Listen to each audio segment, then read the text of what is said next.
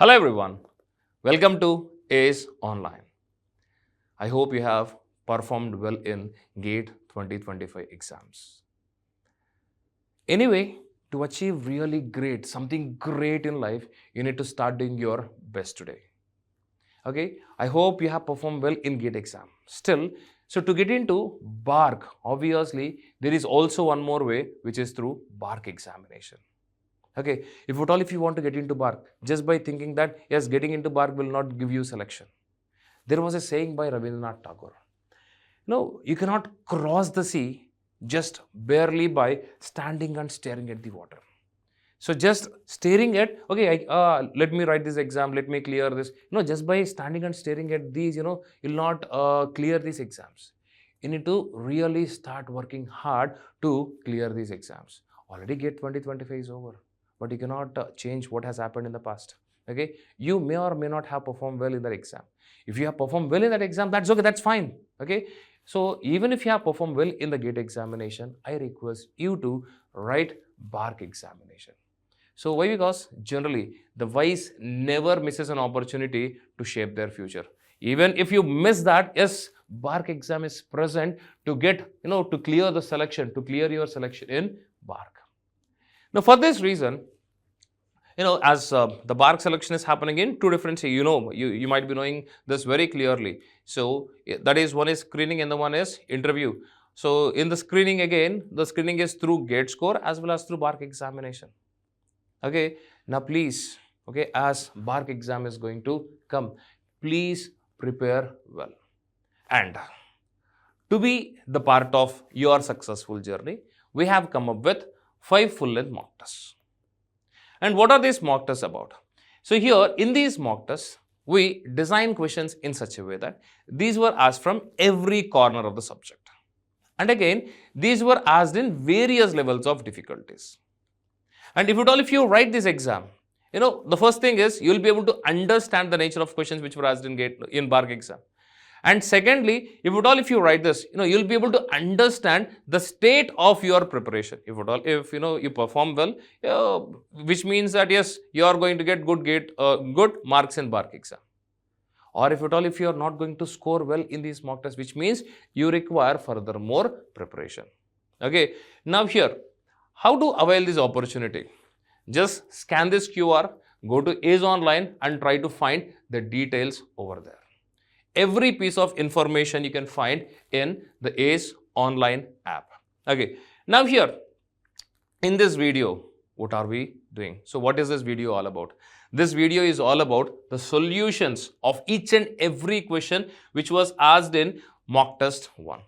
Me and my co-faculty, for every subject, okay, we have we have given the detailed solutions possible. Okay, if you have any query regarding the solution, please leave a comment below. Okay, let's get started.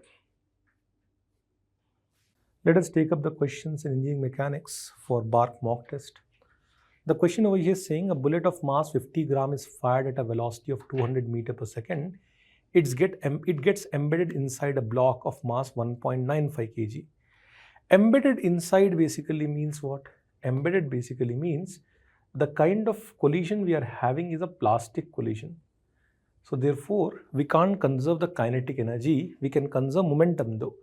And both of the bodies are going to have the same velocity after collision. The mechanical energy lost is equal to how much? How do we find this out? Let us say we find out initial kinetic energy. So kinetic energy initial is equal to how much? It is equal to half of mass of bullet into velocity initial of bullet square. Velocity of bullet initial squared. That is equal to half of mass of bullet is equal to 1 by 20 kg. Velocity of bullet initially is equal to 200 squared. 200 squared. Now if you calculate this, this is 4 followed by 4 zeros. 4 followed by 4 zeros divided by 40. So therefore the kinetic energy initial of the system is equal to how much? Is equal to 1000 joule. Initial kinetic energy is equal to 1000 joule. Let me save it in. Now next thing, For finding kinetic energy final, I need the velocity final. For velocity final, I'm conserving the momentum. So I can say mass of bullet into velocity of bullet initial, and the block was initially at rest. Later on, I'm going to have mass of bullet plus mass of block. Together they are moving at some velocity v. This implies the value of velocity v is equal to how much? It is equal to mass of bullet into velocity of bullet initial divided by mass of block plus mass of bullet. So it is equal to mass of bullet is 1 by 20. Velocity of bullet initial is equal to 200 divided by both of them combined are having 2 kg mass. So from here you see 200 divided by 20 is 10, 10 divided by 2 is equal to 5. So the velocity final is equal to 4 meter per second. Now that we have identified this thing, I can say kinetic energy final is equal to how much? It is equal to half of mass of bullet plus mass of block multiplied to velocity square. If you calculate this, it is half times 2 times 5 square, which is equal to 25 joule. Initial kinetic energy is equal to 1000 joule, final kinetic energy is equal to 25 joule. Whatever is the difference is going to be the lost energy. Orally you can say it is supposed to be 975 joule from here. So the answer to this question is option A. Let me move further. Next question over here. A time-dependent force F is equal to 60 acts on a particle of mass 1 kg. If the particle starts from rest, the work done by the force during the first second will be equal to how much? Now I can use the logic over here. Work done is equal to change in kinetic energy, and since it is starting from rest, initial kinetic energy is equal to 0. So I can say work done is equal to delta kinetic energy, which in this case is equal to kinetic energy final only, because minus kinetic energy initial. Anyway, this value is equal to how much? 0. For kinetic energy final, I need to know half m and v square. I know the value of mass. All I need is velocity over here. How do I get velocity? Let us see now. Force is equal to mass times acceleration, which implies acceleration, which is dv by dt. It is equal to how much? Force divided by mass. Force is 60 divided by mass is equal to 1 kg. So it is 60. From here we get dv is equal to how much? 60 dt. dv is equal to 60 dt. Let us integrate on both the sides. At time t equal to 0, velocity is equal to 0. At time t equal to 1 second, the velocity is equal to v. From here I get over here, velocity v is equal to how much? 6t square by 2 or 3t square. If I put over here time t equal to 1, I am going to get 3 meter per second. Now, kinetic energy final is equal to how much? It is equal to half mv square. That is equal to how much? Half. Mass is 1, v square is equal to 9. This is equal to 4.5 joule. So we know work is equal to kinetic energy final in this case, which is equal to 4.5 joule. From here I can say the answer is option D, 1 second. The answer is option D, 4.5 joule. This is the correct answer over here. Let me move further to the next question now. Look at this question. I'll step aside so you can pause and look at this question. The question is saying a disk of radius r rolls on a horizontal ground with a linear acceleration a and angular acceleration alpha as shown in the figure. The magnitude of acceleration at point P shown in the figure at this instant when its angular velocity omega will be equal to how much? So he wants us to find out the angular velocity, magnitude of acceleration at point P. How to identify this thing? Let me use relative motion concept, which says that the acceleration at point P is equal to acceleration of center plus acceleration of P with respect to point center. And this again is having two parts, because we know one part is having one particle or one position is having a circular motion with respect to other. So I'm having two parts over here. One part is APO tangential plus one part is APO centripetal. This is what I'm having. So my AP vector will become how much? AP vector will become AO vector. Now I'm writing everything vectorially over here. So three terms I have to identify. AO is equal to how much? The center is having how much acceleration? It is having acceleration A in x-axis, so I cap. AP tangential is equal to how much with respect to point O? It is equal to R omega square. It is equal to, R alpha, I'm sorry, not R omega square, R alpha over here. So plus R alpha I cap. And APO centripetal is going to be this way, it is equal to R omega square. So I can write minus R omega square J cap. Minus is because it is in vertically downward direction. So in X I am having A plus R alpha. In Y I am having R omega square vertically down. So magnitude of acceleration will be equal to how much? Root over of X component square. That means A plus R alpha whole square plus Y component square R omega square whole square. This is the answer. A plus R alpha whole square plus R omega square whole square. The correct answer over here is option A. Option A will be the correct answer over here. You can look at the solution. You can pause the video if you want. Let us move to the next question now. The question is saying two masses of 1 gram and 4 gram are moving with equal kinetic energies. The ratio of magnitudes of their momenta is equal to how much? Okay. Now, they are moving with equal kinetic energies. So, K over here, kinetic energy over here is a constant. So, let us do one thing. Kinetic energy formula is what? Half mv square. Let us play with this equation right now. I can write it is equal to half of mv multiplied to v. mv is momentum. Let us say I represent by p. So I can say kinetic energy is equal to how much? It is equal to half times p times v. In other words, kinetic energy is proportional to p times v. ठीक है. It is proportional to p times v. Now what is v proportional to? I know from here, I can say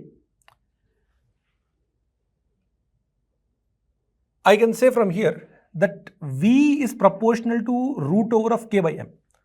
From the same equation I can say v is proportional to root over of k by m. You see from here, I am putting this m over here, square root on both sides. So I can write over here kinetic energy proportional to p into root over of k by m. This is what I am having. Now if kinetic energy is constant, p by root over of m. If kinetic energy is equal to constant, it implies p upon root over of m is supposed to be constant. P upon root over of m is supposed to be constant. Now he is asking the ratio of momenta. So I can write P1 upon P2 is equal to how much? Root over of M1 upon M2. M1 is 1 gram, M2 is 4 gram. So 1 by 4 under root will be equal to 1 by 2. The answer over here is supposed to be equal to 1 by 2. The correct answer is option C over here, 1 by 2. I'll step aside. If you want, you can pause the video and look at the solution. Moving further to the next question. Look at this question. A particle is acted upon by a force of constant magnitude which is always perpendicular to the velocity of the particle. The motion of the particle takes place in a plane. Consider the following statement. So first of all, if the acceleration is perpendicular to the velocity vector, okay, constant magnitude acceleration perpendicular to vector means this is uniform circular motion. This is a case of what? Uniform circular motion. So imagine when a body is moving in a circle, its velocity vector is this way, the acceleration over here is equal to r omega square this way. R omega square this way. Now because of this, what happens? The velocity vector is changing direction. Even though magnitude of velocity is same, but the direction is changing. Similarly, acceleration vector is changing direction everywhere. Keep these things in mind. Now let us look at the statements we are having over here. Statement 1 is saying velocity of the particle is constant. Wrong. Magnitude of velocity constant, accepted. But velocity vector is changing because direction is changing. Kinetic energy of the particle is constant, correct, because kinetic energy is scalar quantity, half mv square. Magnitude constant, second is correct. Third, acceleration of the particle is constant, again wrong. Acceleration is changing its direction. So the only answer correct over here is option A over here. Second statement alone is correct. I hope you are following this thing. Second statement alone is correct. And the reason why second statement is correct is because kinetic energy is a scalar quantity. Had it been a vector quantity, even that would be wrong. Let us look at this question. The figure below represents a force acting on a block of mass 3 kg which has a velocity of 4 meter per second at time t equal to 0. The velocity of the block at time t equal to 10 second will be equal to how much? Very simple. We see over here that impulse is equal to change in momentum. We are using the logic impulse is equal to delta momentum. And impulse is equal to integral f dt. Integral f dt is equal to, if mass is constant, I can say mass velocity minus u. Okay. Now f dt over here is the area under this particular thing. Let us calculate the areas over here. If I calculate this particular area, this area is, this base is 2 over here, this is 2, this is 6. 2 plus 6 is 8. 8 into 2 divided by 2. This will be 8 only. This rectangle is having a base 3, height is 6. So this rectangle's area is equal to 18. Height is 6 and base 3. This base is 1, height is 6, area is 3. Okay. 8, 18, 3. Now if you look at this, you are having over here a base of 2 and a base of 6 to 11 is 5. 2 plus 5 is equal to 7 and 4 over here. 7 into 2, 14 will take over here. We'll take it as 14. This entire area is 14. So I'm having this f dt is equal to 8 plus 18 plus 3, and since it is negative, minus 14. Minus 14 is equal to mass times, mass over here is equal to how much? Mass is equal to 3 times final velocity v minus initial velocity is 4. 18 minus 14 is equal to 4. 4 plus 3, 7 plus 8, 15. So 15 is equal to 3 into velocity minus 4. This is what I'm having.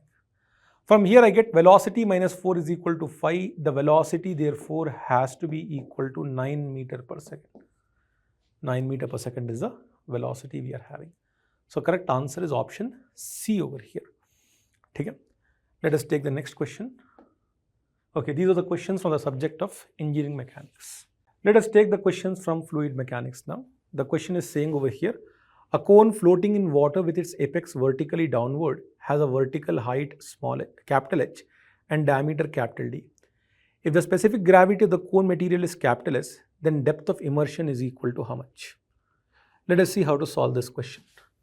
By equilibrium, I can say over here that force of buoyancy is equal to how much? It is equal to weight of cone. Force of buoyancy is equal to gamma of water into volume of water displaced. Volume of water displaced is pi by 6 small d square small h. And weight of cone over here is equal to how much? It is equal to S into gamma water into pi by 6 capital D square capital H. I can cancel pi by 6 gamma water over here. And from here I am having d square into h divided by capital D square into capital H is equal to how much? S. Now that I am having that equation, let me come over here and think of similar triangles. By similar triangles, I can say over here small d by capital D is equal to small h by capital H. And by similar triangles, if this I can use over here, in place of small d by capital D, I can write small h by capital H.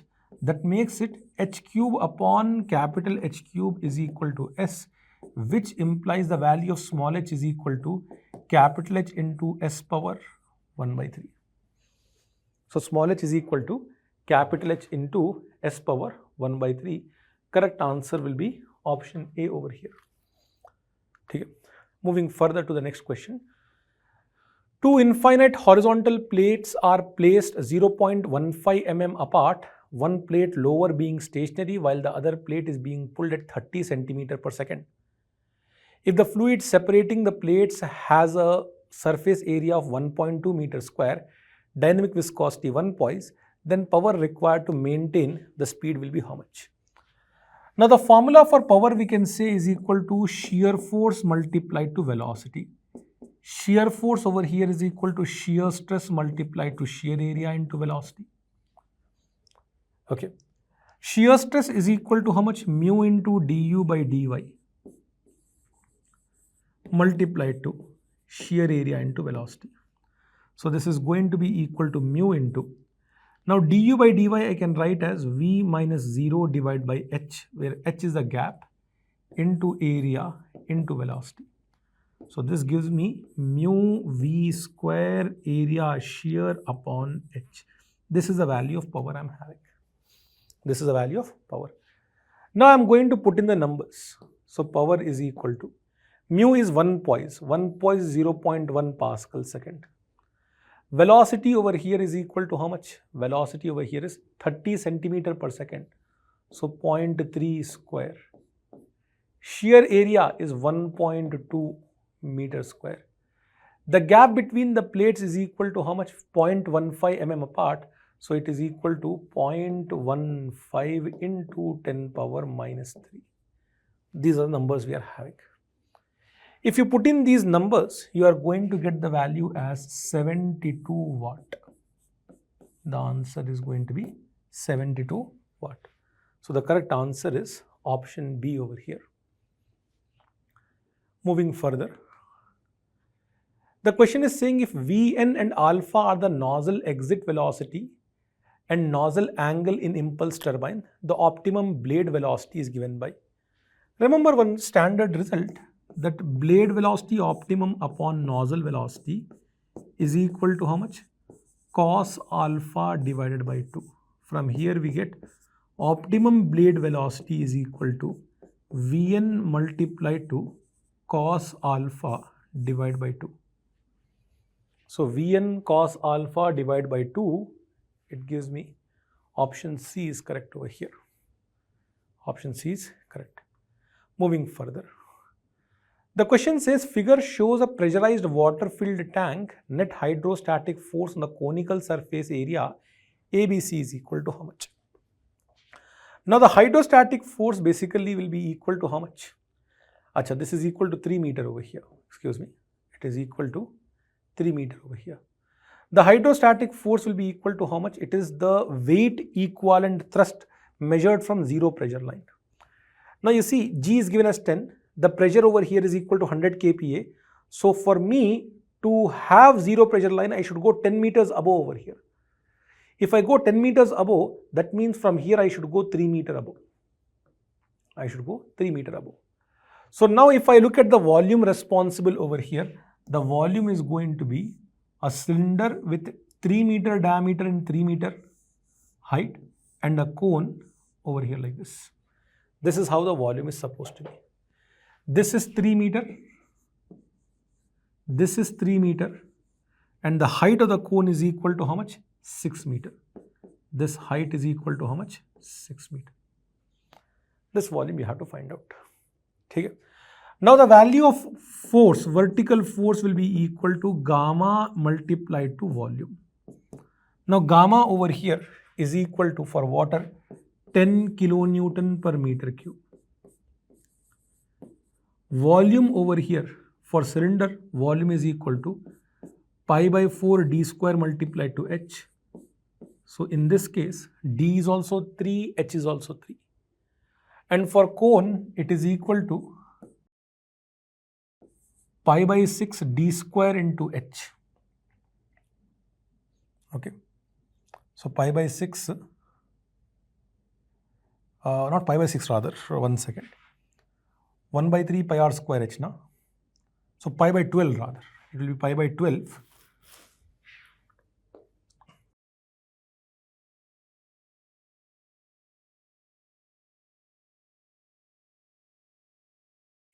Okay. It is going to be, or you can say pi by 3 into d by 2. D by 2 is 3 by 2 whole square multiplied to height is equal to how much? 6. This is what you have. If you calculate this entire thing, you are going to get the answer as 353 kilonewton. Option A will be correct. Answer will be option A over here. Okay. Moving further. Now this question over here is a theoretical question. The question is saying, consider the following statements for water flow in a large pipe. You see options over here, 3 options are correct, he is saying. Which of the following statements is or are correct? 3 options are correct over here. So one option is wrong. You have to identify the wrong statement over here. Statement 1, if the degree of turbulence is strong, the instantaneous velocity is nearly equal to temporal mean velocity. This is a correct statement. This statement over here is correct. Next, the kinetic energy of turbulence is dissipated by turbulent eddies, correct, which cannot be regained as any other form of energy. This is also correct. Once you lose this energy, you can never regain it back. Most turbulence flows are isentropic in character. This is wrong. Okay. So answer over here is C, because option 3 is wrong. If you want, you can read the 4th statement. Eddy viscosity increases with distance normal to the boundary. This is also correct, because eddy viscosity is higher means turbulent shear stress is higher. Moving further to the next question. The question is saying figure shows a hydraulic jack arrangement and its relevant data. The weight W the jack can support is equal to how much? This is having some mechanics over here. He is saying over here you are applying a force equal to 100 Newton. By the virtue of you applying 100, how much force is exerted over here, we'll calculate first. Let us call it as F. So if I take the moment about this particular point, I am having 100 multiplied to 1 meter. 100 multiplied to 1 meter is equal to F multiplied to 0.2 meter. From here, the value of F is equal to how much? 500 Newton. The value of F is equal to 500 Newton. Now we know that the pressure over here and the pressure over here is same. So I can say now 500 divided by this area. This area is proportional to 3 centimeter square is equal to W divided by this area. This area is proportional to 20 centimeter square. Okay. From here, the value W is becoming equal to how much? 500 multiplied to this becomes 400 divided by 9. If you calculate this, it comes out to be 2 followed by 40 divided by 9, 20 by 9, 22. So this is 22.22 kilonewton. The value is supposed to be 22.22 kilonewton. Option A will be correct over here. The answer is 22.22 kilonewton. Moving further. For the velocity distribution of a real fluid flow between 2 parallel plates as shown in the figure, the momentum correction factor over here is equal to how much? Now, I want you to use a logic in the case of momentum correction factors and all. The logic you can use over here is, you only find by the virtue of symmetry, instead of finding for the entire thing, you take up till symmetry point and find out. That means I'm only going to find by taking this region over here. Let us say this is my height capital H now. This is a distance y I'm having. This is a velocity u I'm having, or v max I'm having. This is a velocity small u. Let me write it as capital V here. Now first of all, the average velocity over here is equal to how much? Average velocity. 1 second. 1 minute please. Let me write it as capital U only. The average velocity over here will be equal to how much? U plus 0 divided by 2. So U by 2. The area of the flow is equal to how much? If I look from side view, it is capital H multiplied to unit width. So capital H, let us say. The local velocity is equal to how much? How do I find local velocity? Similar triangles. Small u upon y is capital U upon h. So from here I get small u is equal to capital U divided by h multiplied to y. And the differential area over here is equal to how much? dy. dy is the differential area I'm having. So the value of momentum flux correction factor beta is equal to 1 by AV square integral U square dA. So this is going to be equal to 1 by area is h, average velocity is equal to capital U by 2 whole square integral U over here is capital U upon h into this is square, this is square, this is square into how much? dy. Y is ranging from how much? 0 to h. If you calculate this thing, you will get the value as 4 by 3. And I would recommend you to remember this result. This result is valid for laminar flow through pipes and simple quet flow, both cases. 4 by 3 is equal to how much over here? It is equal to 1.33. It is equal to 1.33. So I'll move aside over here. You can look at this. Let us now move further. The question over here is saying the figure shows a smooth curved vein attached to a rigid foundation. A jet of water cross section area 20 centimeters square strikes the vein with a velocity 30 meters per second. The magnitude of horizontal component of force exerted on the vein is equal to how much? Now if I want force in x-axis, I can write it is equal to delta m dot into velocity in x-axis. But if you remember, I told you when impact of jets is there, you will look for initial minus final instead of final minus initial. So you'll write over here m dot common to velocity in x at section 1 minus velocity in x at section 2. Now m dot is equal to how much over here? Okay, m dot is equal to rho into area into velocity will take. So it is rho into area into velocity multiplied. Velocity in x initial is equal to how much? It is equal to v1 cos 60. It is going to be equal to v1 cos 60 and this is equal to v2 cos 30. v2 cos 30. In this case, both v1 and v2 are same. In this case, both v1 and v2 are same. So you'll get over here rho a v square into cos 60 minus cos 30. Okay. Now rho is equal to how much? Rho is 1000 because fluid is water. Area is 20 centimeters square. So you can put area as 0. or 20 into 10 power minus 4. Velocity is equal to 30. So 30 square. If you calculate this, you will get the answer as 659 Newton. You put in the numbers, you will get the answer as 659 Newton. Okay. So these are the questions in the subject of fluid mechanics for BARC mock test. Now let's see the solutions for a strength of material questions. This is the first question we are having from Mohr circle. See this question. Identify the correct representation of Mohr circle when it is constructed for an element which is extracted from the surface of a thin spherical pressure vessel which is subjected to the internal fluid pressure. Yes, this case is related to the thin pressure vessels. So for a spherical shape, we need to identify the Mohr circle representation. So let's see first of all the state of stress on the surface of the spherical shell for an element. If I am taking this one due to the fluid pressure, as we know, we are having the stress in x direction and y direction. If I am taking the stress in x and y directions, in both directions we are having only circumferential stress as we know it, and its magnitude is PD upon 4T for a spherical shell. Just I mentioned it here. That's it. This is in x direction and this is in y direction. On the two planes, we are not having any shear. So these two I may consider as the principal stresses. Fine. Then to draw the Mohr circle, first parameter we required is a center for the circle. Center for the circle, let's say this is a C if I am taking this one.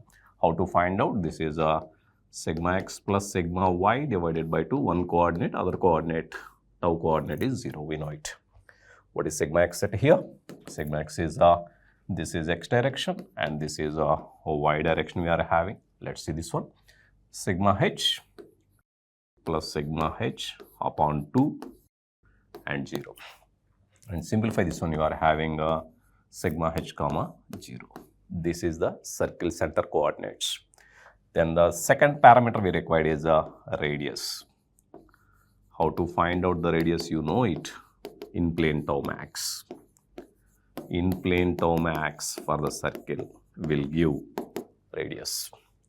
Now this is nothing but sigma h minus sigma h divided by 2. Obviously it is 0. What happens here? Radius is becoming 0. Radius becoming 0 means it is a point circle. It is a point circle. So if I am plotting the circle, this is sigma and this is tau. We are having, this is origin point. Let's say here we are having the center at a distance of this is sigma h, and here if you are observing a center, at the center we are having, just I am highlighting this point, then it is becoming a point circle. Mohr circle becomes a point circle as we know it. Let's see the options. If I am observing the options, obviously, yes, option C is correct for this question. Option C is correct. Fine. This is the first question answer. Let's move on to the second question. This is from the springs. Two closely coiled springs are made from the same small diameter wire. That is, the wire diameter is the same for both the springs. One wound on 2.5 centimeter diameter core, that is the mean coil diameter for the first one is 2.5 centimeter is mentioned, and the other one is 1.25 centimeter diameter. If the spring has n coils, then the ratio of a spring constant for first to that of the second one would be. Here we are having two springs, my dear friends. Let us say this is the spring 1 data I am taking here and spring 2 data I am taking it here. What is the data provided? Let's see this one. If I am taking this one, both are made of same wire diameter. So D1 must be equal to D2. And what about the mean diameter for the first coil? It is given as 2.5 centimeter. And for second, it is 1.25 centimeter. So in both cases, we are having equal turns, N1 equal to N2 we are having. We need to take the ratio of spring constant for first to the second we are having. That is nothing but K.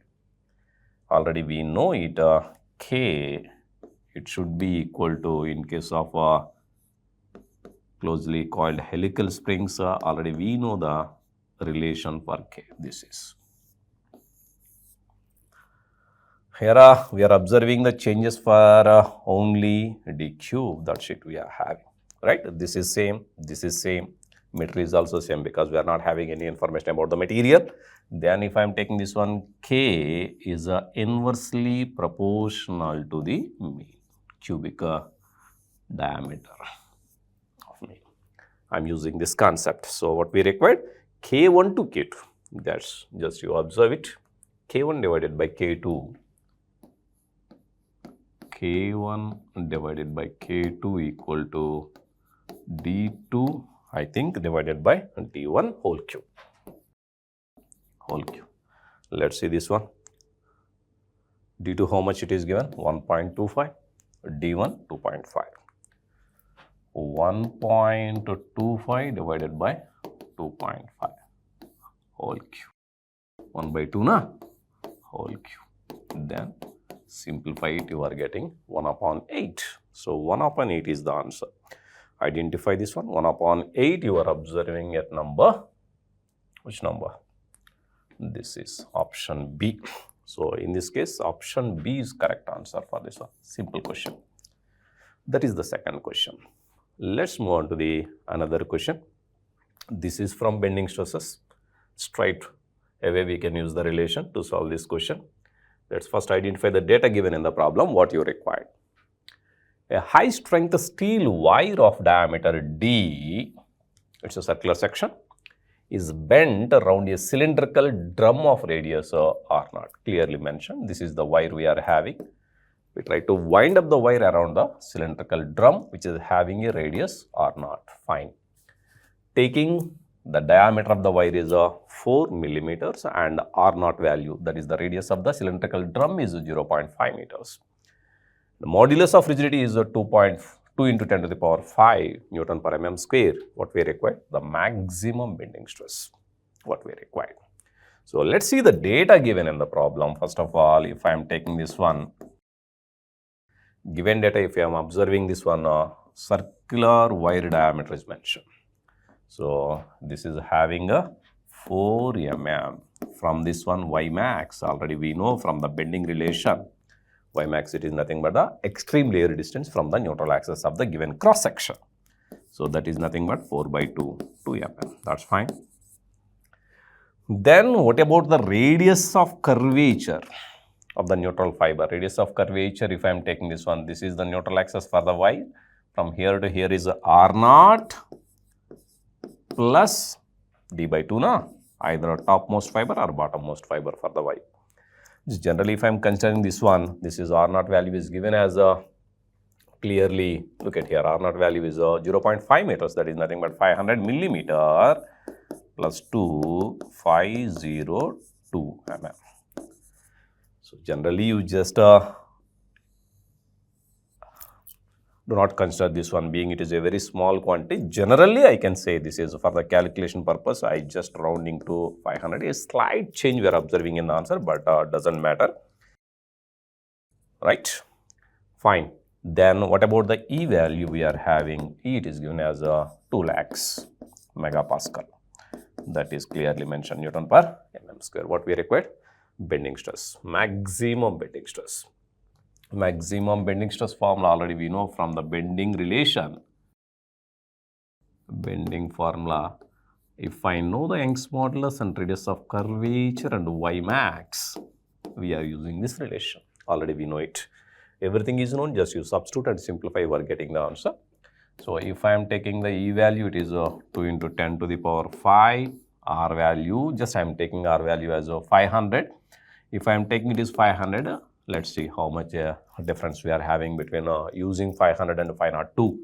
Y max it is 2. Yeah, got my point. If I am using it, this is 4,000.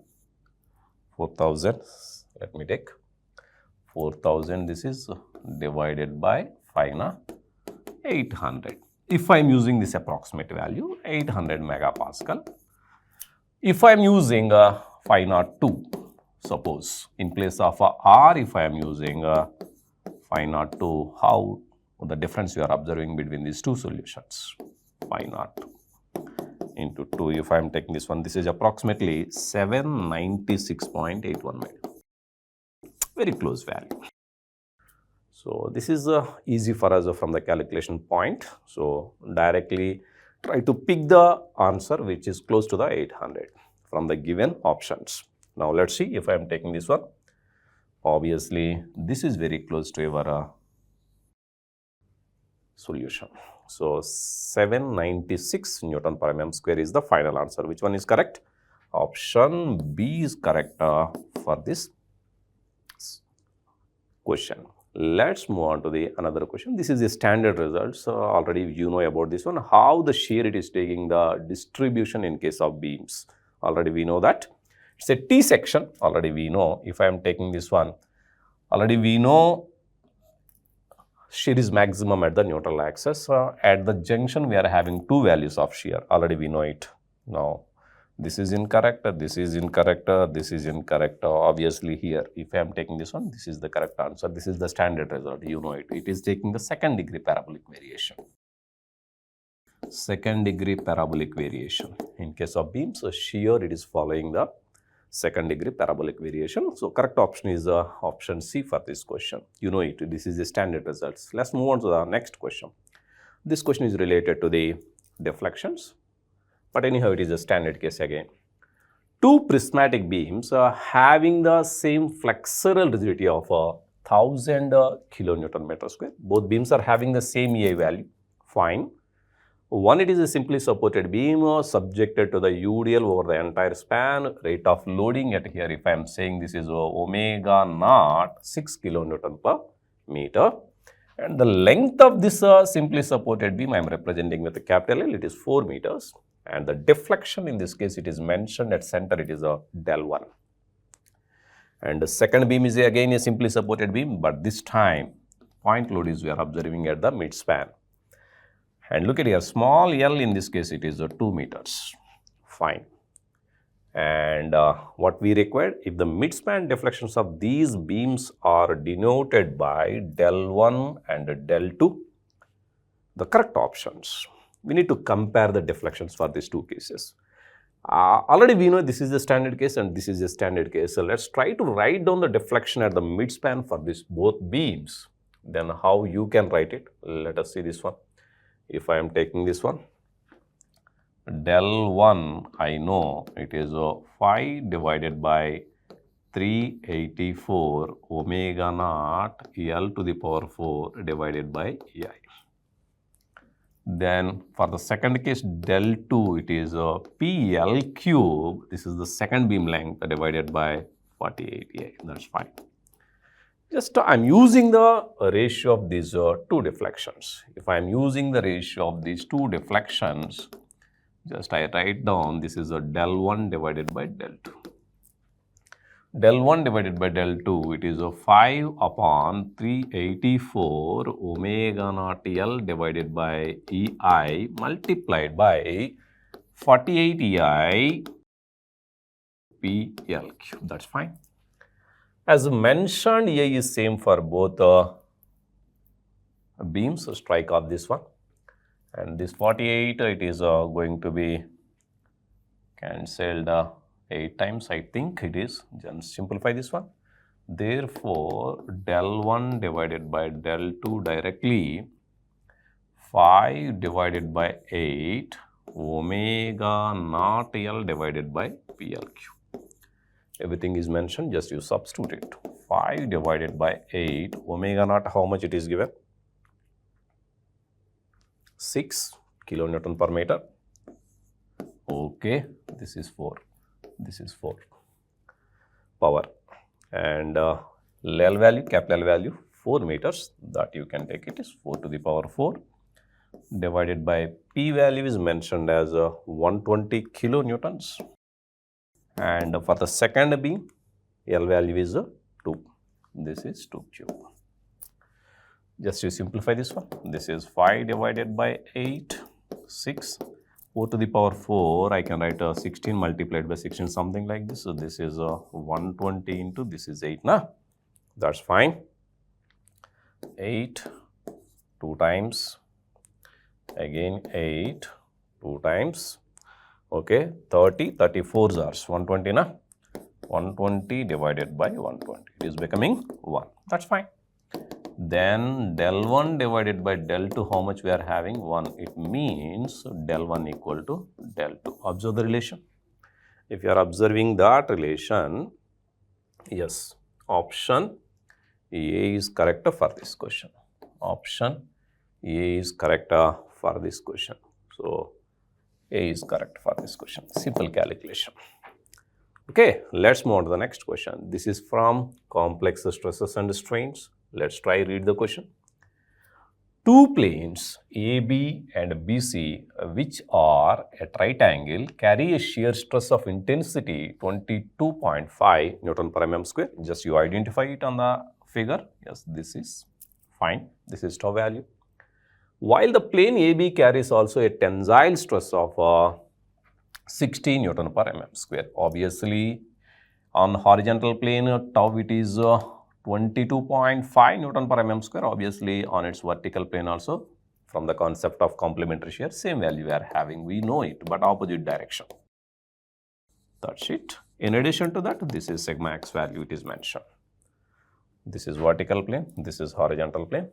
That's fine. What we required? Normal stress on a plane AC inclined at 25 degrees to the plane AB. Look at here. This is the vertical plane and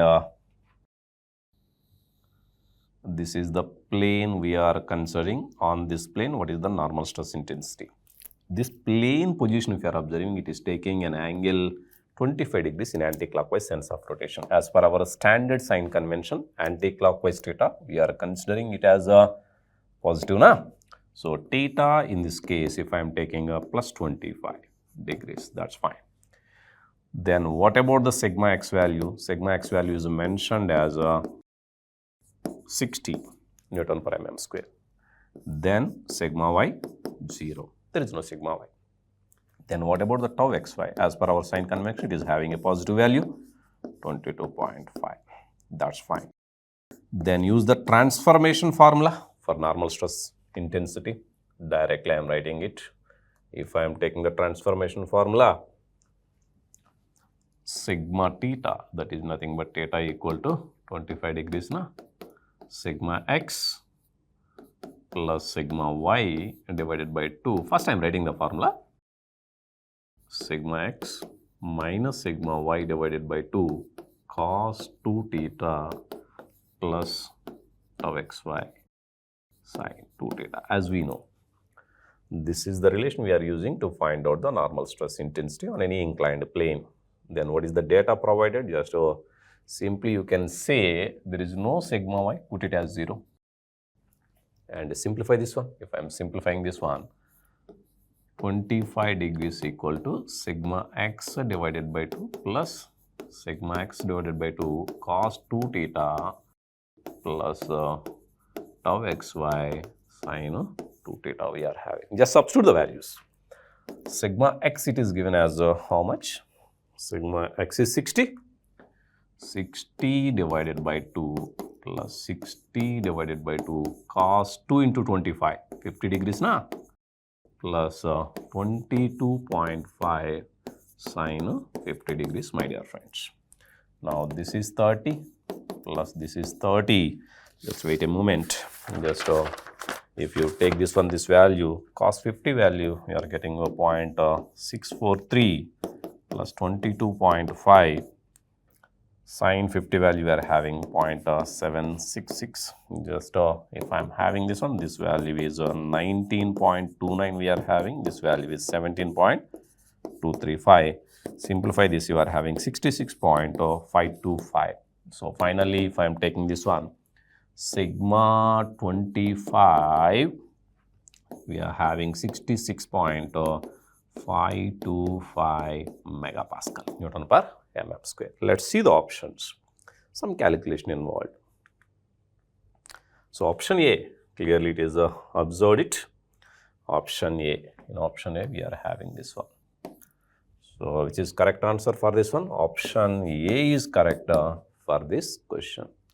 Okay, that's good. Let's move on to the next question. Again, one more question from the deflections.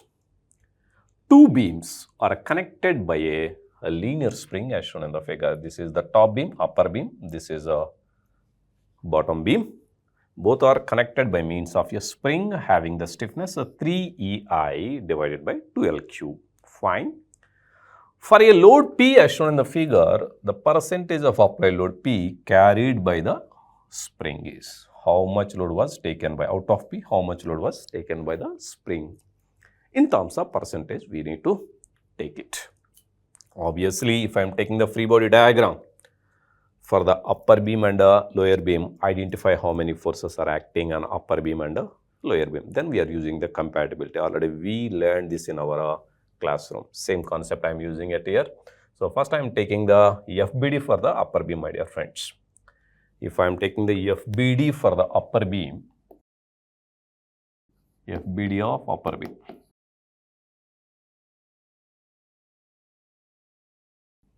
Fine. Now let us take this one. This is the upper beam we are having. This is A, this is B, this is the length of the beam, and this is a bending rigidity for the beam, and external force P is applied. This force is going to be resisted by the spring, and I can say the spring force is Fs. Spring force, I can mention this as Fs. It is acting in upward direction, Fs. That's fine. Two forces we are observing on the upper beam. Let us take the net deflection at B because of these two simultaneous forces. If I am writing the net deflection, del B, it should be equal to, this is the standard result, we know it. Downward deflection I am taking as positive, then automatically upward deflection is becoming negative.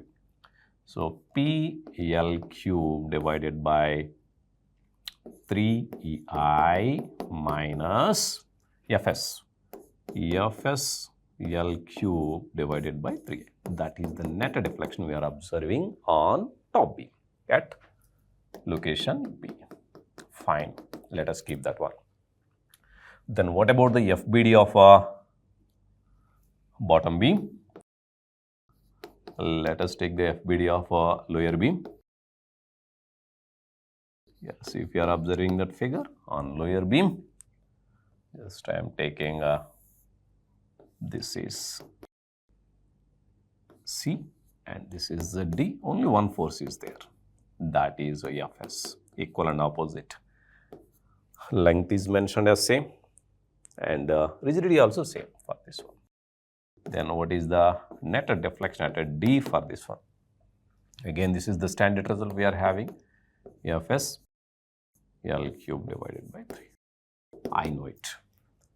So, the net deflection in the spring system, in the beam system must be equal to deflection in the spring, as we know that is the compatibility. Just take up the compatibility. When I am taking the compatibility relation, already this kind of problems you solved in our classroom, no, at the time of your classwork. Net deflection on both the beams, that is nothing but del B, difference of these two it is giving. It should be equal to deflection in the spring. Already we have the deflection at B, we have the deflection at D. So, my target is finding the deflection in the spring, then I can substitute that. Let us make this as what? So, my target is finding the deflection in the spring first. Once I have del in the spring, then I can substitute that value. Spring stiffness, as we know it, spring force divided by stiffness. Fs, stiffness is already mentioned, just you observe it. 3EI divided by 2L cube. 3 by 2, what is this? EI divided by L cube. EI divided by L cube. Can I write this as 2 by 3 Fs L cube divided by EI? Absolutely. That is. Now come to the compatibility. When I am taking the compatibility, just you substitute that. First del B, this is the del B value. First I am writing del B value. PL cube divided by 3I minus Fs L cube. Fs L cube divided by 3I. This is we are having minus Fs L cube divided by 3I. It must be equal to 2 by 3 Fs L cube divided by 8. That's fine. This is compatibility. Just I am substituting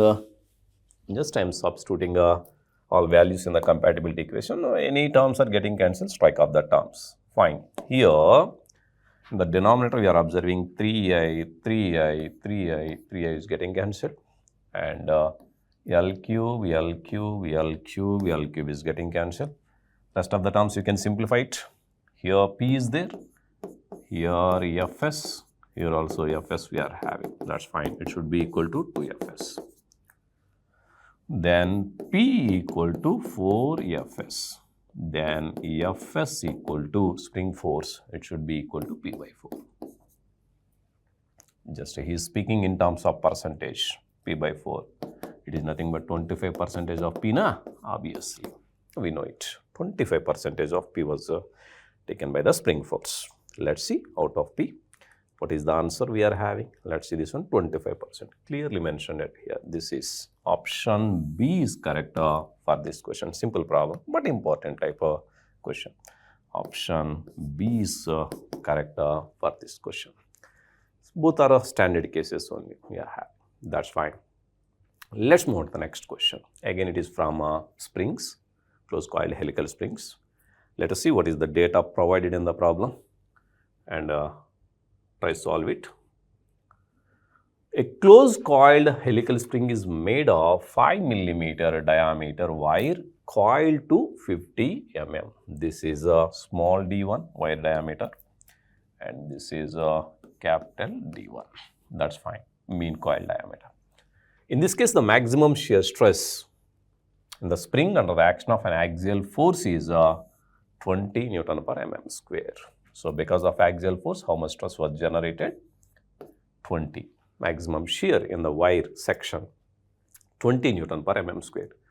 The maximum shear stress in a spring made of 3 mm diameter wide. In the second spring, we are observing D2 value is 3 mm and coil diameter it is 30. D2 is 30 mm mean coil diameter under the action of same force we are having. But we required for the second case, how much shear stress was developed in the cross section of the spring wire. That's it. So, first of all, you try to observe the data given in the problem and use the formula for the shear stress in the spring wire. Then you are getting the answer. Very simple question. But look at here, if I am taking this one. So, let me take a small d1. First I am writing the data. D1, capital D1. Load will be same. Similarly, small d2, capital D2 and I think tau 1 is also mentioned. We required a tau 2. That's it. This is the data provided. D1 value is 5 mm, capital D1 is 50. This is 5 mm and this is 50. I think this is a 20 megapascal. Okay, 20 megapascal. 20. And in second case, D2 is a 3 millimeter and capital D2 30. What we require? This only we require. What is the maximum shear stress formula? We know the maximum shear stress formula, tau max in this particular case, as we know 8 PD divided by pi d cube, my dear friends. P will be same in both cases, na? When P is same, then tau is directly proportional to capital D divided by small d cube, as P is constant in this case. Use this relation, you are getting the answer. Now, if I am taking this one, tau 2 divided by tau 1. Tau 2 divided by tau 1 equal to D2 divided by D1 into D1 divided by D2 whole cube. Na? Just you substitute, this is our requirement. Tau 1 is given as 20. D2 how much? 30. D1 how much? 50. Small d1, 5. Small d2, 3 whole cube. That's fine. Simplify this one. 3 divided by 5, 5 by 3, 5 by 3, 5 by 3, na? One time getting cancelled. 25 divided by 9, na? 25 divided by 9. Yeah, that's fine. Tau 2 equal to 20 into 25 divided by 9. 500 divided by 9. Approximately it is 55.55 Newton per mm square. Straight away we are having 500 divided by 9 we are having, which is equal to 55.55 Newton per mm square. See the question and observe the options. Look at here, 55 Newton per mm square. Option B is correct for this question. Option B is correct for this question. Right? Very simple problems, but conceptual questions we are having. Another question from complex stresses and strains. At a point in two-dimensional stress system, it's a 2D system, the normal stresses on two mutually perpendicular planes are P and P prime. Both are having the same nature. And shear stress tau also mentioned here. Shear stress on these planes are tau. And it is observed that tau square equal to P multiplied by P prime. That's magnitude. Then what is the value of minor principal stress? Straight away you can use all these relations. So as we know, first I am taking the given data. Just I am showing the given data on the element state of stress. Let's take this is sigma x. Sigma x value I can take, this is P, and this is a sigma y. It is P prime. In addition to that, we are having tau xy is tau. Okay. Then sigma x equal to P, sigma y equal to P prime, tau xy is given as tau. What we require? Minimum principal stress. Usually we are represented with sigma 2, minor principal stress. Minor principal stress formula, already you know it, just you write down the formula first and substitute all the values. Sigma 2 equal to sigma x plus sigma y divided by 2 minus, being it is minor principal stress, sigma x minus sigma y divided by 2 whole square plus tau xy square root over. Everything is known, just you substitute the values. Sigma x, how much, my dear friends? Sigma x is P and sigma y is P prime divided by 2. I'm sorry, this is minus.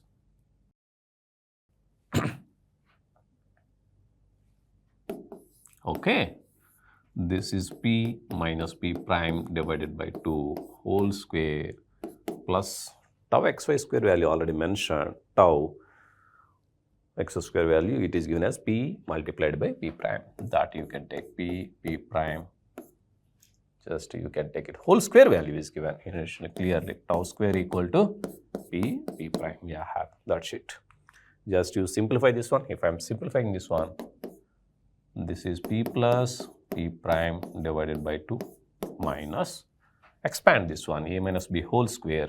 Then if I am simplifying this one, here it is becoming P plus P prime divided by 2 whole square. Just to expand and take LCM and simplify. This is A, this is B, A square plus B square minus 2AB plus, here this one, you take LCM, then it is becoming A plus B whole square. Fine. Square and this term is getting cancelled. Then this is P plus P prime divided by 2, first term. Second term, P plus P prime divided by 2 minus. One is positive, second one is negative. This is 0. So, sigma 2 value, how much we are having? Sigma 2 equal to 0 we are having. Let's see this one. Option A. In option A, we are identifying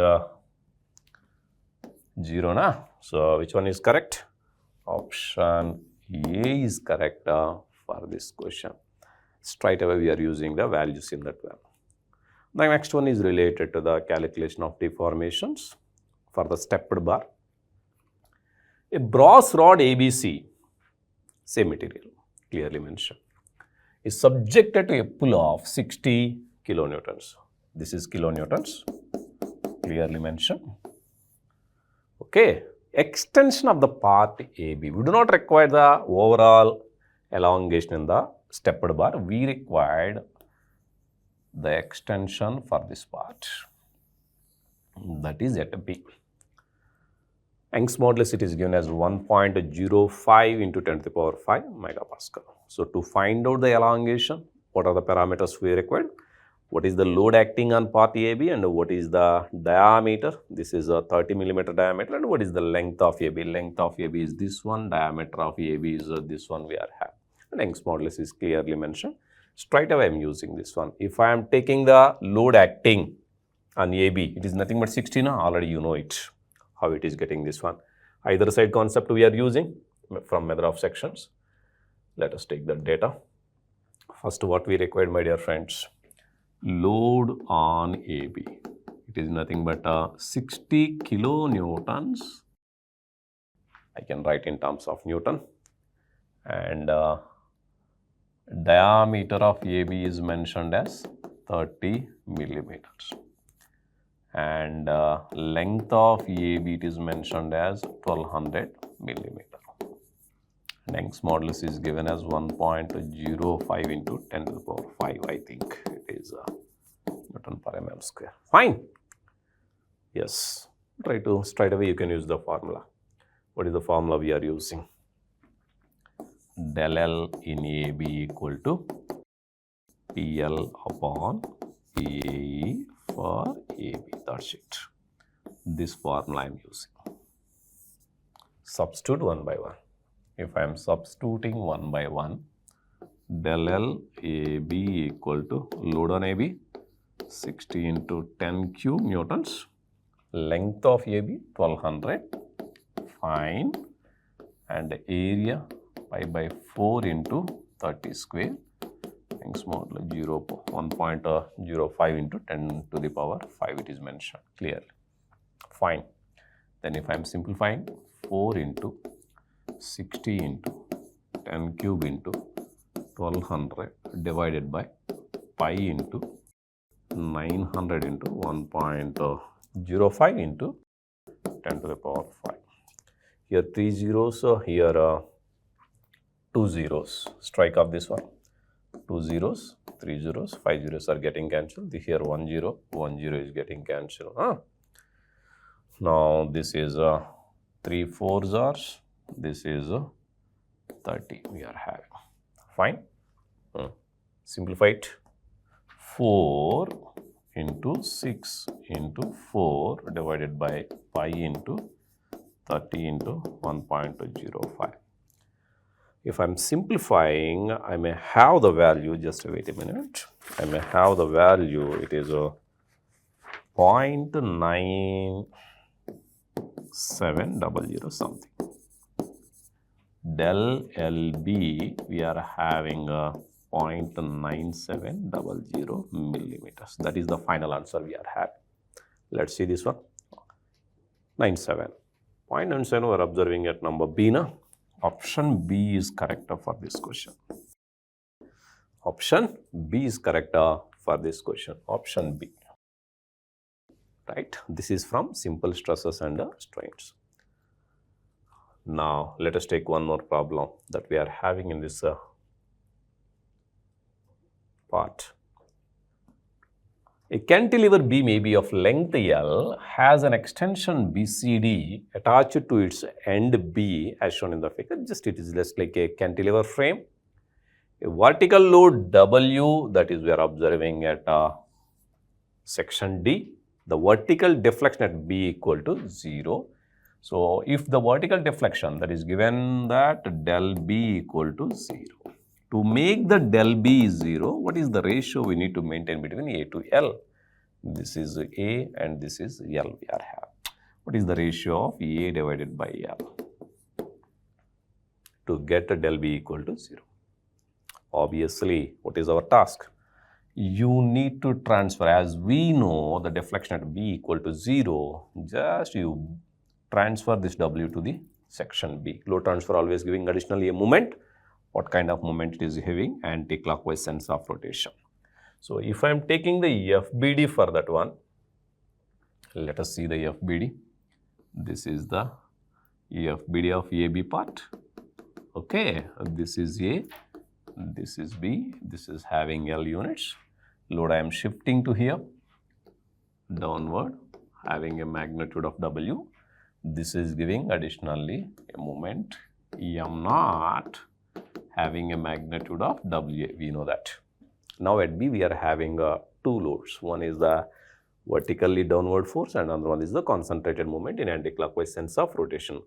Both together making the deflection at B equal to 0 clearly. Let's try to write down the deflection at B.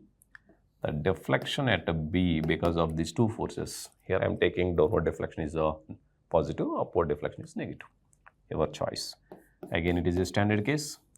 WL cube divided by 3I minus this one M0 L square divided by 2A. Is it right?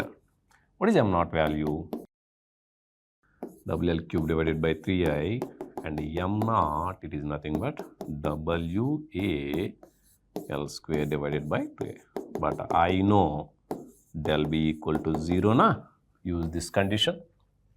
So WL cube divided by 3EI minus WA L square divided by 2A equal to 0. W is getting cancelled. L here one time we are having this one is getting cancelled. L by 3 equal to A by 2 na, but asking A by L ratio, that is 2 by 3, that is nothing but 0.66 na, something like this. So what is the value? Option D is correct. Option D. In option D we are having a 0.66. Option D is correct. Option D is correct for this question, my dear friends. Okay, let's move on to the another question. This is from the concept of strain energy. Let us see this one. First, we'll try to read the question. If the cross-sectional area of the bar is A units and the modulus of elasticity is units, then the strain energy is stored in the bar under given loading as shown in the given figure. So we require the total strain energy in the bar clearly. So axial, so we know it, strain energy due to the axial load P square L divided by 2A. Then total strain energy, three parts we are having now. Total strain energy, if I am considering under these simultaneous action of the axial forces, summation of P square L divided by 2A. That's it. Three parts we are having. First, to try to find out the strain energy or load, we require load because L value we know, everything is known except loads in each segment. So my target is finding the loads. My target is finding the loads. Load in AB, load in BC, and load in CD part. So when I am talking about the load in AB, this is method of sections I am using. P positive, tension. This is the P value. Load value with the tension, P. Then what about the load in BC? Cut the section at here. I am taking this side. Okay. Then positive P, negative 2P. Minus P na? That means it is having compressive behavior, BC. P but compressive behavior. Then what about the load in AB? Cut the section. Use this side, right hand side. Minus P and this is positive value na? Plus 4P. Minus P plus 4P. This is 3P na? Fine. This is 3P. Positive 3P. AB is experiencing tensile force and BC is experiencing compressive force and CD is experiencing tensile force. Use this condition. Everything is known na? Just to expand that relation. U total. U total if I am taking this one. U total if I am taking this one. First one, directly I am writing this one. AB I am taking. What is the load in AB? 3P square. 3P square. Length of AB is L by 3 divided by 2A. Area is mentioned. First part is finished. Come to the BC part. What is the load in BC? Minus P. Minus P square. Length of BC is L by 3 divided by 2A. Come to the third part. CD. Load is P. Length is L by 3 divided by 2A. That's it. Simplify it. If I am simplifying P square, P square L divided by this 3 also I am taking this one 6AE. I can move outside. 3 3s are 9. This is 1 and this is 1 na? That's fine. 11.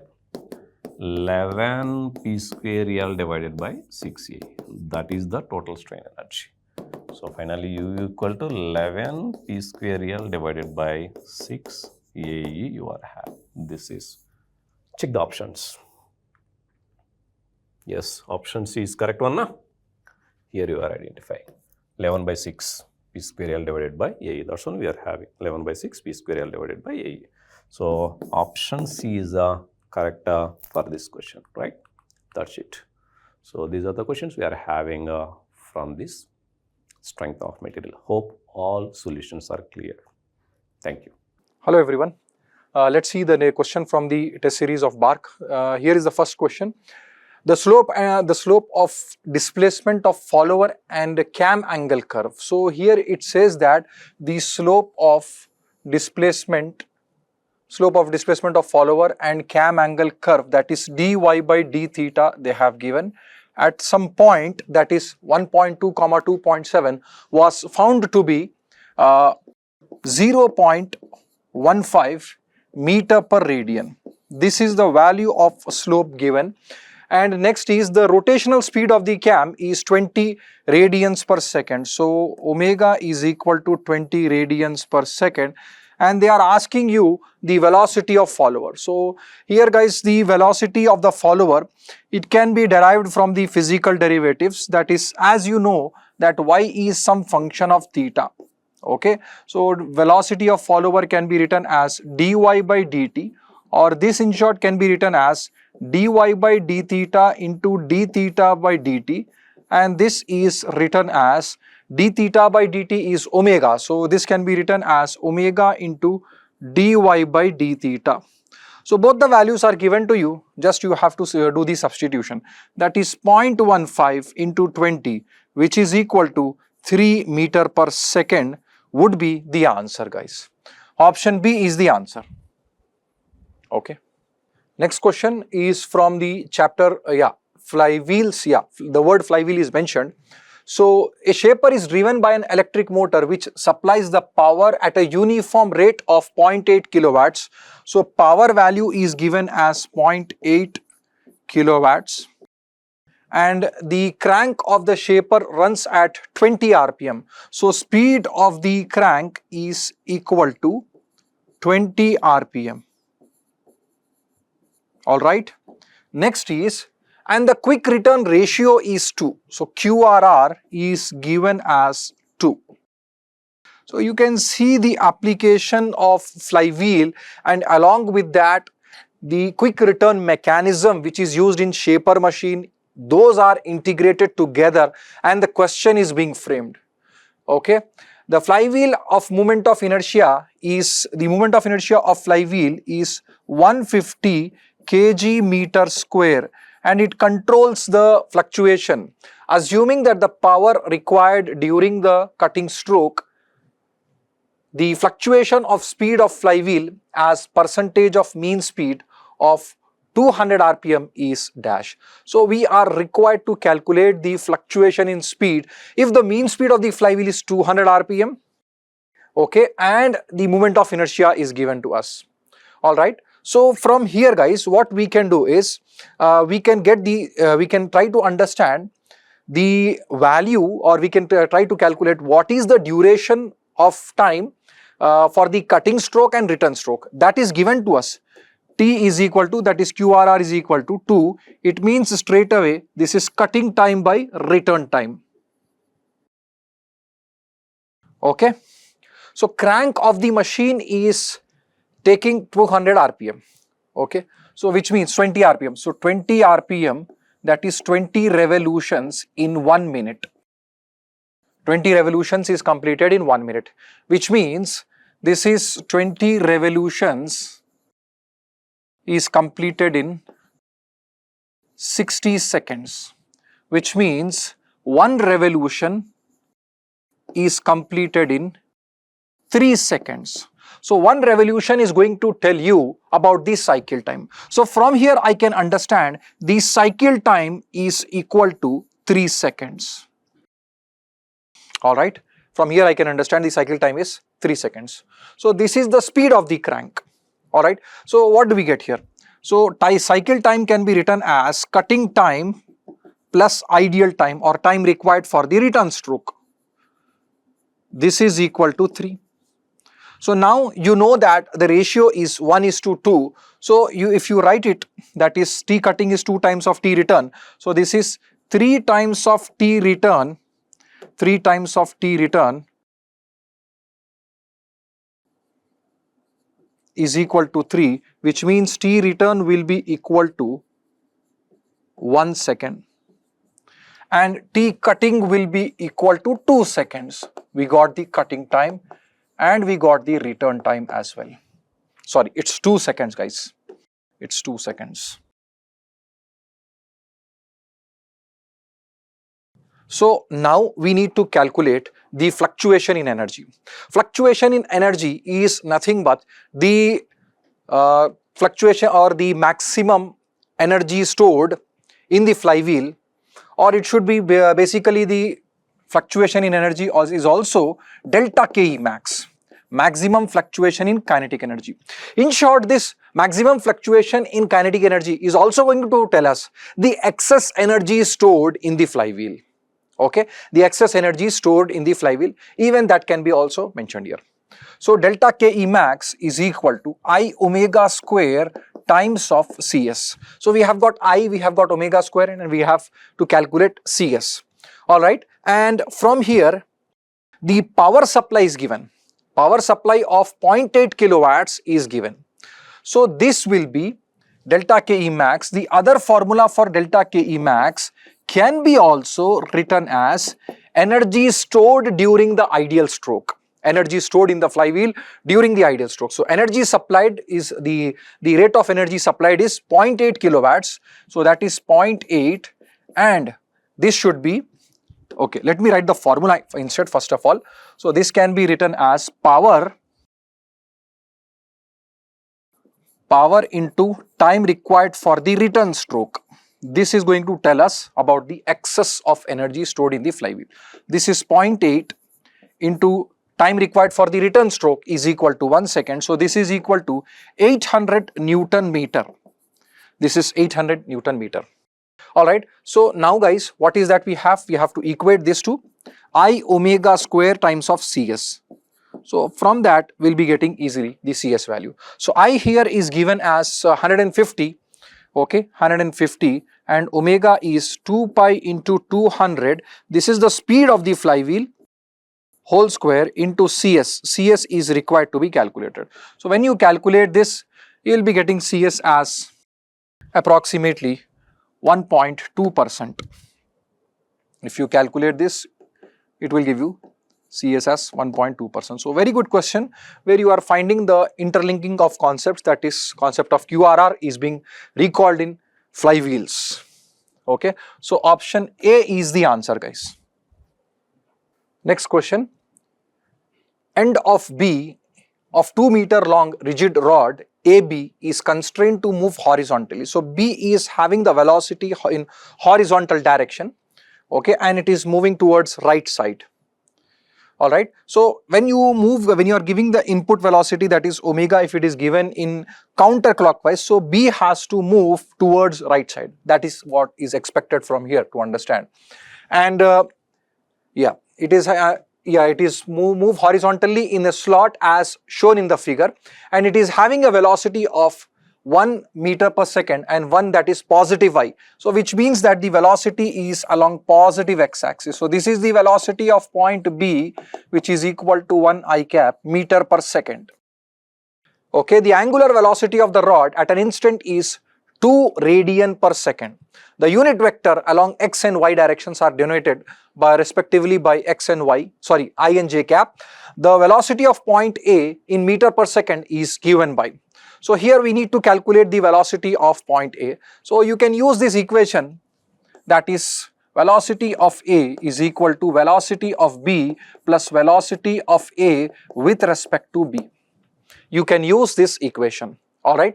So here that is velocity of A is equal to velocity of B is given to us as 1 meter per second, that is 1 I cap, plus this can be written as velocity of A with respect to B can be written as AB into omega. AB into omega, but here the velocity of AB, yeah, so since it is rotating in the clockwise, counterclockwise sense, so velocity will be perpendicular to this rod. It will be tangential and it will be perpendicular to the AB. So I need to write the unit vector for this. So for writing that unit vector, let's say that this is making an angle 60 degrees. So this is going to make the same angle with vertical as well. Okay, with vertical it is the velocity vector is going to make the same angle. So this is going to be 60 degrees. Is that clear? So this is velocity of A with respect to B. Alright, so I need to write this unit vector. So unit vector, that is ET cap, let's say this is the unit vector that is tangential to the body, okay, or tangential to the locus of A. So that is ET cap will be equal to I sine of 60 degrees minus J cos of 60 degrees. This will be the unit vector. Okay, now I have to do the multiplication, that is omega AB into, if I am writing this, ET cap should be written adjacent to it. So AB, length of AB is given as 2 meters and omega is 2. So this is 2 into 2 into the unit vector is I sine 60 minus J cos 60 it would be. Okay, just place this unit vector over here. So this is 4 times of I sine 60 minus, sorry, I times of sine 60 J cos 60 it would be. Alright, so what do we get here? This will be equal to I cap can be common, this is 1 and sine 60 is root 3 by 2. So this be, if we multiply with 4, this becomes 2 root 3. This becomes 2 root 3. So this will be, yeah, just a minute. I think I have written this wrong. Since it is in the second quadrant, so the I coefficient should be negative and J should be positive, guys. This should be negative and this should be positive. So let me correct that. This should be negative and this is positive, since it is in second quadrant. Alright, so this will be 4 into root 3 by 2, that is 2 root 3 I cap plus this is 4 into 1 by 2, that is 2 J cap it would be. So this is the velocity of point A. Okay, this is velocity of point A, that is given by option A, guys. Option A is the answer. Simple vector algebra is required to solve the problem over here. Okay. Next question. This is from vibrations. A system having mass and stiffness K is subjected to harmonic force with forcing frequency of K by M raised to the power of 0.5. If the provided damping is 50% of critical damping, then the transmissibility ratio is dash. So here, guys, you are required to calculate the transmissibility ratio.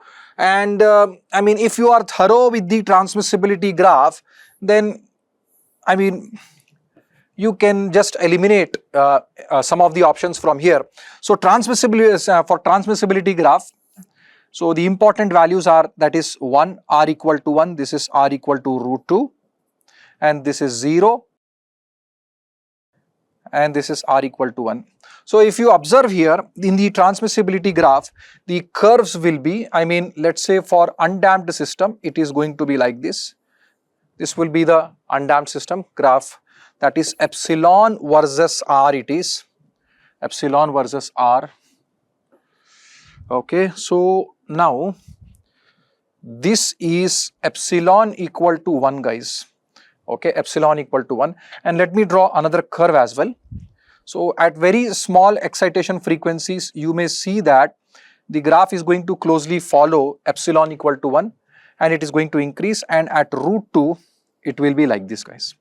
So it says that epsilon equal to 1. So epsilon equal to 1, this is only possible when R is very less than 1. At small excitation frequencies, you are going to get this value.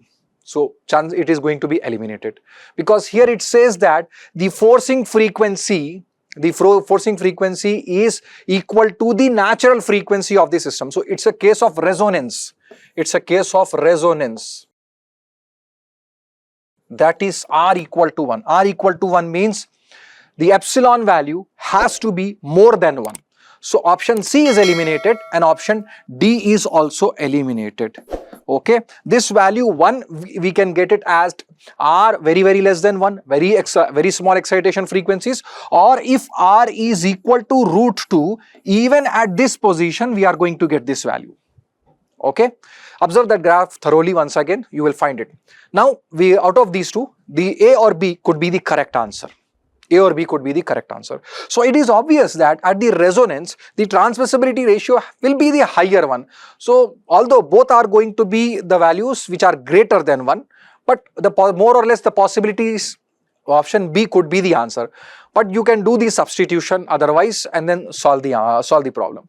So transmissibility ratio is given by epsilon is equal to 1 plus 2 zeta r whole square by 1 minus r square whole square plus 2 zeta r whole square under root, or raised to the power of 0.5 or 1 by 2. So since r is equal to 1, which means this term is going to get cancelled.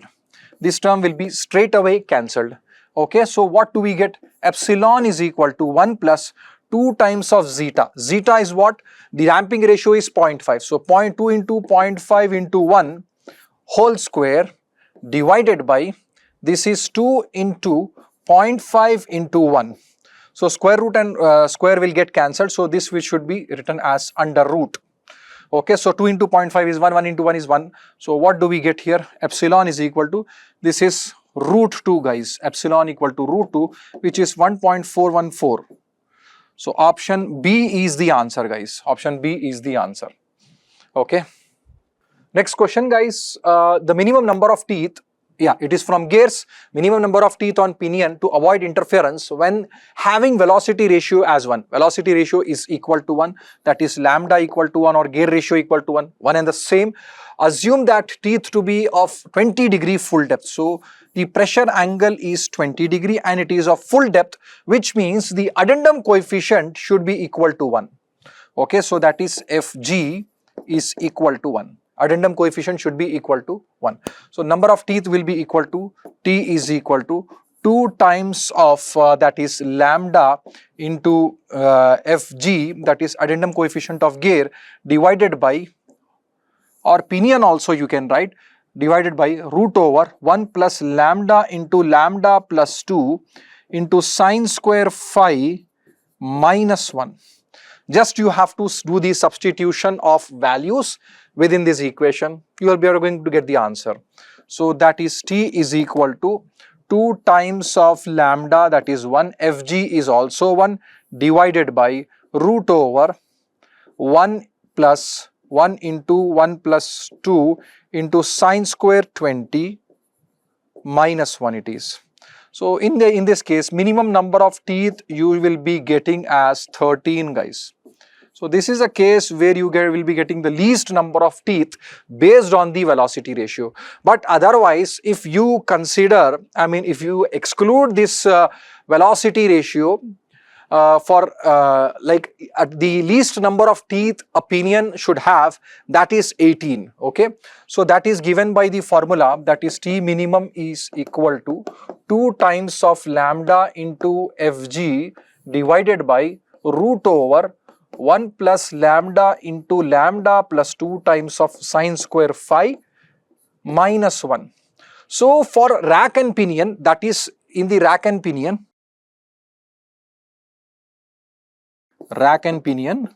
you have this relation, that is velocity ratio is equal to radius of the pinion divided by radius of the rack. So as r approaches to infinity, you can say lambda approaches to 0.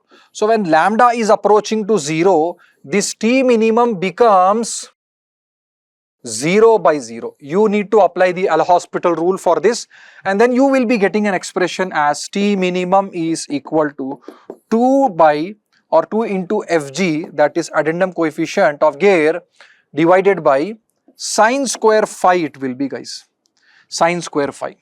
Okay, when you substitute phi is equal to 20 degrees, you will be getting the least number of teeth as 17 to 18 or 17.5 something you would be getting. So this is based on the minimum number of teeth, and here the question was specific to gear ratio. So option B is the answer guys. Don't get confused when to use this relation and when to use this relation.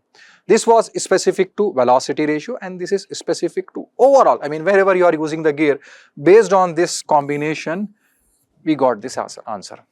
Okay, so option B is the answer guys. Next question guys, it is from the governor chapter. In the Hartnell governor, the radii of maximum and minimum speeds were found to be 100 mm and 75 mm.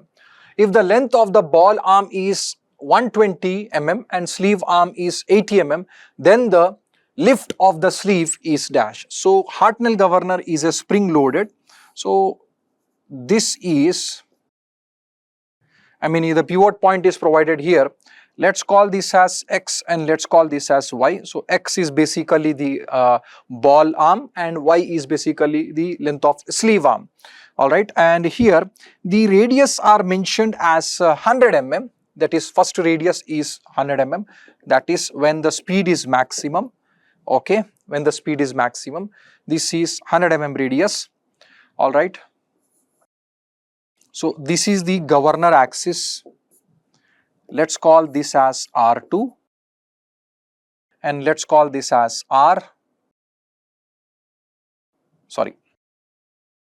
the distance from the pivot up till the axis of rotation, let's call this as R, okay. So this distance would be R2 minus R, this distance would be R2 minus R, alright, and let's call this distance as some H1, okay.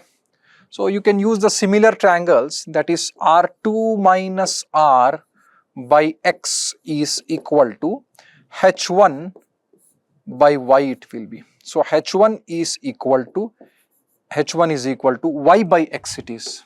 H1 is equal to Y by X into R2 minus R it is. Alright, so this is corresponding to the maximum speed, position of governor or position of flywheel corresponding to maximum speed. Same way for minimum speed, this would be the position. Let's call this as H2 guys, okay, and this radius is R1 and that is 75, that is 75. So this distance guys, this distance would be R minus R1. Now once again you can apply the similar triangles, and then if you are writing for H2, H2 will be Y by X times of R minus R1. So H1 plus H2 will be equal to the sleeve lift, okay. H1 plus H2 will be equal to sleeve lift. So let me write that. Sleeve lift is equal to H1 plus H2, which is equal to, that is Y by X common. This is R2 minus R plus R minus R1. What do we get? We get Y times of R2 minus R1. What is Y? Y is the sleeve arm which is equal to 80 mm. This is 80 by 120 and R2 is what? R2 is 100 minus 75. So this is 42 is 80 and 43 is 120. So this is 25 into 2 by 3 it is guys. So this is 50 by 3 which is 16 point change something, 16.67 approximately would be the answer. Option D is the answer guys, okay. So this is also another kind of a question from the Hartnell governor. Next question. The cam and follower system shown in figure has a spring constant K equal to 0.9 kilonewton per meter, mass equal to 0.8 kg, Y is equal to 15 minus 15 cos omega t, and omega is 60 radian per second. If the retaining spring is assembled with a preload of 2.4 newtons, then the maximum contact force is dash. So here the arrangement is given to us, and for this we are required to calculate what is the contact force value. So first is that we need to find out the free body diagram, okay. So for the free body diagram, let us, we are doing more or less the analysis on the mass spring, and mass spring arrangement is given to us. So we need to isolate only this part from the mechanism. Only this part needs to be isolated. So if we isolate that part, okay, so there is a mass of the follower, and to the follower there is a spring attached, and the follower is constrained to move along the x direction. Okay, the follower is constrained to move along the x direction. So now the contact force will be imposed over here. Okay, this is the contact force, and next is the spring force. The spring force Ky and preload or initial load will also be there, and along with it the inertia force of this mass is going to oppose. Inertia is also going to oppose this, that is my double dot. Y is the displacement of the follower. Okay, my double dot. So here the contact force can be written as my double dot plus K into Y plus initial load. This would be the expression for the contact force.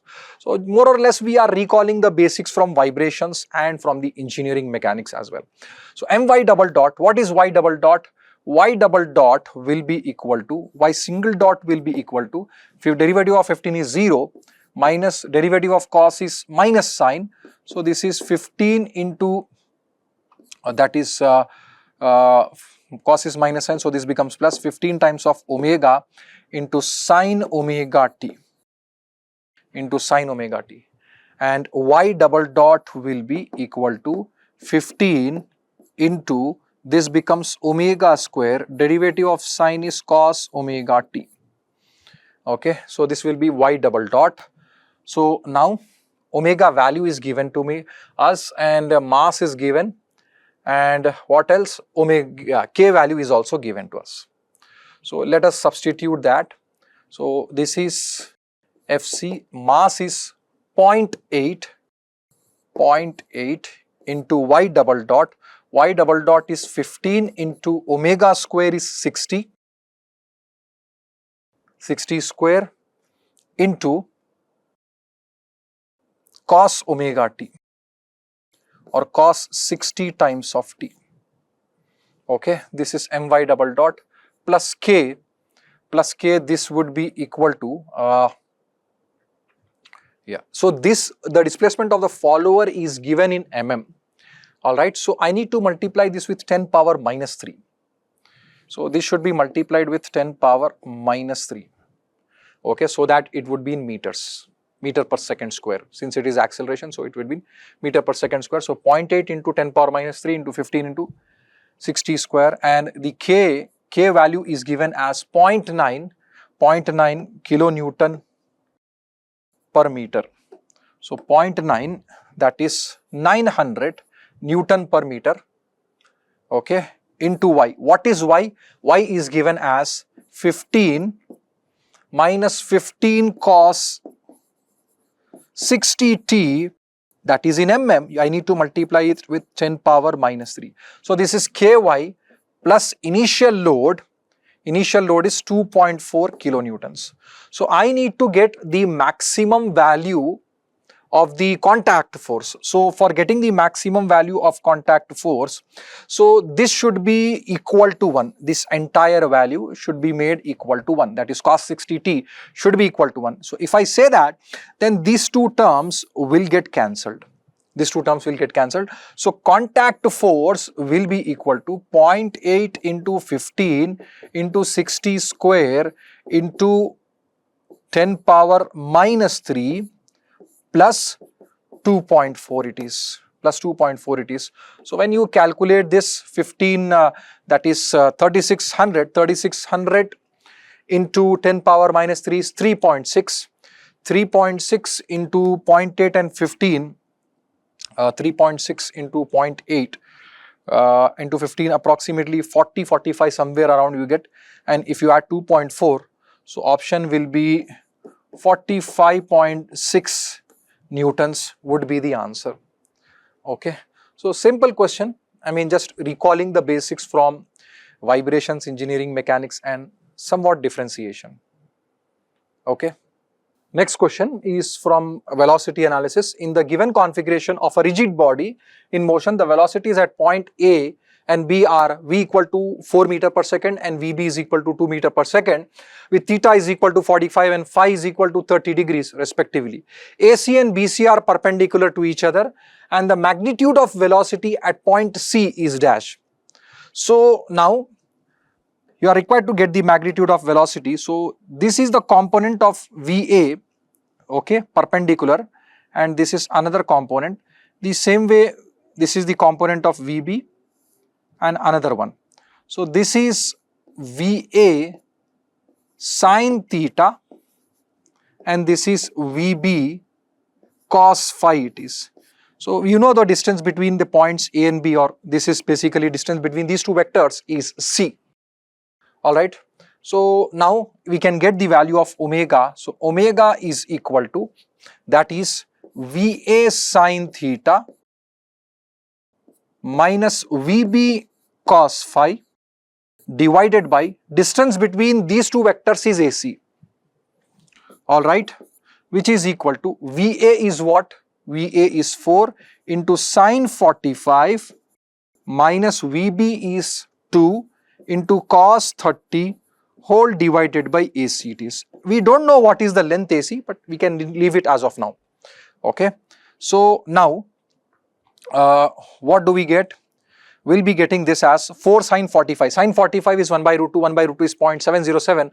So 4 into 0.707 is 2.828, and this is 2 into root 3 by 2, which is root 3, which is 1.732 by AC. So omega, this is equal to, this will be equal to 2 minus 2.8 minus 1.7 is approximately 1.09 something you would be getting divided by AC. And this is going to cause the clockwise rotation since VA is greater. Since VA is greater, this is going to cause the clockwise rotation. So this should be written as minus K cap adjacent to it. It should be minus A cap adjacent. Alright. Now we need to get the velocity of point C. So velocity of C is equal to velocity of A plus velocity of C with respect to A. Okay, so velocity of C is equal to, what is velocity of A?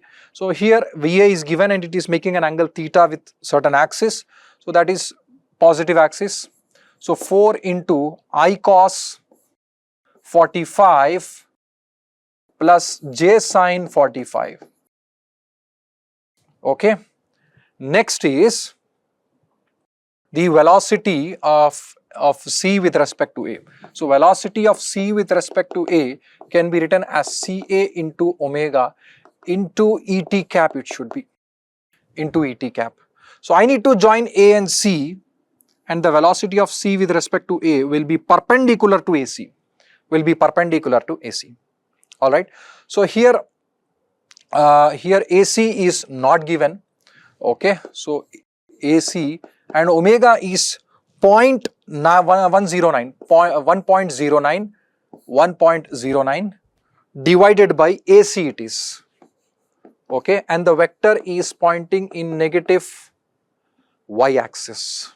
So this will be velocity of C with respect to A, that is plus, sorry, this is 1.09 minus of J cap.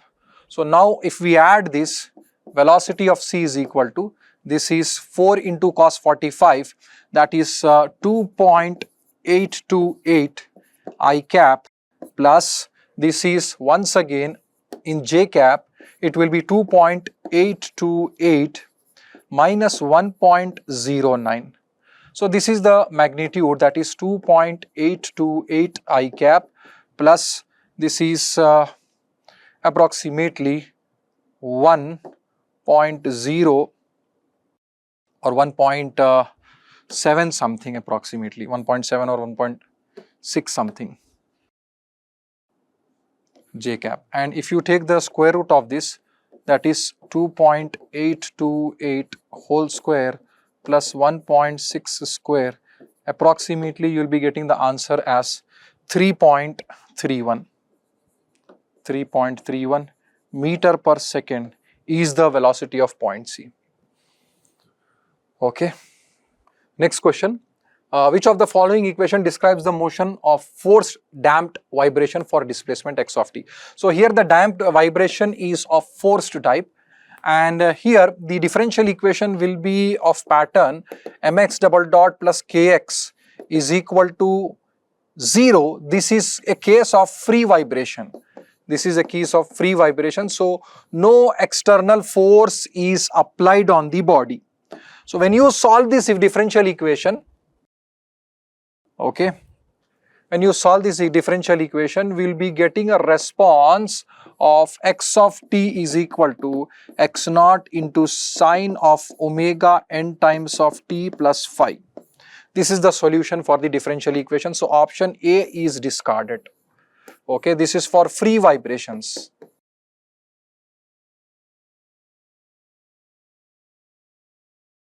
Alright, option B, you are able to see there is only exponential term. Option B and C, you can observe that only exponential terms are there. So these are non-periodic or aperiodic responses. So straight away you can discard them. Straight away discard them. Okay, this is aperiodic or non-periodic. Since cyclic term is not at all present in this equation, straight away discarded. Cyclic term means either sine or cos should be present. Okay, aperiodic or non-cyclic terms.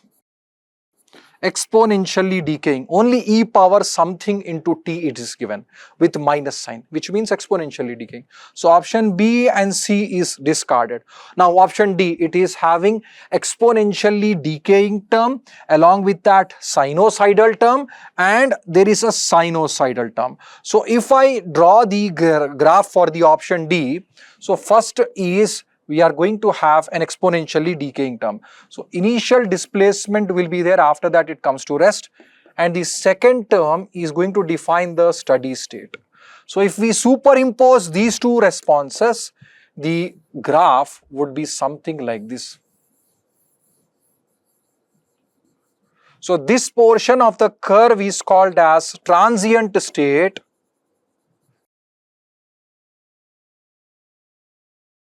and this portion of the curve is called steady state. Is that clear? Straight away option D is the answer. Okay, so here when you solve, the equation changes to, this equation changes to mx double dot plus cx dot plus kx is equal to f of t. Now you are supposed to solve for complementary function in particular integral. You will find this portion is going to represent the complementary function, and this is going to represent the particular integral. Okay, so particular integral tells you about steady state response of the system, and complementary function is going to tell you about transient response. Okay, and more or less even at the beginning, when during the transient response, the system is likely to experience resonance or dynamic loading will be observed here only.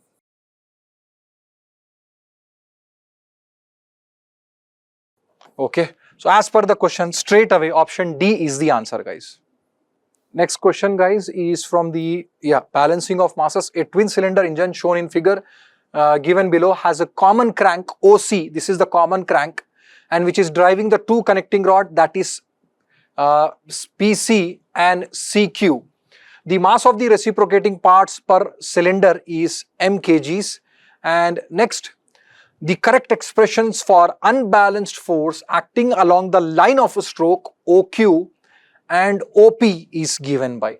So you are supposed to tell the unbalanced forces acting along OQ and OP. So whenever we are writing this reciprocating force or inertia force, we are writing it as Fi is equal to mr omega square into cos theta plus cos 2 theta divided by n. What is this theta over here? Theta is the angle subtended between the crank and the line of stroke of the piston. Alright, so for the cylinder 1, this is the crank, and angle subtended between the line of stroke and the crank is, the net angle is alpha, and this is theta. So this is alpha minus theta for the cylinder number 1, and for cylinder number 2 the angle becomes alpha plus theta. So in this formula for cylinder 1, just replace this theta with alpha minus theta, and for cylinder 2, replace that theta with alpha plus theta. So very easy to calculate. Inertia force for the cylinder number 1, that is mr omega square into cos of alpha minus theta plus cos of 2 times of alpha minus theta whole divided by n. And same way, inertia force for number 2 is mr omega square into cos of alpha plus theta plus cos of 2 times of alpha plus theta whole divided by n. This is inertia force for cylinder number 2.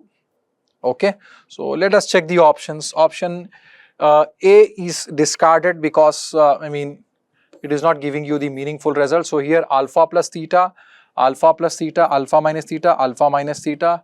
Yes, this is correct answer.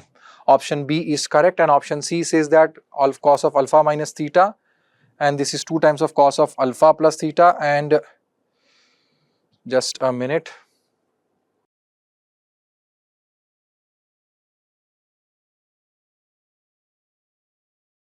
So here option C and option B are seems to be same. Yeah, no, there is a mistake here. You can check, there is a small correction in the option. So mr omega square cos of alpha plus theta, 2 times of cos of alpha plus theta, cos of alpha minus theta, 2 times of cos of alpha minus theta. Here it is alpha minus theta, 2 times of alpha minus theta, alpha plus theta, and here also 2 times of alpha plus theta it is. Yeah, option B and C seems to be same, and D can be discarded over here. So option A, B and C seems to be similar, but here we need to go as per the order. Okay, there is a small change, with the order we need to follow, although these two appears to be same. Okay, so let me erase that.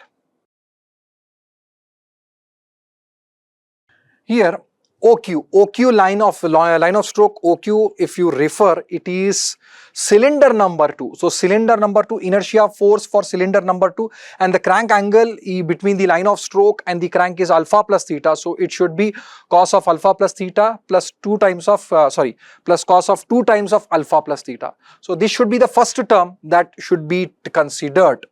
So that is option B is telling that. And the second term, that is inertia force of the cylinder number 1, that is OP, So option B is the answer, guys. Although you find it repeated, but based on the order you are supposed to go. Okay, so option B is the answer. Read this question. In a multi-disc clutch, if there are 10 discs on the driving shaft and 7 discs on the driven shaft, then the number of pairs of contacts that can be obtained is. Here this is not generally a possible case where 10 discs are present on driving shaft and 7 discs are present on driven shaft. Generally, it is not a possible case in reality. See, if there are 10 discs on driving, there can be either 11 or 9 discs on the driven shaft. Okay, generally, so for the arrangement to take place, generally we mate with one friction plate, one non-friction plate, one friction plate, non-friction plate, friction plate, non-friction plate. This is the sequential order that we go with. Okay, never ever 2 friction plates come into alignment. Never ever 2 non-friction plates will come into alignment. Yeah, this is a hypothetical case. Please don't worry about it. Now here, as there are 10 discs on driving shaft and 7 discs on driven shaft, total number of plates are how many? 17. Now we know that the number of contacts that can be established are 1 less than the total number of plates, which means the answer is what? 16. So the answer is C. Read this question. 2 identical 6305 ball bearings are used to support the front axle of a motorcycle. Now for the front axle, we are making use of 2 6305 bearings. 6 represents the deep groove ball bearing. 05 as it is representing, 05 when multiplied by 5 is giving us 25 mm. So here what is the axle diameter here? Axle diameter that we have is 25 mm. The size of axle here is 25 mm. We are trying to fix, two 6305 bearings on 25 mm diameter axle. Okay, that's fine. Now here the mechanic, see, instead of 6305, so in place of 6305, he receives 6205 bearing during assembly due to non-availability of 6305 bearings. So what is the major difference that the mechanic will experience? If at all, if any difference that he is experiencing, so what kind of difference will he experience? Now here first digit represents the type of bearing. Last two digits represents the bore diameter. So either the bore diameter small or large is represented by these last two digits. And the second digit is representing what? The dimension series. So which generally signifies the outer diameter of the bearing and the width of the bearing. See, as the number got dropped, see here from 3, as the number is dropping to 2, what can happen? As it is representing dimension series, the width is dropping. Now here, so do we have the option called width decreasing anywhere? Now here in the option D, so we have increase in width. So this cannot be the answer. This is not an answer. If at all, if width is not changing, see, obviously width, the size is going to change, right? So here, as the second digit represents dimension series, okay, there is a drop in size. Either the width or the outer diameter has to drop, okay, depending on the situation. Now here, so from the options, so what is the best suited answer here? Decrease in inner diameter of the inner race. So here, which means, is this the right answer? No. Here there is, the bore diameter. This is representing inner diameter of inner race. Ka matlab kya hai? So what is the meaning of that? That is representing bore diameter. Bore diameter here in both the cases is a constant. 6305, 6205. Bore diameter is a constant. Increase in bearing size. Do we have any increase in bearing size? No. Drop in bearing size. The bearing is, so we can notice that there is drop in width or diameter. Now here this cannot be the answer. So the most suited answer here is decrease in outer diameter of the outer race. See this question. A machine component is subjected to an alternating stress or varying stress here, or here he is saying that it is subjected to a cyclic stress of 100 megapascal. So what is the magnitude of this alternating stress? So here the stress amplitude that is applied over this member is 100 megapascal. For 100 megapascal, so it is operated, so it was operated for 70% of the time. So let's assume that. So it is operated for 1000 cycles. So in these 1000 cycles, 70% of 1000 cycles is what? 700. Okay, for 700 cycles it was operated under 100 megapascal, and remaining 30% it was operated under 200 megapascal. So this is what is said. Okay, so 70% of the total time, which means 70% of the total life is spent under 100 megapascal, and 30% of the total life or total time is spent under 200 megapascal. This is the data given. Now here, the life corresponding to, the fatigue life corresponding to 100 megapascal and 200 megapascal is given as 5 into 10 power 5 and 8 into 10 power 3 cycles respectively. Now here the operating life of the component is, let's assume that the life of the component here is, let's assume, okay, the new life of this component be L. So under this combination of loading, this is what is the expected life or cumulative life.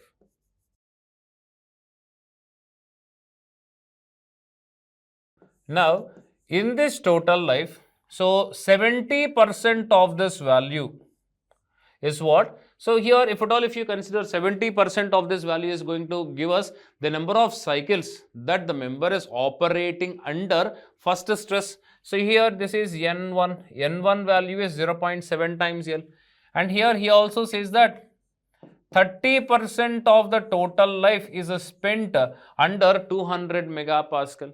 Now here he is asking us to find L. Okay. Now can you please say me what is Minor's relation? Minor's relation. Minor's relation is nothing but N1 by L1. So here it is N1 by L1 plus N2 by L2 plus so on so forth is equal to 1. The summation of all these fractions should be equal to 1. Now here, what is N1? The number of cycles that the member completes under first stress, first amplitude stress.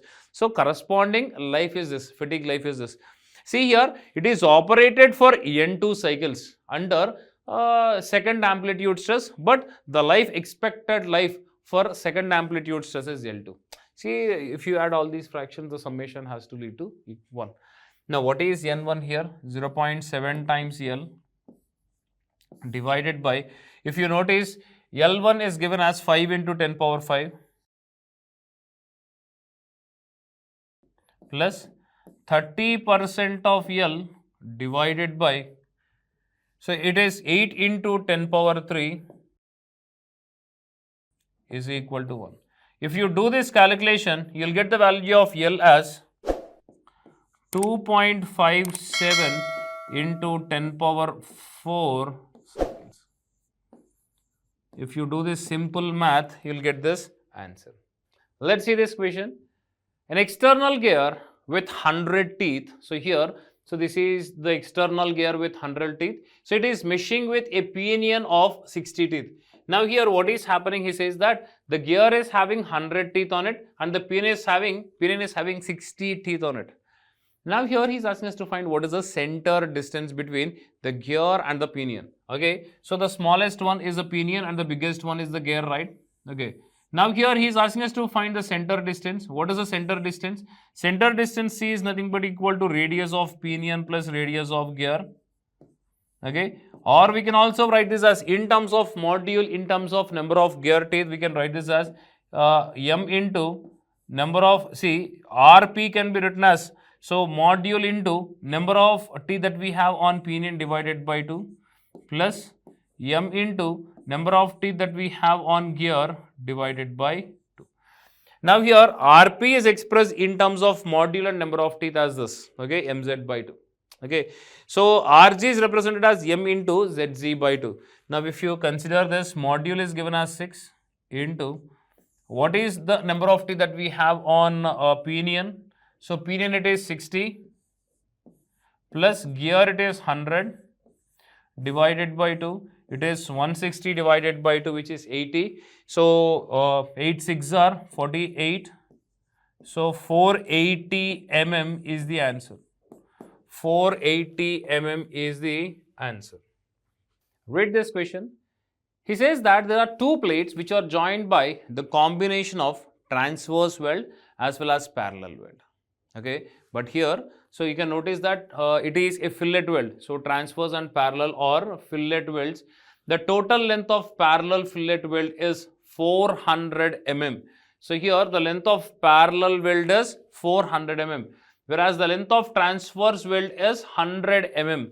Now here, considering transverse strength to be greater than the parallel strength, the ratio of load taken by transverse weld to the parallel weld is, see, I can say that, so we cannot just directly identify the load, but so as we know that load and strength both are synonymous, okay. As the strength is more, the load that it can take will also be more. Okay, I can say that. So here, which means he is asking us to find what is the strength that we have for the transverse weld. So here, F transverse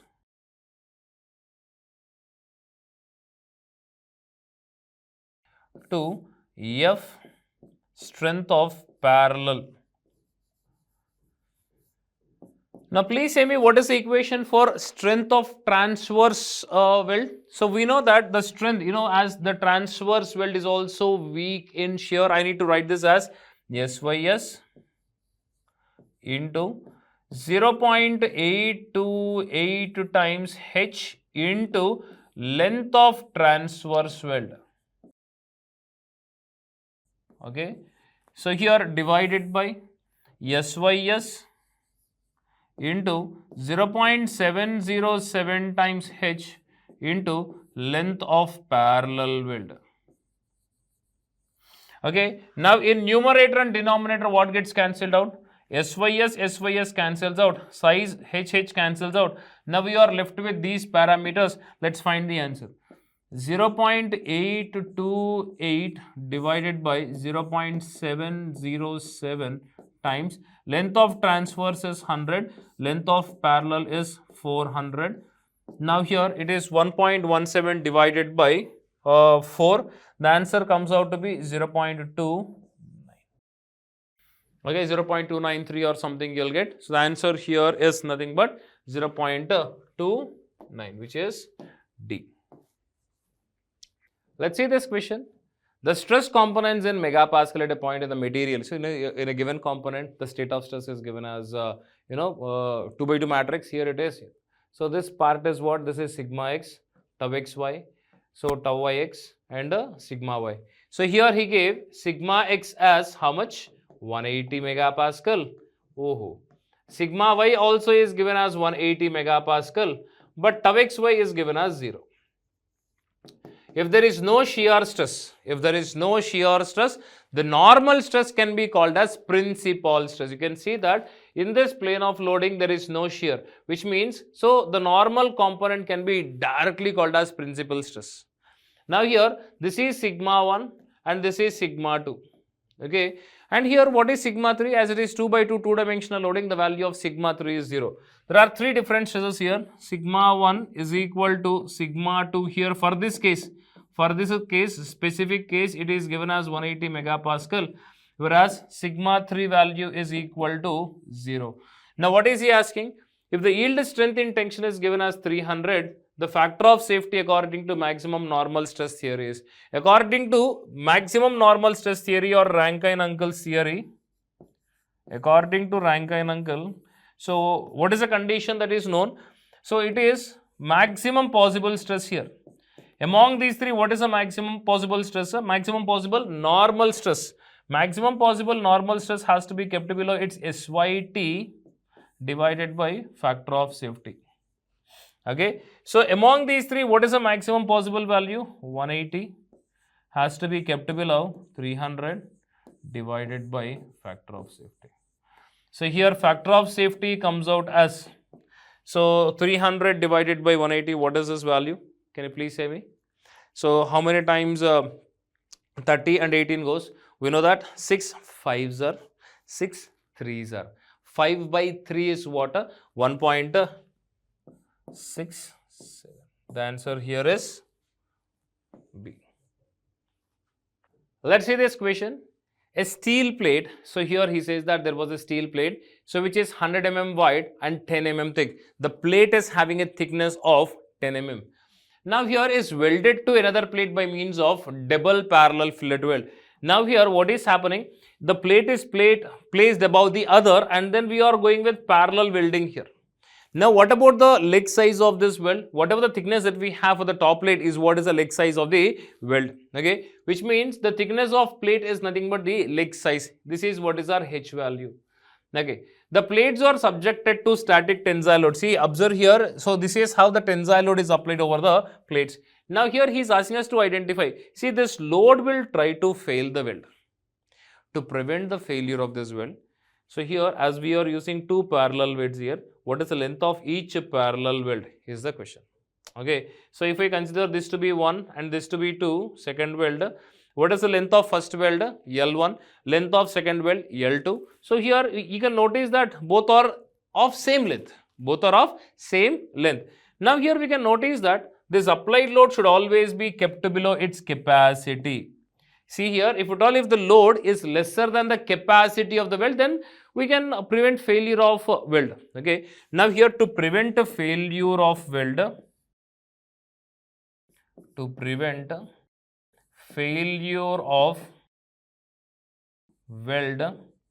the applied load has to be kept below the weld strength. What is the strength of weld? So here it is going to fail in shear. It is SYS into 0.707 times H into the total length. So the total length here is what? L1 plus L2 and so on and so forth. Okay. So this is the total length. Now here let me substitute. Here this is 35 kilonewtons. 35 into 10 cube. This is lesser than or equal to the shear yield strength of the weld material is given as 80 into 0.707 times H value is what? 10 into L1 is L, L2 is also L. So here the length of each parallel fillet, length of each parallel fillet is what we are going to find here. L value approximately comes out as 31 mm. If you do the simple calculation, on each side, the length which is required is 31 mm. So the total length which is required is how much? 62 mm approximately. On an if I go with simple approximation, so we require a length of 62, total length of 62 mm, and on each side, what is the length required here? 31 mm. So the answer here is C. Let's see the solution to this question. A member is subjected to combined action of bending as well as twisting.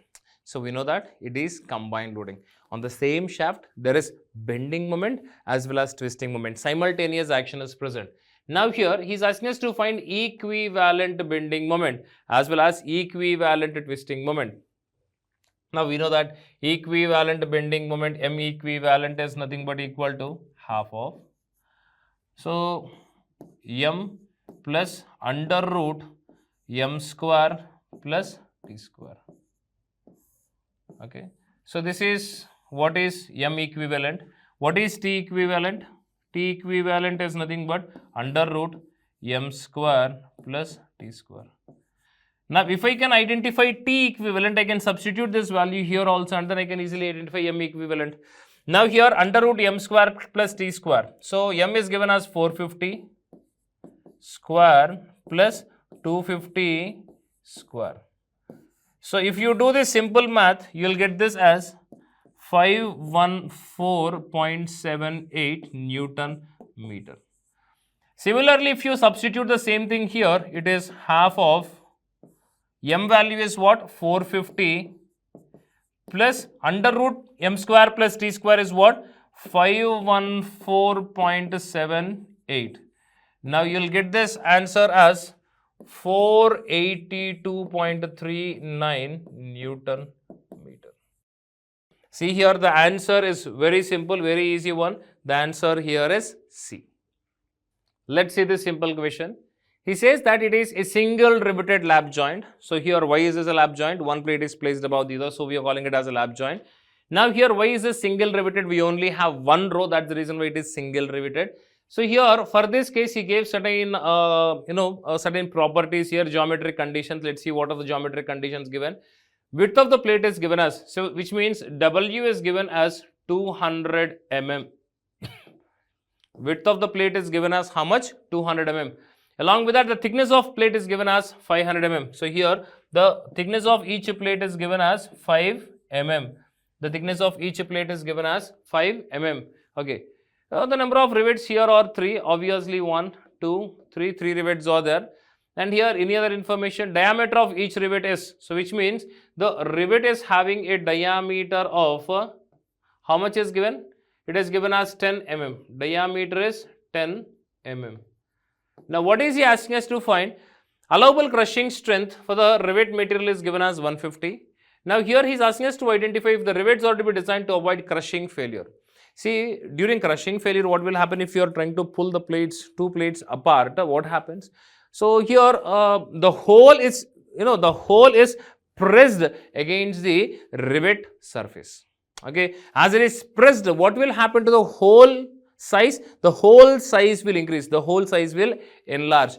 To prevent the crushing failure here he is asking us to identify what is a permissible load, how much is the maximum load that can be applied. Now here we know that the applied load here has to be kept below its crushing strength. What is the crushing strength? SYC into what is crushing area?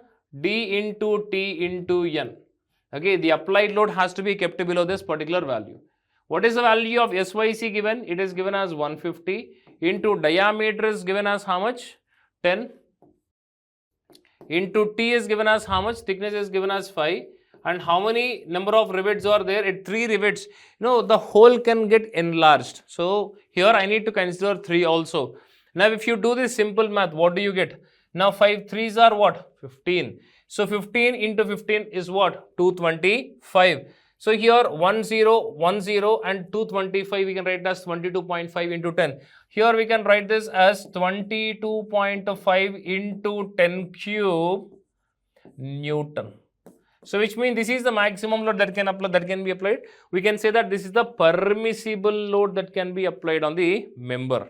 Okay, to prevent crushing failure, this is the maximum load that can be applied.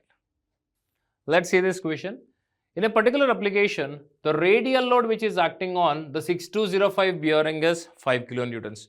The applied radial load is how much? 5. It is acting on which bearing? 6205.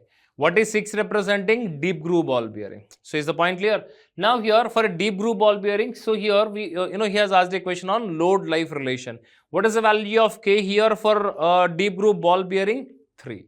Okay. Now here he says that the average life means what? Median life. So here this is L50. L50 is given as how much? 8000 hours. But we don't want L50, we want L10. We know that L50 is approximately equal to 5 times L10. L10 is what? L50 by 5. Okay, that's okay.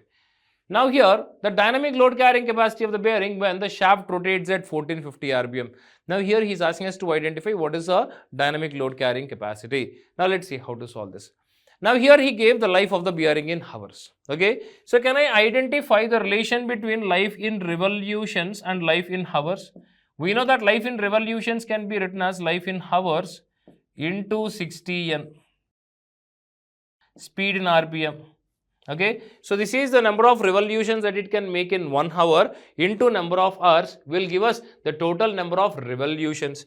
Now, what is the life in revolutions? We know that the rating life in revolutions can be written as C by P whole power K into 10 power 6. This is what is a rating life is equal to rating life in hours has to be considered.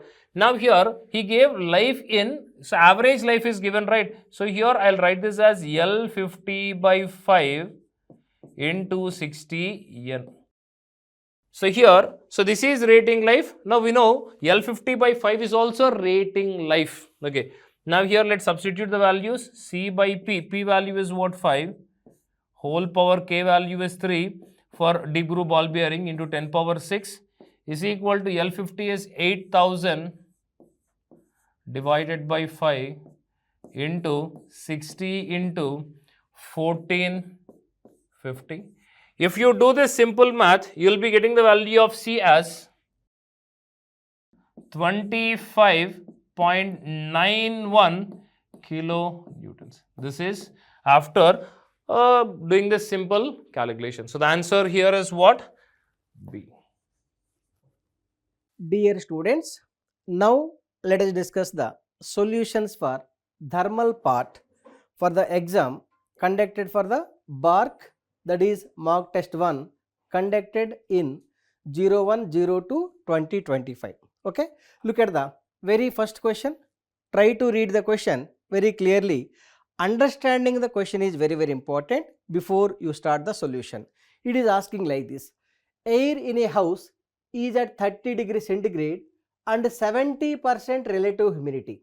Here air temperature means dry bulb temperature given 30 degrees centigrade, relative humidity RH value 70% equal to 0.7. Okay, if the pressure in the room is 100 kilopascal, that means barometric pressure given 100 kilopascal. Then the specific humidity of the air closest to, what is the specific humidity? W. W equal to how much? Okay, as you know, the specific humidity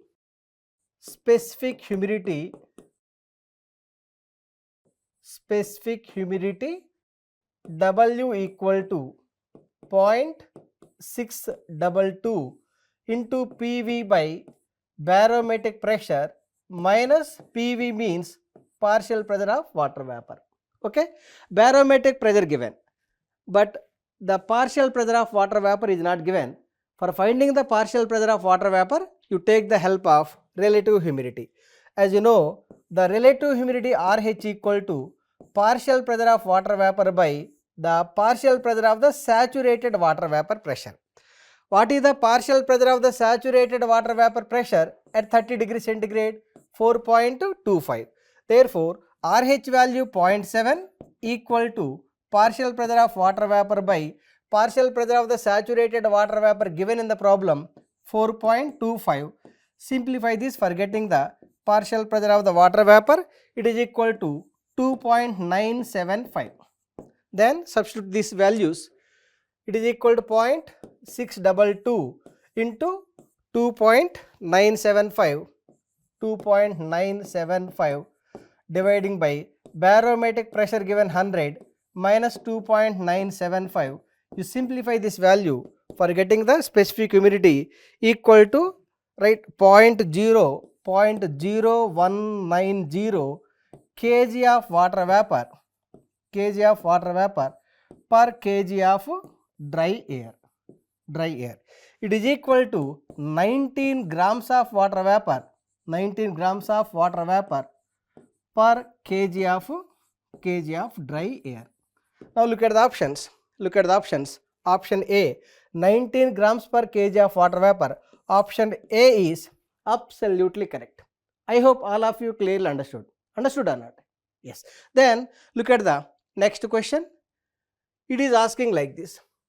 The variation of saturation pressure with saturation temperature, that is dP by dt is given 0.2 bar, 0.2 bar per Kelvin. It is equal to, as you know, 1 bar equal to 100 kilopascal, right? 0.2 into 100, right? Kilopascal per Kelvin. Understood?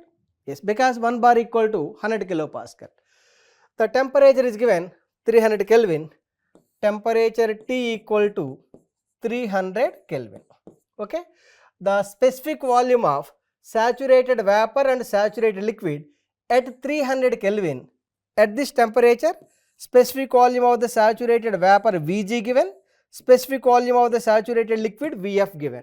Specific volume of the saturated vapor is 0.351, whereas specific volume of the saturated liquid 0.001 with respect to unit, that is meter cube per kg respectively.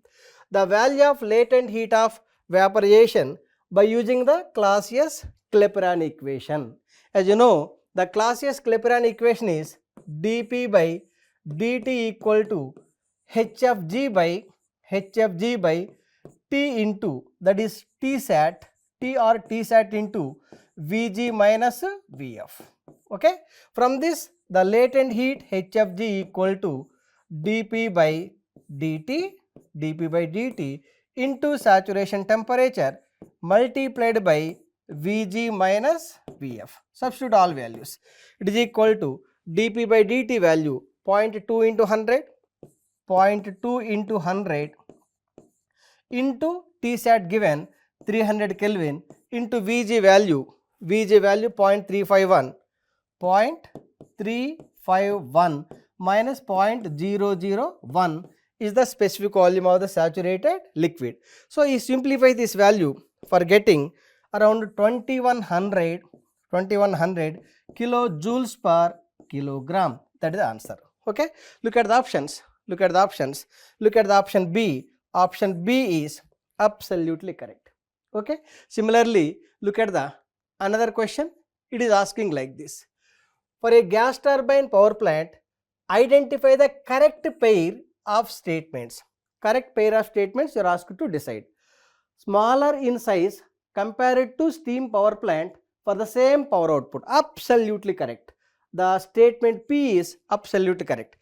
Compared to steam turbine power plant, the size of the gas turbine power plant is very, very small. This is the practical reason why the gas turbine power plant is used for turbojet engine, which is connected to all local flights and international flights. Anyhow, statement P is absolutely correct. Starts quickly compared to steam power plant. This statement also absolutely correct.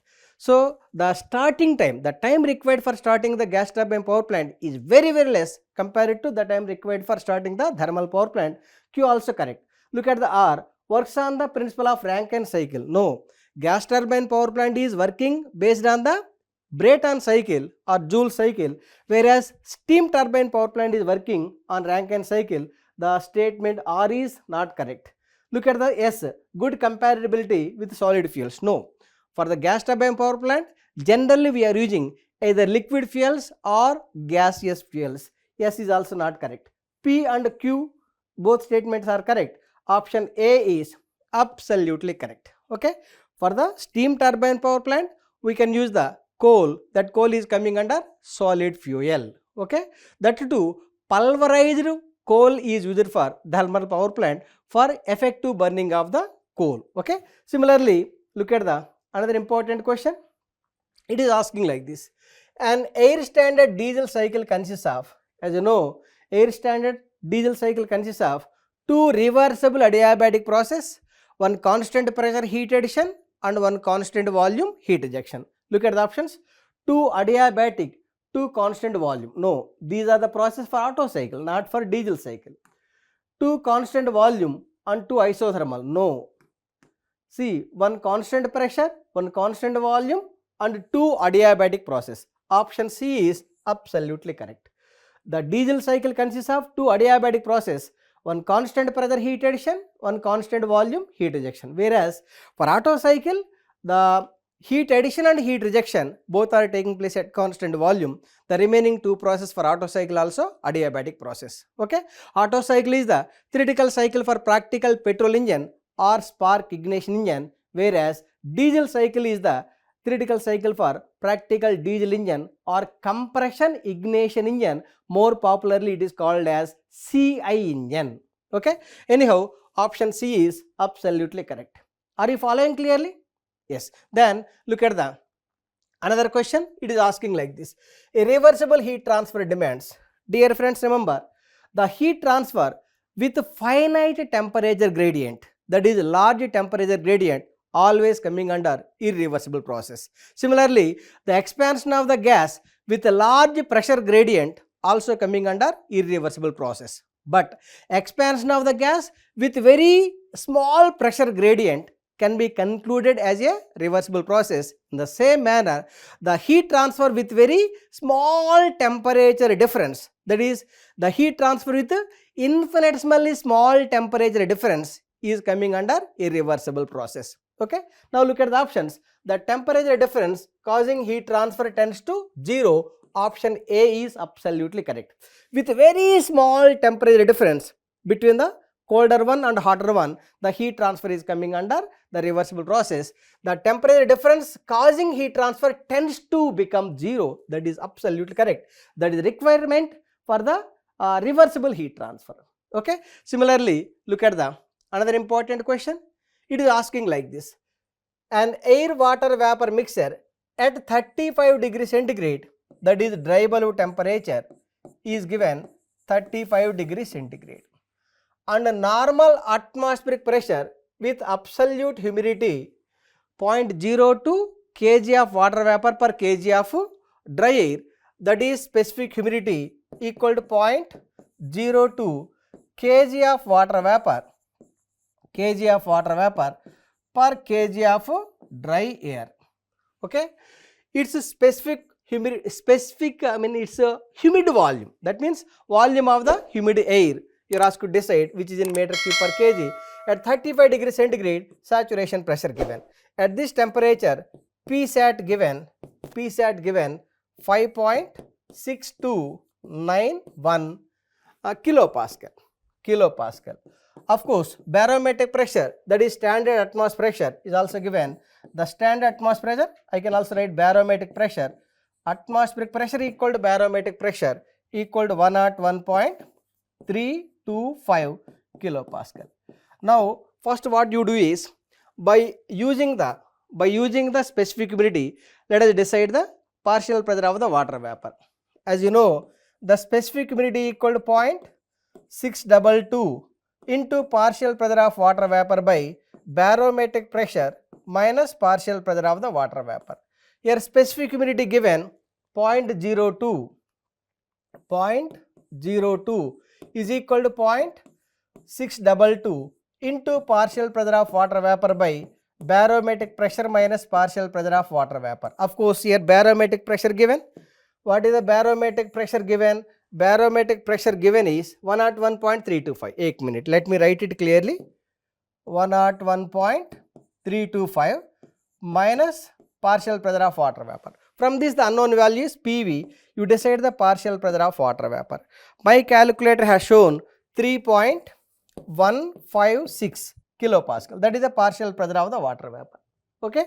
Then, according to Dalton's partial pressure law, the barometric pressure equal to partial pressure of the dry air plus partial pressure of the water vapor. From this, you decide the partial pressure of the dry air, which is equal to barometric pressure minus partial pressure of the water vapor. This partial pressure of the dry air, I got 98.169 kilopascal, because you know both values. Atmospheric pressure, that is barometric partial pressure of the dry air, partial pressure of the dry air to be found, barometric pressure is known 101.325, vapor pressure already you have decided. That is the partial pressure of the dry air. By using that value, you can calculate the volume occupied by the humid air per kg of the dry air. For that, for dry air, the ideal gas equation is PA VA equal to MA RA into TA. Okay. From this, PA into VA by MA is equal to RA into TA. From this, VA by MA is equal to RA into TA divided by PA. The gas constant for dry air 0.287, that is standard value 287, into TA, that is dry bulb temperature, which is in Kelvin. It is equal to 308 Kelvin. 308 plus 273. So into 308 divided by partial pressure of the dry air 98.169. You simplify this value for getting the volume of the humid air per kg of the dry air. My calculator has shown 0.9 meter cube per kilogram. Okay, that is the answer. Look at the options. 0.9, option C is absolutely correct. Understood clearly? Yes. Similarly, look at the another important question. It is asking like this. Air expands steadily through a turbine from 6 bar 800 Kelvin to 1 bar 520 Kelvin. The pressure of the material, that is pressure of the air at the beginning of the expansion in the turbine, that is marked as P1, equal to 6 bar equal to 600 kilopascal. At what temperature? T1 given as 800 Kelvin. Okay.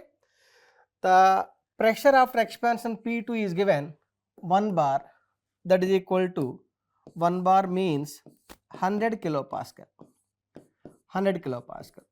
The temperature at the end of the expansion, that is marked as T2, equal to 520 Kelvin. Okay. Listen carefully. It is very important question. Okay. Then during the expansion, heat transfer from the air to surroundings at 300 Kelvin is 10 kilojoules per kg of air. That means heat transfer to surroundings at what temperature? 300 Kelvin. The surrounding temperature, let it be Ts, that is dead state temperature. I can also mark T0. The atmospheric temperature can be marked as T0 equal to 300 Kelvin. The heat received by the surroundings equal to 10 kilojoules per kg. It is positive because surroundings are receiving the heat.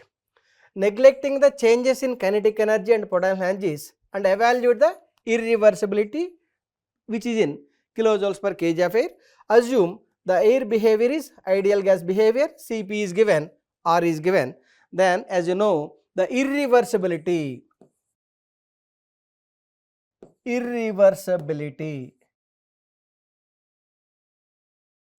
according to Gauss-Stadler theorem, irreversibility or loss of available energy I equal to the T naught into ds for universe. ds for universe, change in entropy for the universe. Okay. T naught is given 300 Kelvin, T naught is given 300 Kelvin, but the ds for universe to be found. As you know, ds for universe equal to ds for universe is equal to ds for system plus ds for surroundings plus ds for surroundings. ds for system equal to what? ds for system equal to Cp per kg of the air, Cp ln T2 by T1 minus R ln P2 by P1. All values are known, substitute all values because Cp is given. Look at the Cp value. Cp 1.0 kilojoules per kg Kelvin, R value given, P1 given, P2 given. Similarly, T1, T2 also given. You substitute all values for getting the change in entropy of the system. My calculator has shown 0.1063. 1 minute. 0.1063 kilojoules per kg of air. That is the entropy change of the system. Then what is the entropy change of the surroundings? Entropy change of the surroundings. Surroundings are maintaining constant temperature. Simply it is del Q by T, that is surrounding temperature.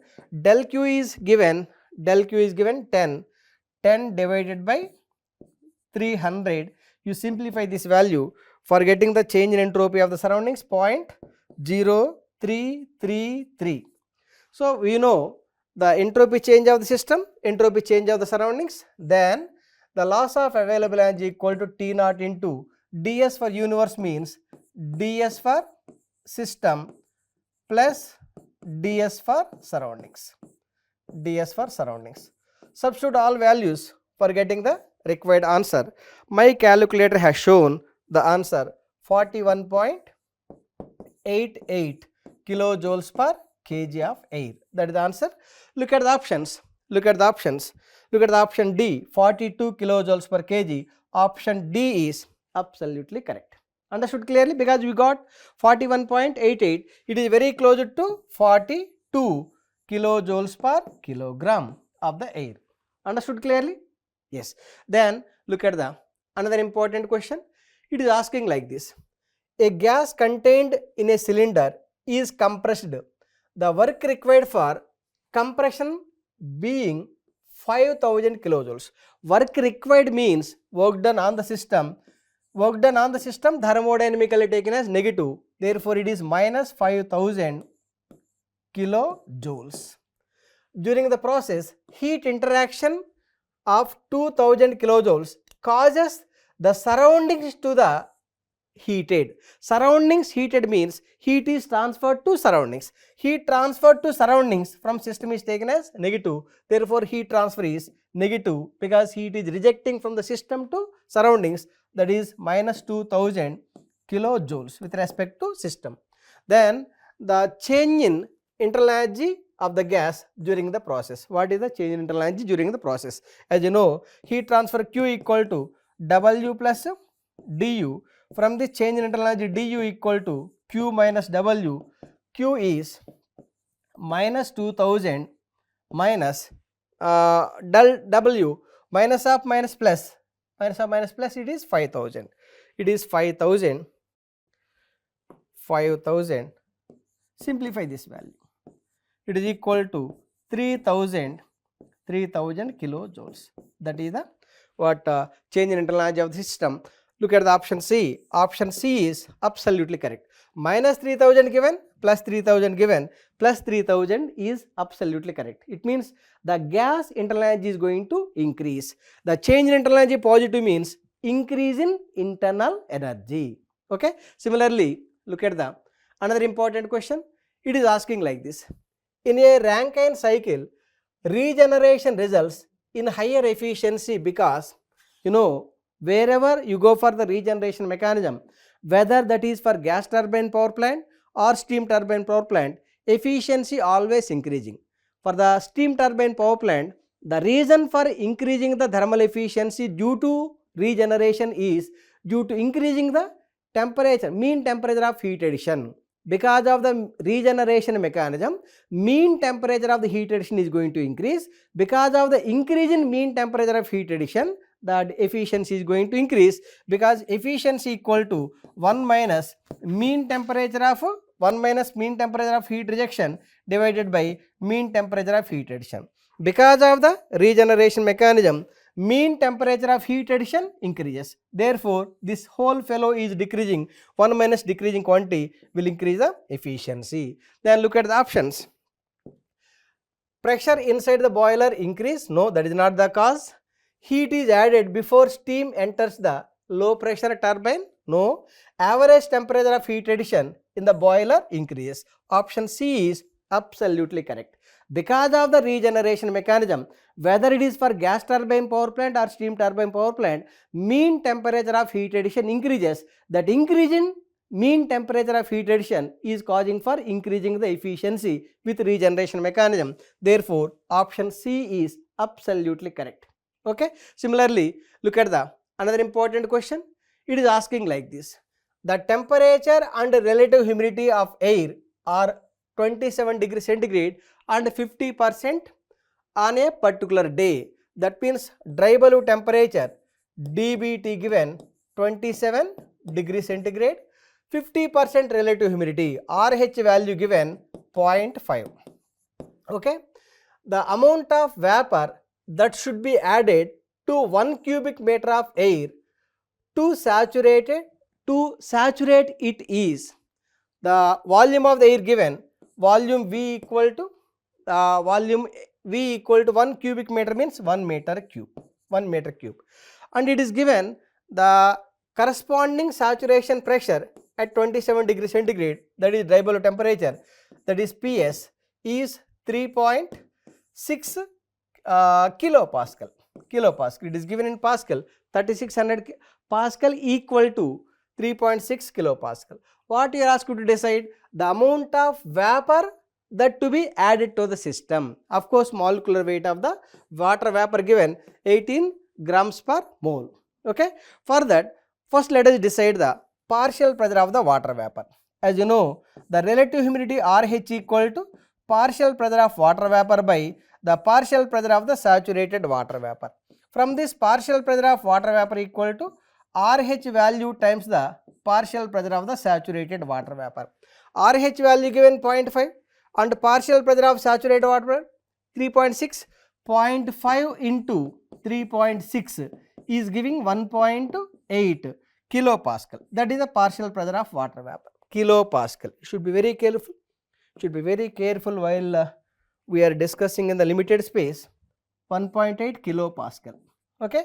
Then let us apply the ideal gas equation for water vapor. For water vapor, the ideal gas equation is PV VV equal to MV into RV into TV. Here the TV equal to dry bulb temperature only. From this, mass of the water vapor added equal to partial pressure of water vapor into volume of the water vapor. You know, the atmospheric air is the mixture of dry air and water vapor.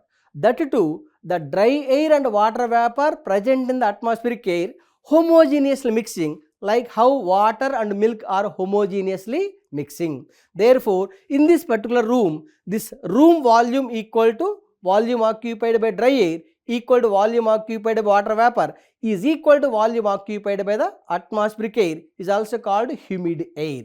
Okay. Anyhow, here given volume itself is the dry air volume or air volume or water vapor volume, dividing by RV into TV. Here TV, the dry bulb temperature. Since the dry air and water vapor both are homogeneously mixing, the dry bulb temperature equal to the temperature maintained by the dry air equal to temperature maintained by the water vapor. It is given as 27 degrees centigrade. The 27 degrees centigrade is equal to 300 Kelvin. TV is known. RV, according to Avogadro's law, molecular weight gas constant equal to universal gas constant divided by molecular weight.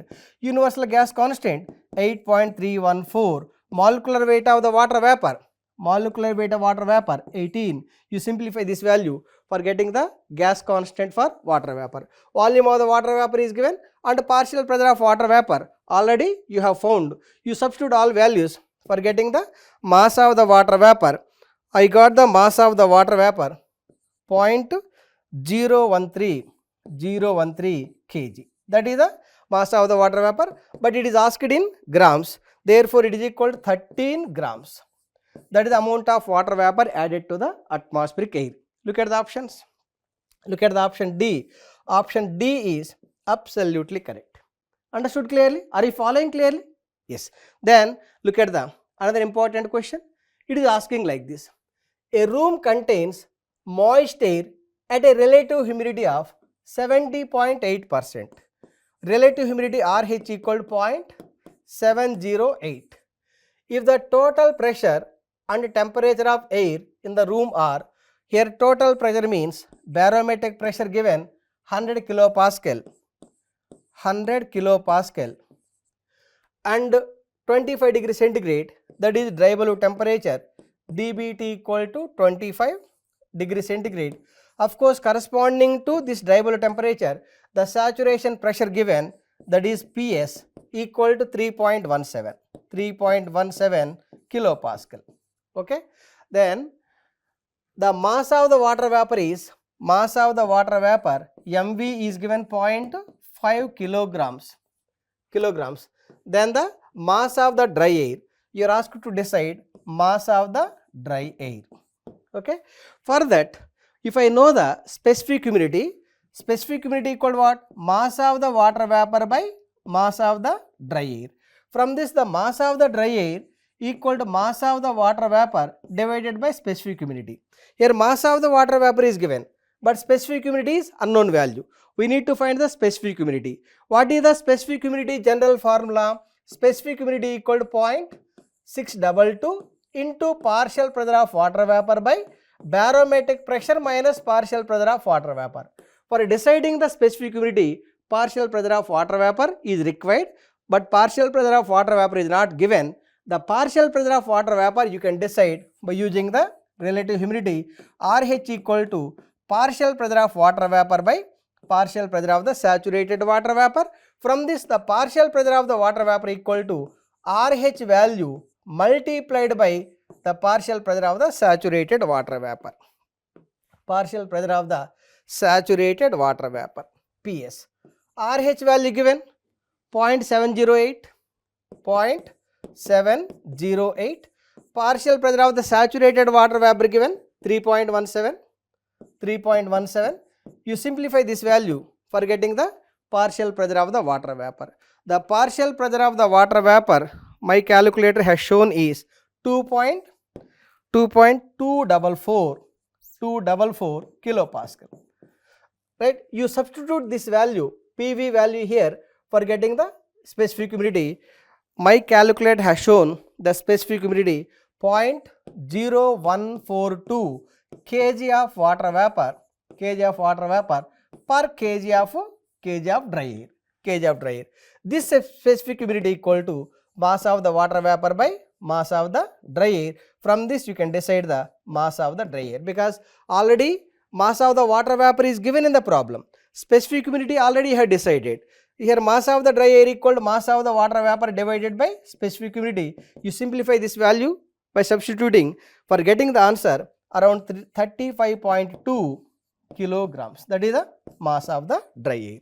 Look at the options. 35.2 approximately. Option C is absolutely correct. Okay na? Similarly, let us take the another important question. It is asking like this. An industrial heat pump operates between temperatures of 27 degrees centigrade and minus 13 degrees centigrade.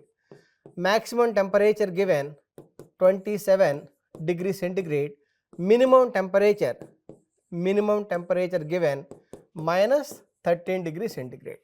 The rates of heat addition and heat rejection are, heat addition means heat absorption equal to 750 watts and heat rejection given 1000 watts respectively.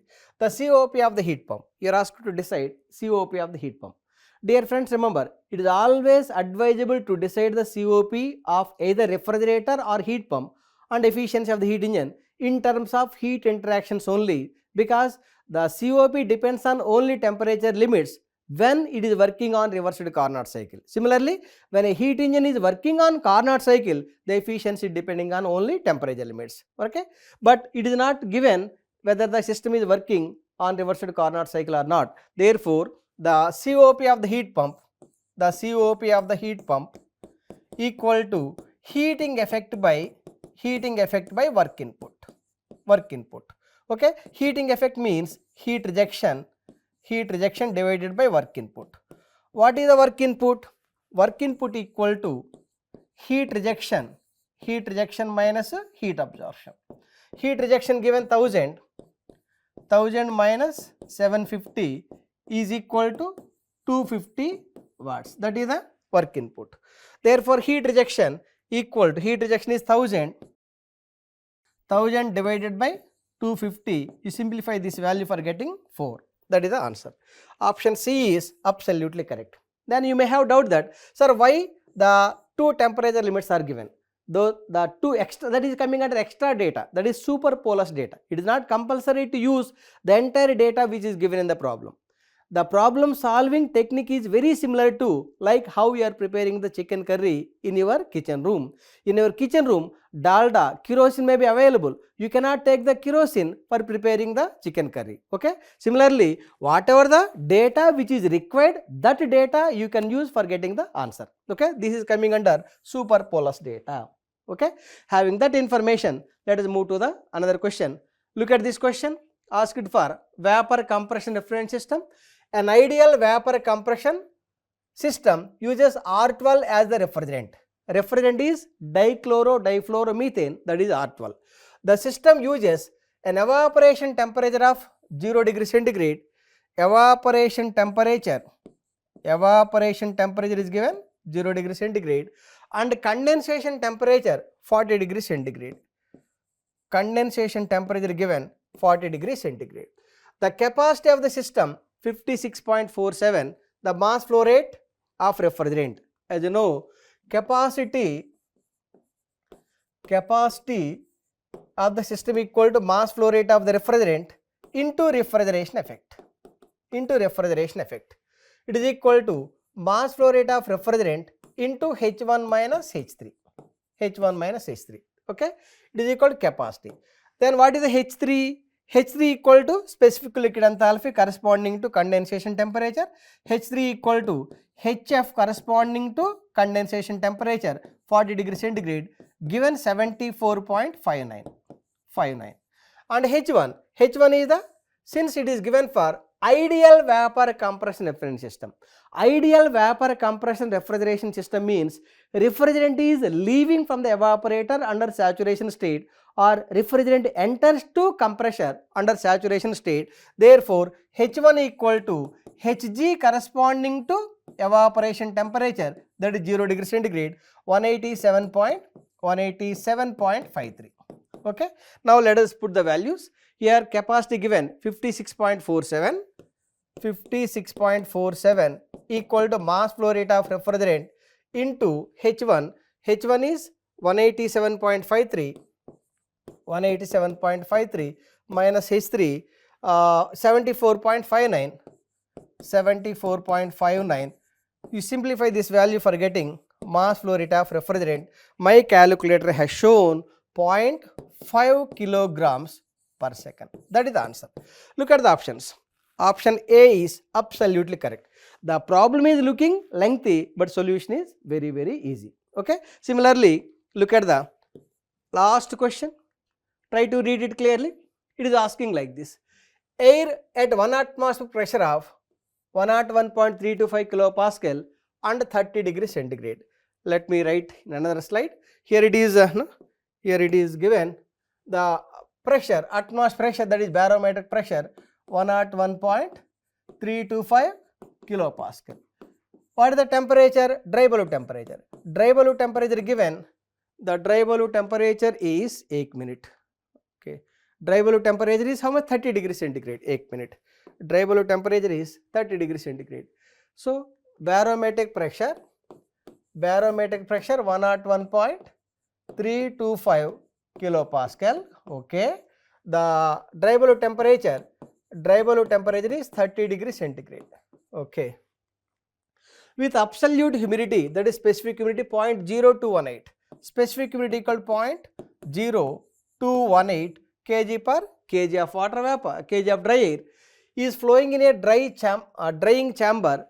The saturated vapor pressure PS is given in terms of temperature. The saturation pressure is given like this. Ln, it is given Ln PS equal to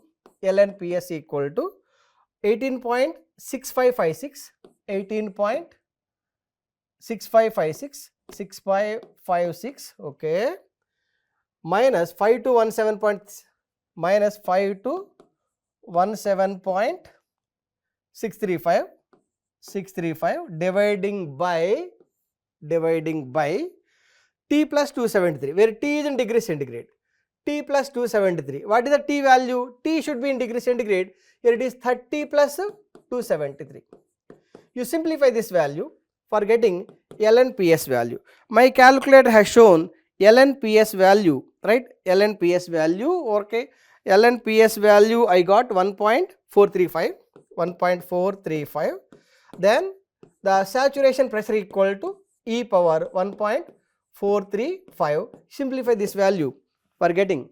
If you bring this Ln function other side, that is e power something, the value 4.1996. That is the PS value. But what you are asked to decide? The relative humidity. Relative humidity formula is what? Relative humidity RH equal to partial pressure of water vapor by the partial pressure of the saturated water vapor. We got partial pressure of the saturated water vapor. We need to decide the partial pressure of the water vapor. For that, specific humidity equal to 0.622 into partial pressure of water vapor by barometric pressure minus partial pressure of water vapor. Barometric pressure minus partial pressure of water vapor. From this, what is unknown value? Here the W is given 0.0218 equal to 0.622 into partial pressure of water vapor by barometric pressure 101.325 minus PV. You simplify this value for getting the PV. My calculator has shown the PV 3.431 kilopascal. That is the partial pressure of water vapor. So, partial pressure of water vapor 3.431 divided by partial pressure of the saturated water vapor 4.1996 into 100 for getting in percentage. You simplify this value for getting 81.6 percentile. That is the answer. Look at the options. 81.6. Look at the option A, approximately correct. Understood clearly? I hope all of you clearly understood. Okay, thank you. Let's see this question. Air at 20 degrees centigrade flows over a flat plate. Here the velocity is given as 40 meters per second. The plate being at, the length of this plate is 80 centimeter, which means it can be written as 0. In meters, how can we write it as? So centimeters to meter, okay, it is 0.8 meters, okay. Now it is maintained at 60 degrees centigrade. If the plate is maintained at constant temperature, which means if this temperature is maintained, now here the average Nusselt number here for the entire plate will be. Here he is asking us to find what is the average Nusselt number, and here for this, so for finding Nusselt number he has given two different conditions. Now for one for laminar flow and the one is for turbulent flow. We need to identify whether the flow is laminar or turbulent, okay. Now to identify that, yes, we need to make use of Reynolds number. We know that Reynolds number more than 5 into 10 power 5 is obviously less than 5 into 10 power 5 is laminar, more than 5 into 10 power 5 is turbulent. Now here considering that simple situation, now I need to identify whether the flow is either laminar or turbulent. Okay. Now what is the equation for Reynolds number? Reynolds number is rho V L by mu. So here what is the density of this? Okay, density of air, as he says that it is air. Air density which is flowing over the plate is how much? It is given as 1.2 kg per meter cube. Okay, it is 1.2 into what is the velocity with which the air is flowing? That is 40 meters per second. 40. And what is the length of this? So length is given as 0.8 divided by, what is the mu value here? It is given as 1.906 into 10 power minus 5. So it is minus 5 Pascal second. Now here as we know that, so these are the values that are given. Now if I simply calculate this, I'll be approximately getting this as 20.15 into 10 power 5. Okay, 20.15 into 10 power 5 is our Reynolds number. Now can I say that this is greater than 5 into 10 power 5?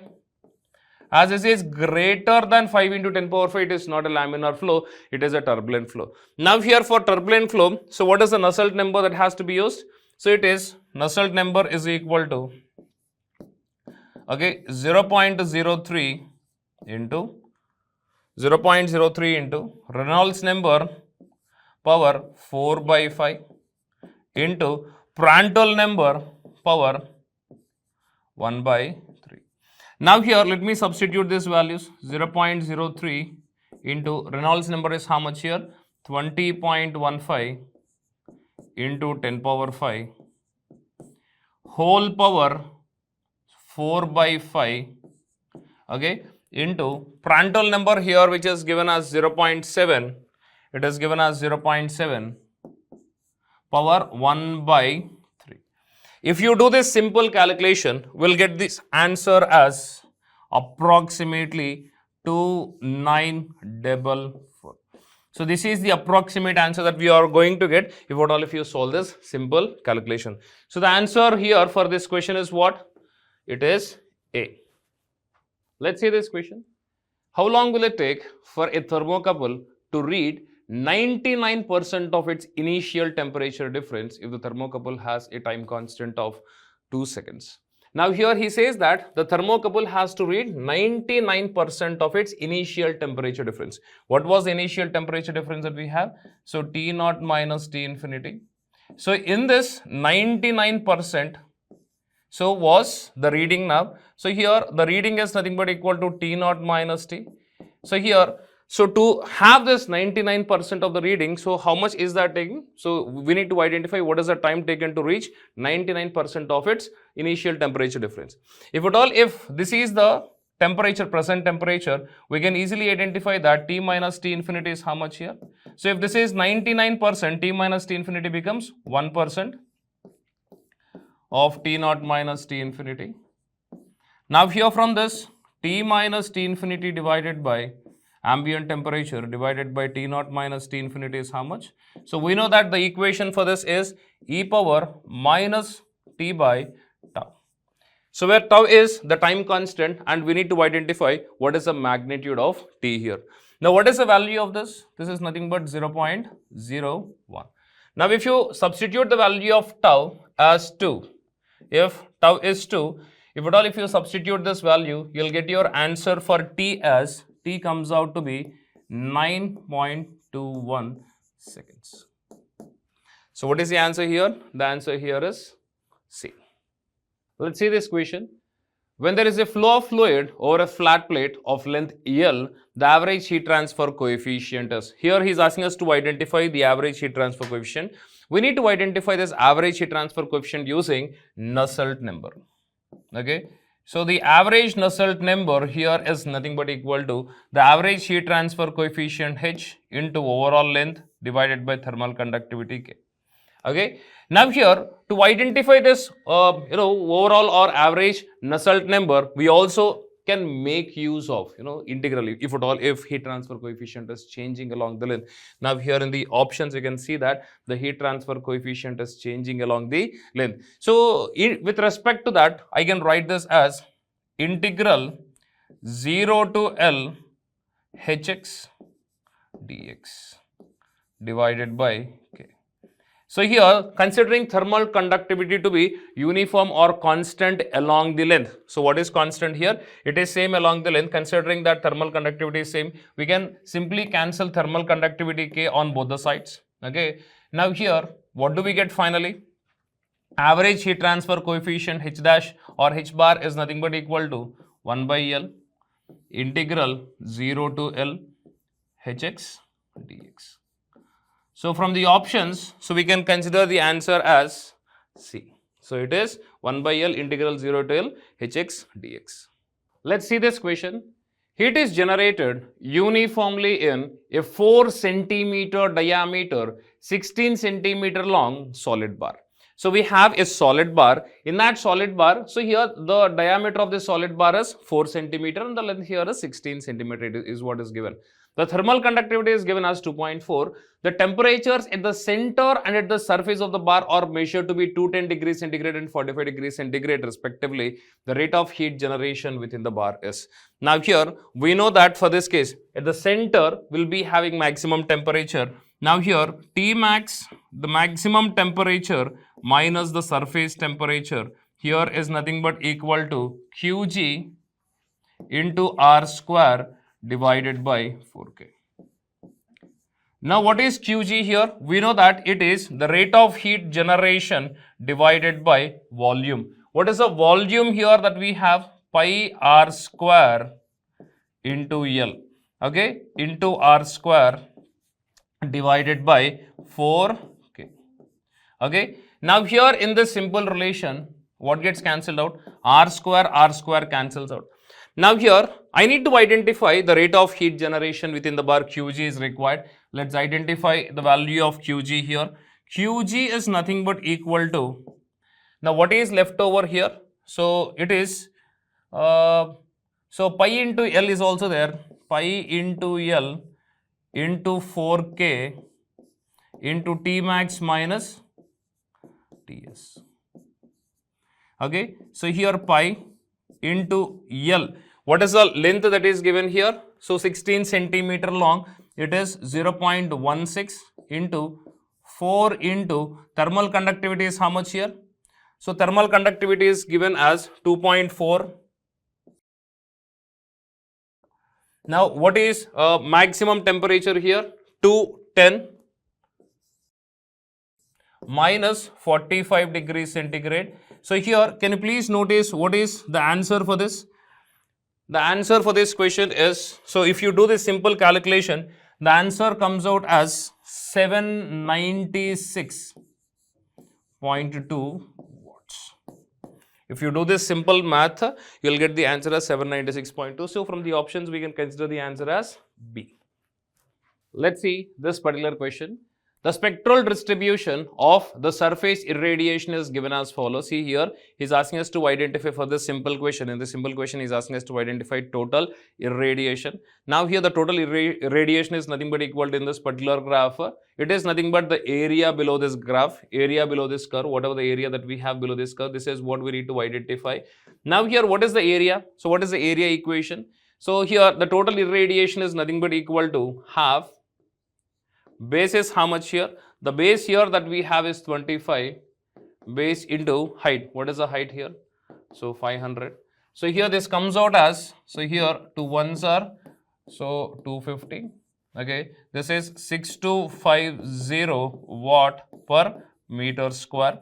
Now I can write this as 6.25 kilowatt per meter square.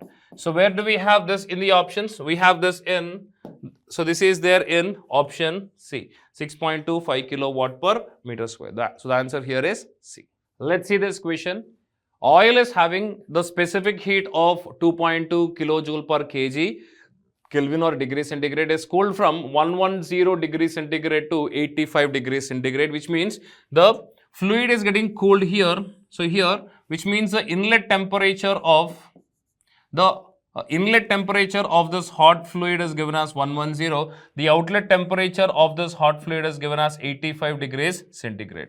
Okay, and here he says that water is used here. So it is it is cooled by using cold water whose specific heat is 4.18 that enters in the counterflow heat exchanger at 20 degrees centigrade.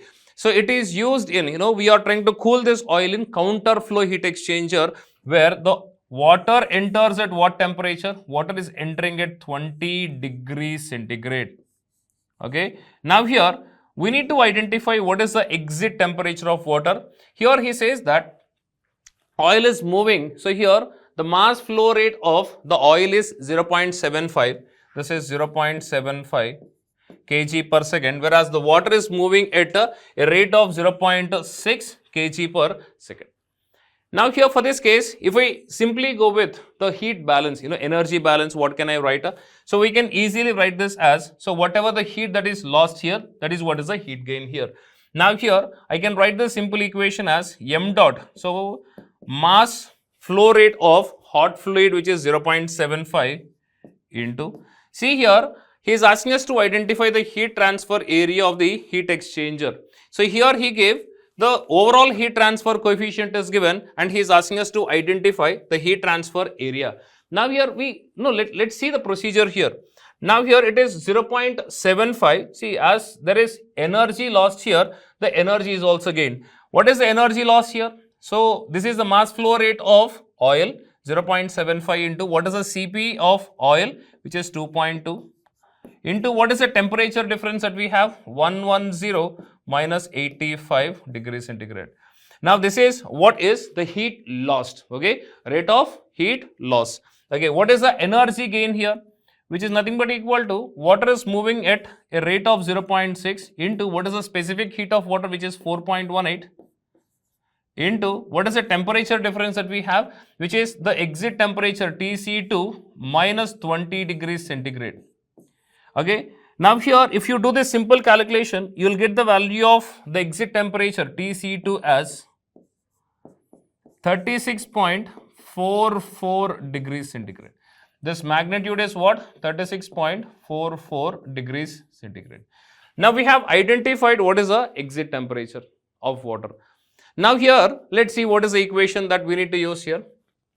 Now we know that, okay, whatever is the heat transfer that we have, okay, so heat transfer is nothing but equal to m dot h into, this is mass flow rate of hot fluid into C of hot fluid into delta T of hot fluid is equal to, using overall heat transfer coefficient, yes, we can write this as UA delta T. So from this I can easily identify, UA LMTD.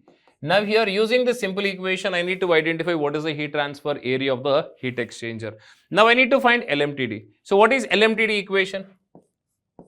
So LMTD is nothing but equal to delta T1. What is delta T1 that we have? So here this is delta T1 and this is delta T2. Now here delta T1 is 110 minus 36.44 degrees centigrade minus delta T1 minus delta T2, which is 85 minus 20 degrees centigrade. This is delta T1 minus delta T2 divided by ln of delta T1 is what? 110 minus 36.44 divided by 85 minus 20. Okay, using the simple relation, we need to identify LMTD. LMTD value comes out as 69.19 degrees centigrade. Now you need to substitute this value in the simple relation to get the value of A. Now here, so this much amount of heat has to be lost. So for this much amount of heat transfer, yes, we require this much heat transfer area for this heat exchanger. Now here, as this is the heat lost, now here what is the equation? Again, as m dot h, what is the mass flow rate of hot fluid, which is 0.75, and the specific heat of oil is given as, that is for hot fluid, it is given as 2.2. So what is the unit here? Kilojoules per kg Kelvin. So here into 10 power 3. Here we didn't consider because on both the sides it get cancelled out. So both are given in specific heat of water as well as for oil. It is given in kilojoules per kg Kelvin as it is given. So that's the reason why as Kk cancels out, 10 power 3 cancels out, we have not considered in this particular relation of energy balance.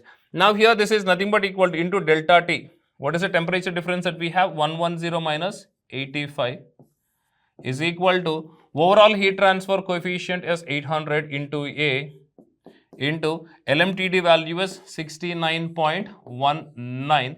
Now if you simply solve this, you'll get the value of area as 0.745 meter square. Approximately you'll get the answer as 0.745. So here from the options you can choose the answer as A. Let's see this question. Two parallel infinite gray surfaces are maintained at temperatures 127 degrees centigrade and 227 degrees centigrade. See here there are two infinite parallel gray surfaces. Now here what is the temperature? What is this temperature in Kelvin? 227 plus 273, this comes out to be 500 Kelvin. Now here how much is this? This is 127 plus 273, this is coming out to be 400 Kelvin. Okay. Now here, so one is at 400 Kelvin and the one is at 500 Kelvin. So here what he is asking, if the temperature of the hot surface, which means 500 Kelvin surface, temperature is increased to 327 degrees centigrade, which means this is 600 Kelvin. Now here we are trying to increase the temperature of hot surface to 600 Kelvin. Now here he is asking by what factor the net radiation exchange per unit area here, which means here he is asking us to consider this for unit area for 1 mm square area. Assume the emissivity is having fixed value for cold surface and hot surface as. So this is for the cold surface and this is for the hot surface. This is emissivity of hot surface. This is the emissivity of cold surface. Now taking Stephen Boltzmann constant as 5.67 into 10 power minus 8 watt per meter square Kelvin power 4, he is asking us to identify what is the factor. Now let's see. So what is he asking actually? Observe, if at all, if I need to identify the total, the net radiation here in the first case, okay. So between these two gray surfaces, we can write this simple relation as sigma into, so T hot, which means let's assume that before increasing temperature, before the hot surface temperature was increased, initial temperature was, in the first condition, the hot surface temperature is TH power 4 minus the cold surface temperature is TC power 4 divided by emissivity is here 1 by epsilon H plus 1 minus epsilon cold, that is minus 1. Now this is in the first case, this is the amount of heat transfer, so the net radiation per unit area, okay. Similarly, in the second situation where the temperature of hot surface is increased to 600 Kelvin, now what was the equation? Sigma into, let's assume that as the temperature of the hot surface is increased, it is increased to TH dash, okay, TH dash power 4 minus TC power 4 divided by 1 by emissivity of hot plus emissivity of cold minus 1. Now here this is the condition. Now here what is he asking? So by how much factor the value of Q2 is greater than Q1, which means I need to identify Q2 by Q1 relation. Q2 Q1 relation has to be identified. Now from this, so as you are going with the ratio, the denominators gets cancelled. So there is nothing to do with the denominator emissivities, there is nothing to do with. Now here sigma also gets cancelled out. Now, so as the hot surface temperature is increased to TH dash, what was the temperature there? It is 600 Kelvin. 600 Kelvin power 4 minus, what is the cold surface temperature, which is 400 Kelvin. Okay, this is power 4 divided by, so initially the hot surface was at a temperature of 500 Kelvin, 500 power 4 minus cold surface was at a temperature of 400 Kelvin. So this is power 4. Now here from this, if you do this simple math, you are going to get your answer as, so 2.818, which means if I approximate this 2.82, which means by 2.82 times the net radiation is increasing compared to the first situation, which means the answer here is what? 2.8. The answer here is C. Let's see this question. A hollow cylinder of inner radius, the inner radius is given as, this is for a cylindrical member, the inner radius is given as 0.5 meter, and the outer radius of this hollow cylinder is given as 0.7 meter. It is having a thermal conductivity of, so here the thermal conductivity is changing with respect to temperature here. So here K is equal to 40 into 1 plus 0.001 times, 0.0001 times T, where T is the temperature in degrees centigrade. The inner surface of the hollow cylinder is maintained at, which means the 0.5 meter radius is maintained at 100 degrees centigrade. From the inner radius to outer radius, the heat transfer is happening here now. The heat conduction rate through hollow cylindrical surfaces. So through this hollow cylinder, so what is the heat conduction rate? Now here we know that the heat conducted is nothing but equal to, so 2 pi K.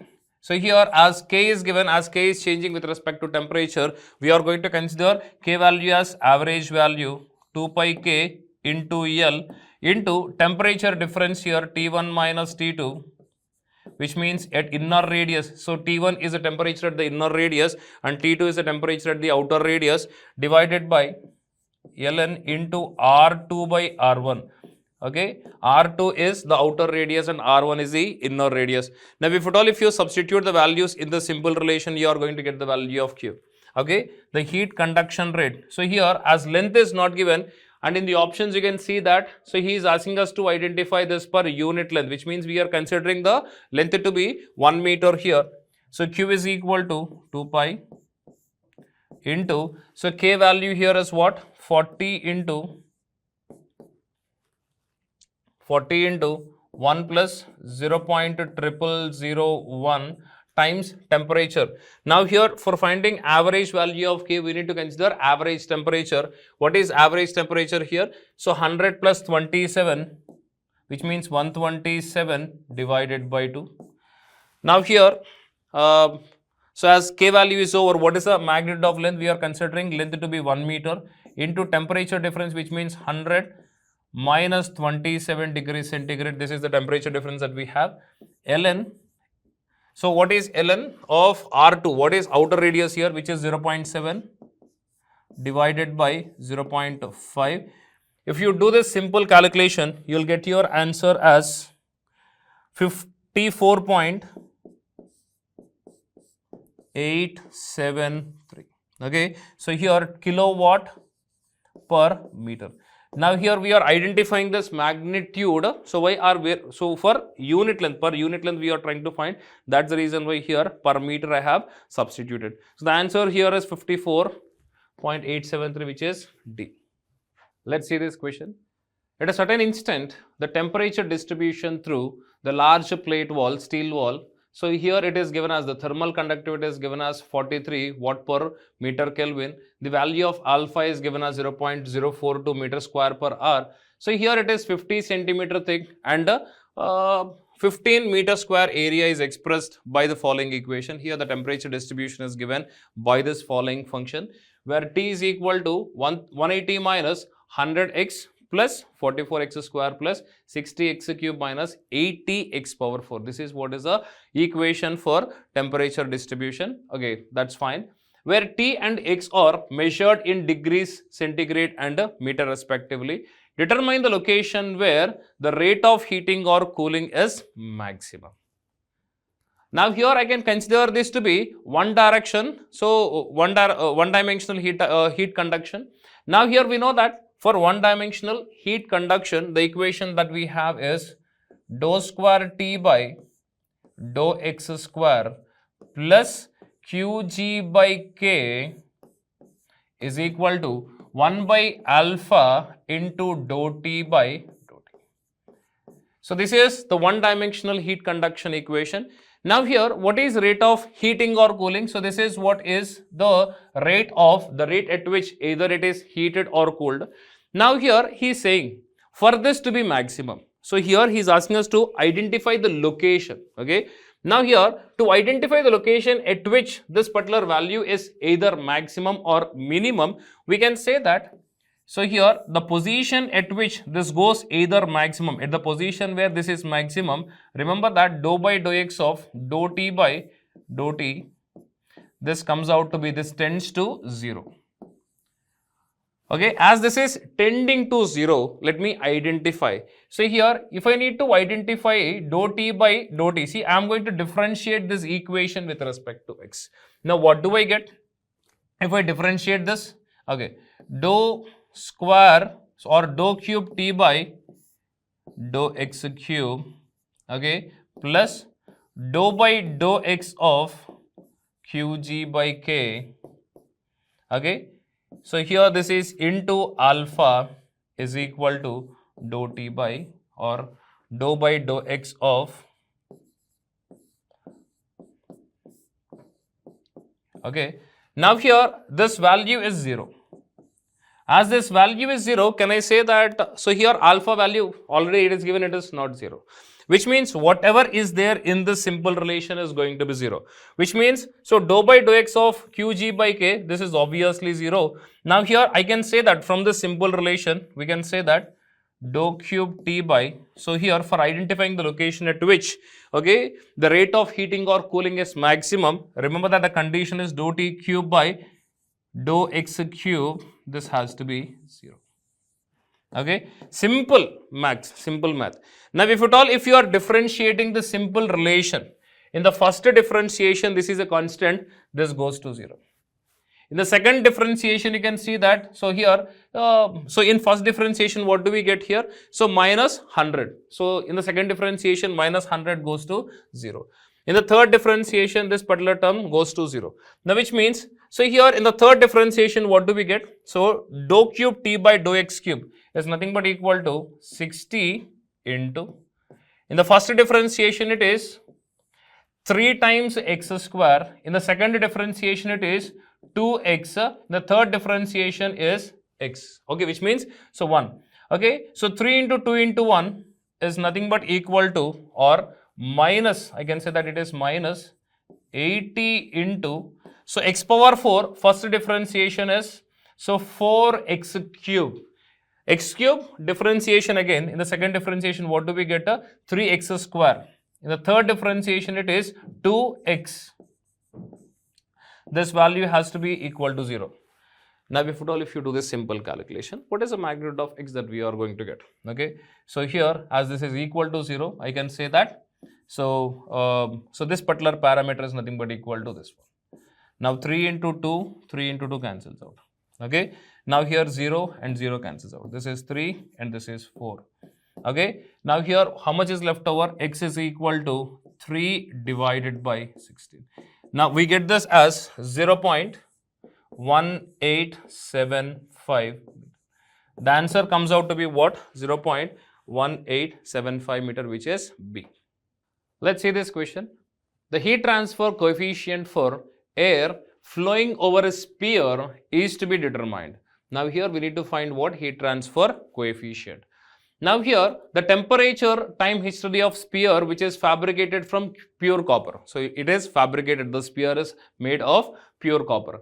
The sphere which is 12.7 mm in diameter is at 66 degrees centigrade. Okay, so here before being inserted into the airstream, which means this is the initial temperature.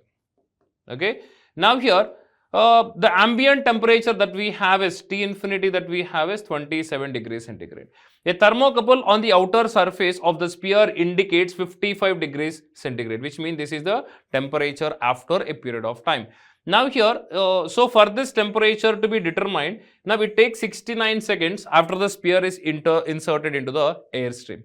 Assuming lumped heat capacity method, now we need to identify what is the heat transfer coefficient, so which is watt per meter square Kelvin. Now here the details, the other details for copper material, that is density is given, Cp value is given, the value of thermal conductivity is given. Using this, we need to identify what is the heat transfer coefficient of the air which is flowing over the copper.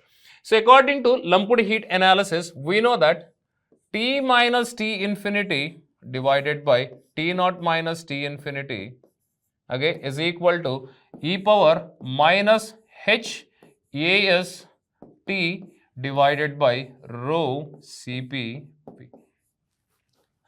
Now using the simple relation, I need to identify what is the magnitude of H. Let's find this. I can write this as ln.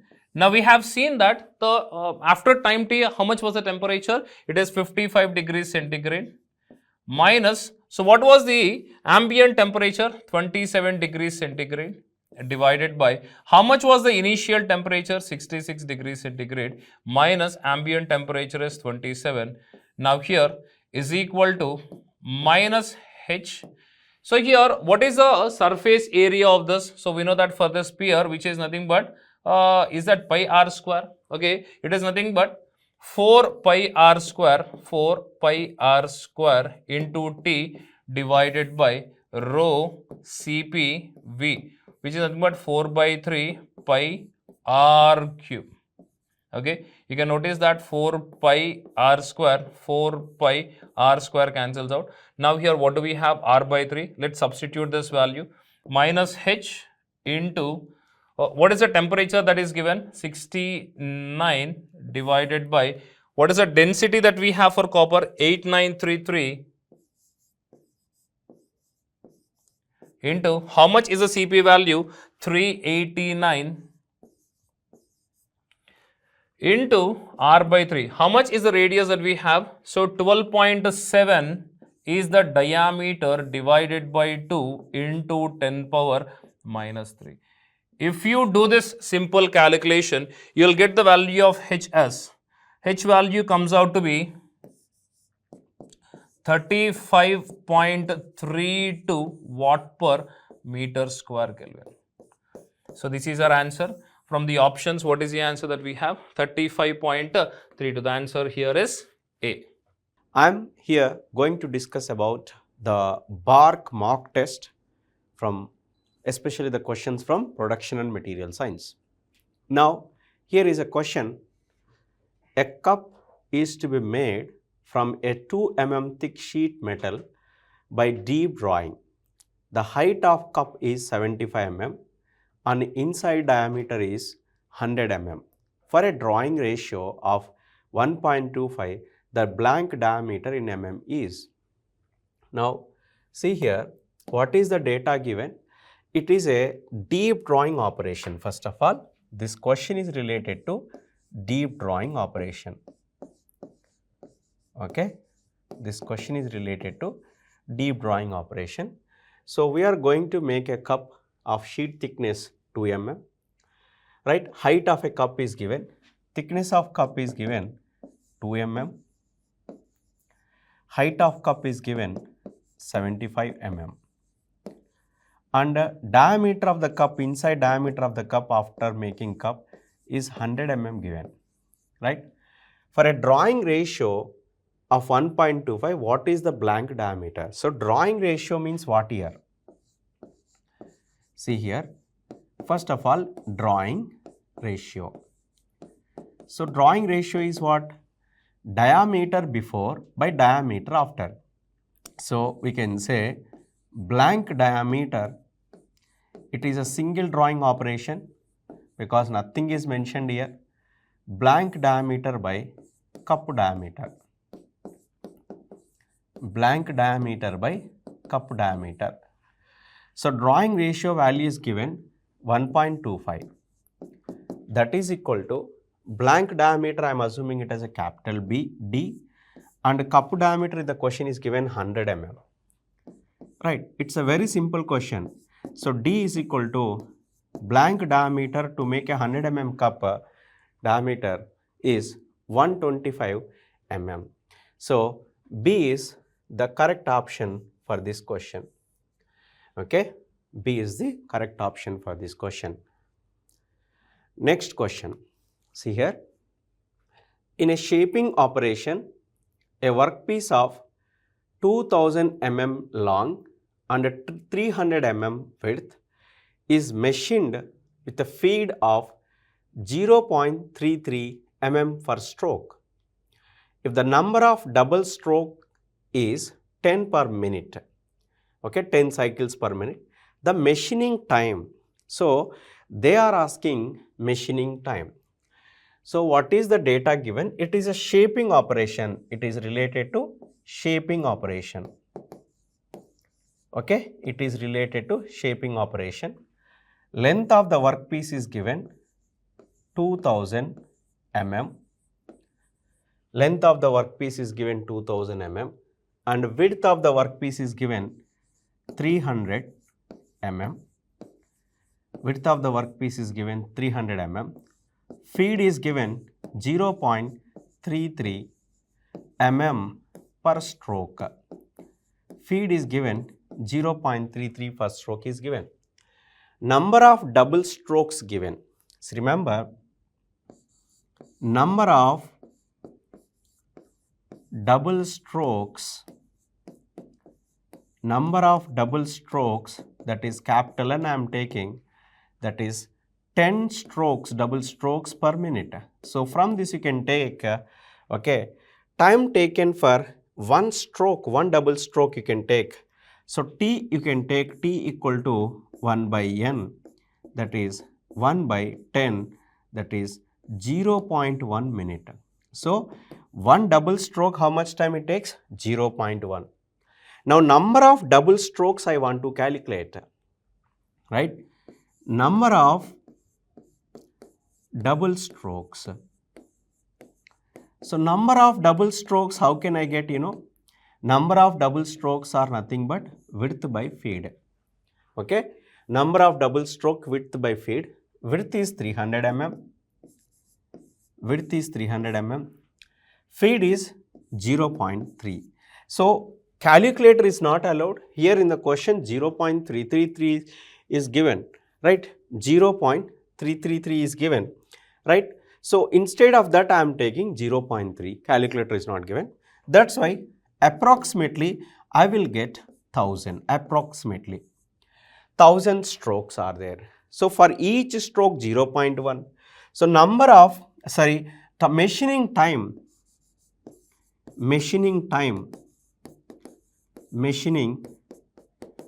is equal to number of double strokes are 1000. For each stroke 0.1 minute, so that 100 is the answer. Okay, 100 minutes is the answer total. How much time it takes to complete the operation? 100 minutes. This is the correct answer for this question from the shaping operation. Now, next question. A cylindrical billet, actually it is a billet, a cylindrical billet of size 200 mm diameter. So this is 200 mm diameter. Suppose this is D I am taking, and 150 mm height. This is H, that is 150 mm height, is to reduce by 50% in height with the help of an open die forging. See, remember, this question is related to open die forging operation. Okay, na? Open die forging operation. The coefficient of friction is 0.2, mu is given 0.2, and flow stress of the material is 1000 megapascal. Flow stress is given, that is YF, 1000 megapascal. The forging load at the end of the stroke. So remember, this is forging operation, open die forging operation. Remember, this is open die forging operation. So initial diameter DI is given 200 mm. Okay, and initial height is given 150 mm, and height is reduced by 50%. So if height is reduced by 50%, final height is equal to 0.5 into 150, that is nothing but 75 mm. Final height 75 mm. So we should calculate final diameter. Okay, na? So AI HI is equal to AF HF. AI is nothing but pi by 4 DI square. AF is nothing but pi by 4 DF square. So pi by 4 di square hi is equal to pi by 4 df square hf. So from this, df is equal to di into under root hi by hf. So di is how much? 200 into hi is 150, hf is 75. So this is 2. 200 into 1.414. 200 into 1.414. So you take a simple calculation because calculator is not allowed. So I will take 1.5. So 2 into 1.5 will get 3. So I'll get approximately 300 mm. Okay. Now listen. So forcing load we should calculate. Forcing force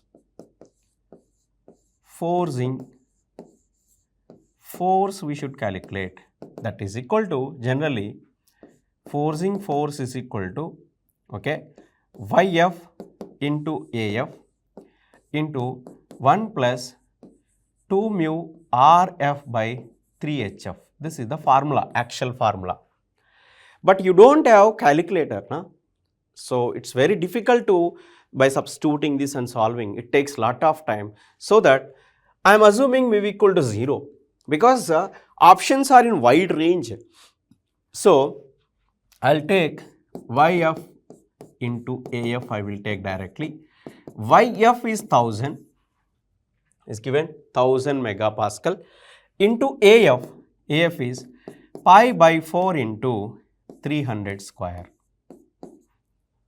Pi by 4 into 300 square. So you can take this one into kilo, or you just assume 1000 only, 10 power 3 into 3.14 by 4 into 9 into 10 power 4.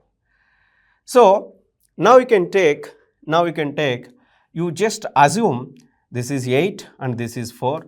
So you can take 2, 2 3s are 6, 6 into 10 power 7, okay, newtons. So you can take 60 mega newtons. So 60 mega newtons, approximate answer, you know, approximately I am solving. So here, this is not correct, this is not correct, and this is not correct, only this is correct. Simple question. Only that one in mega newton, so that is the answer for this question. It is a very simple question. Right. Now see here, here is a question. The question is related to a welding. Okay, na? Two sheets having thickness of 1.5 mm. Two sheets having thickness of 1.5 mm thickness are to be spot welded by using a current setting of 10,000 amps. 10,000 amps current for 0.1 second. The indentation allowed is 10% and density of the cylindrical nugget is 8 grams per centimeter cube. If 1380 joules is required to melt 1 gram of steel, this much amount of energy is required. And resistance is 200 micro ohm. Resistance is 200 micro ohm. Then the efficiency of welding. Note, nugget diameter may be calculated by using Unwin equation. This is the question. Now see here, suppose let us consider this is a nugget. Okay, this is a nugget. We are going to join two sheets. Okay, by using nugget, we are going to join two sheets like this. Okay, this is one sheet. Sorry, here it is like that. Okay, now two sheets I am going to join. This is one sheet. Now here, this is the height of the nugget. Height of the nugget. Okay, now here total height or a thickness you can take this is total thickness 1.5, and here you can take this is 1.5 and this is 1.5. This is 1.5 and this is 1.5, right? But we should consider only this much. We should remove this extra portion. 10% of this penetration is there, 10% of the penetration. So height of nugget Hn equal to, remember height of nugget Hn equal to 3 total, 3 minus 10% of 1.5 is 0.15 minus 0.15, you'll get 2.7 mm. And based on the unwind formula, okay, na, diameter of the nugget, okay, diameter of the nugget dn is equal to 6 root t, that is 6 into under root t is 1.5. So approximately you will get 7.3. Then from this, volume of nugget is pi by 4 d n square Hn. Volume of nugget is equal to pi by 4 into 7.3 square into 2.7. By solving this, approximately you will get 114 mm square approximately. Okay, some simple calculation, sometimes it takes time. This type of questions you should solve at the end. Okay, na? Mass of nugget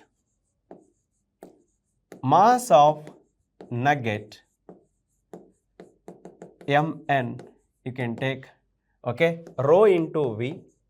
Density is 8 in the question given, 8 grams per centimeter cube. So volume is 114 mm, this is in mm cube now, sorry, this is in mm cube, this is mm cube, right? So I am converting into centimeter cube. So into 10 power minus 3 centimeter cube. By solving this, I will get the answer 0.91 grams. Right. So heat required, how much heat is required here? Q is equal to 0.91. Okay, 1 gram, this is 1380 required. So 1380 required. So you can take approximately 1260 joules. Okay.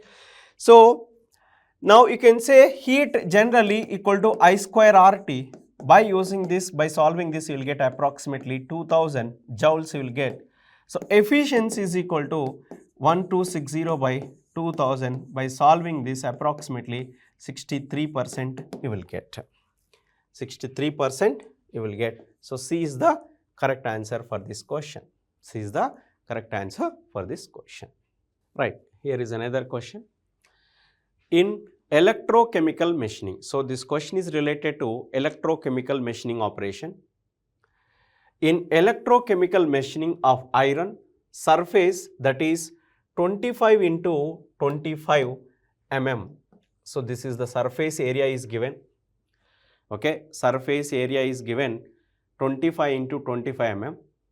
In cross section using NaCl in water as electrolyte. The gap between tool and workpiece is 0.25 mm. So gap is given between the tool and workpiece is 0.25 mm. The supply voltage is 12 volts DC. The specific resistance of electrolyte is 3 ohm centimeter. Okay, na? 3 ohm centimeter. And the atomic weight is given 55.85. Valence is given 2. Faraday's constant is 96,540. Density of the iron 7860 kg per meter cube is given. Then electrode feed rate. So they are asking electrode feed rate. So first area of gap. How much area of gap is there? Surface area of gap. See here 25 into 25. So 25 into 25, 625 mm square. Area of the gap 625 mm square. Gap resistance we should calculate. Specific resistance 3 ohm centimeter is given. So from that we should calculate gap resistance. So gap resistance.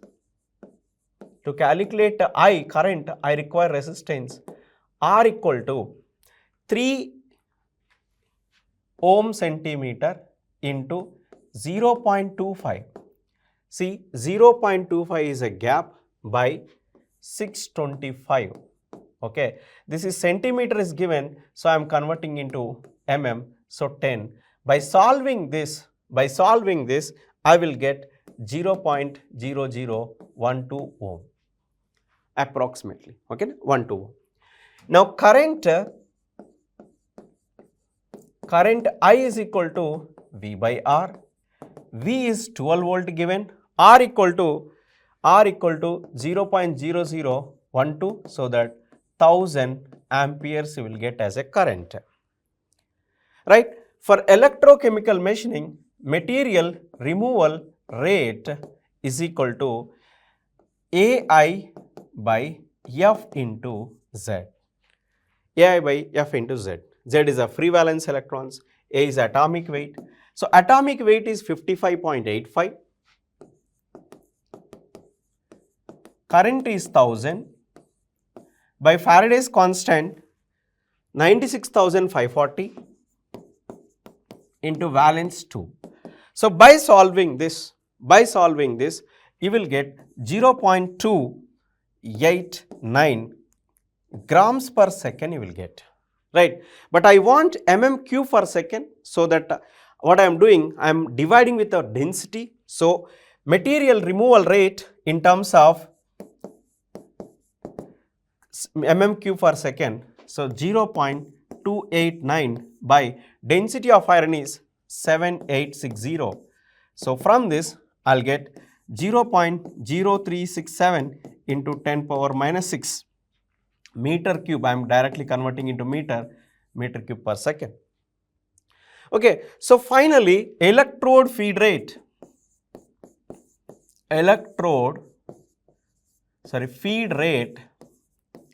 is nothing but material removal rate in terms of meter cube per second and surface area. So that is nothing but 0.0367 into 10 power minus 6 by 625 is mm square. So 625 into 10 power minus 9, okay na? So from this you will get material removal rate 3.53 mm per minute. This is directly I am getting mm per minute, okay na, mm per minute. So 3.73 mm per minute is the answer for this question. Right, now here is a question. A casting of size 125 into 125. So this is related to casting operation. Size 125 into 125 into 50 mm is produced, in which a cylindrical side riser with a diameter equals to height is used.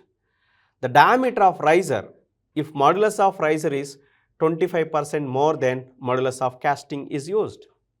So they are asking to calculate what is the diameter they are asking. Now listen carefully. See, very simple. Modulus of riser,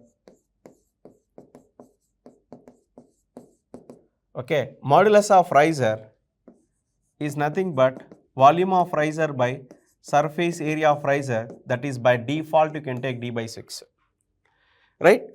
Now let us consider a casting process component, casted component. This is 125, this is 125, this is 50, okay now. So here modulus of casting you can take, volume of casting is 125 into 50 by, okay, 125 into 2 plus 125 into 50 into 4. So you will get approximately 13.89. So D by 6 is equal to 13.89. From this, D is equal to 83.33. It's a very simple question. So this is the answer for this question. Now here is another question. This question is related to material science. A face-centered cubic structure, atomic weight is A and theoretical density is rho. Then the atomic radius of metal is dash. N is Avogadro's number, right? Now listen carefully. This question is related to FCC structure, right? So FCC structure. Now in FCC structure, the effective number of atoms are 4. Okay. R and A relation is 4R equal to root 2A. So volume of unit cell equal to A cube, that is 4R by root 2 whole cube, that is nothing but 16 root 2 R cube.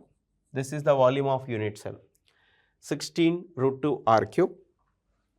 Density of material is number of atoms into atomic weight by Avogadro's number into volume of unit cell.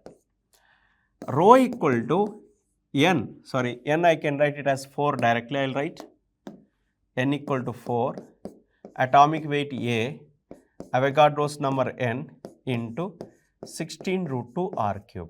So this is cancel. So R equal to A by rho N into 4 root 2 whole power 1 by 3, right? So which answer is correct here? A by rho N into 4 into root 2 whole power 1 by 3. This is the correct one. Yes or no? See, this is the correct one. Now understood? Very, very simple question. Next question, see here. A hole is to be drilled in a high strength copper alloy workpiece with a 10 mm bit at a feed of 0.2 mm for revolution. The spindle speed is 500 rpm. The specific energy value of work material is the torque. The specific energy value of work material is actually 1.9 here. Data missing. The torque developed here it is. Okay, na? Now see here. Specific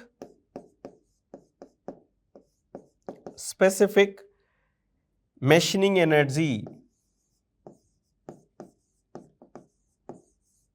Specific machining energy, that is nothing but machining power by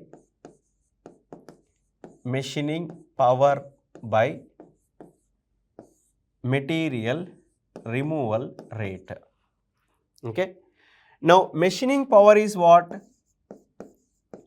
Machining power P is equal to torque into 2 pi n by 60, right? Now material removal rate is what? Pi by 4 d square feed into revolution per minute. Here revolution per minute is there, that's why I am taking 60, right?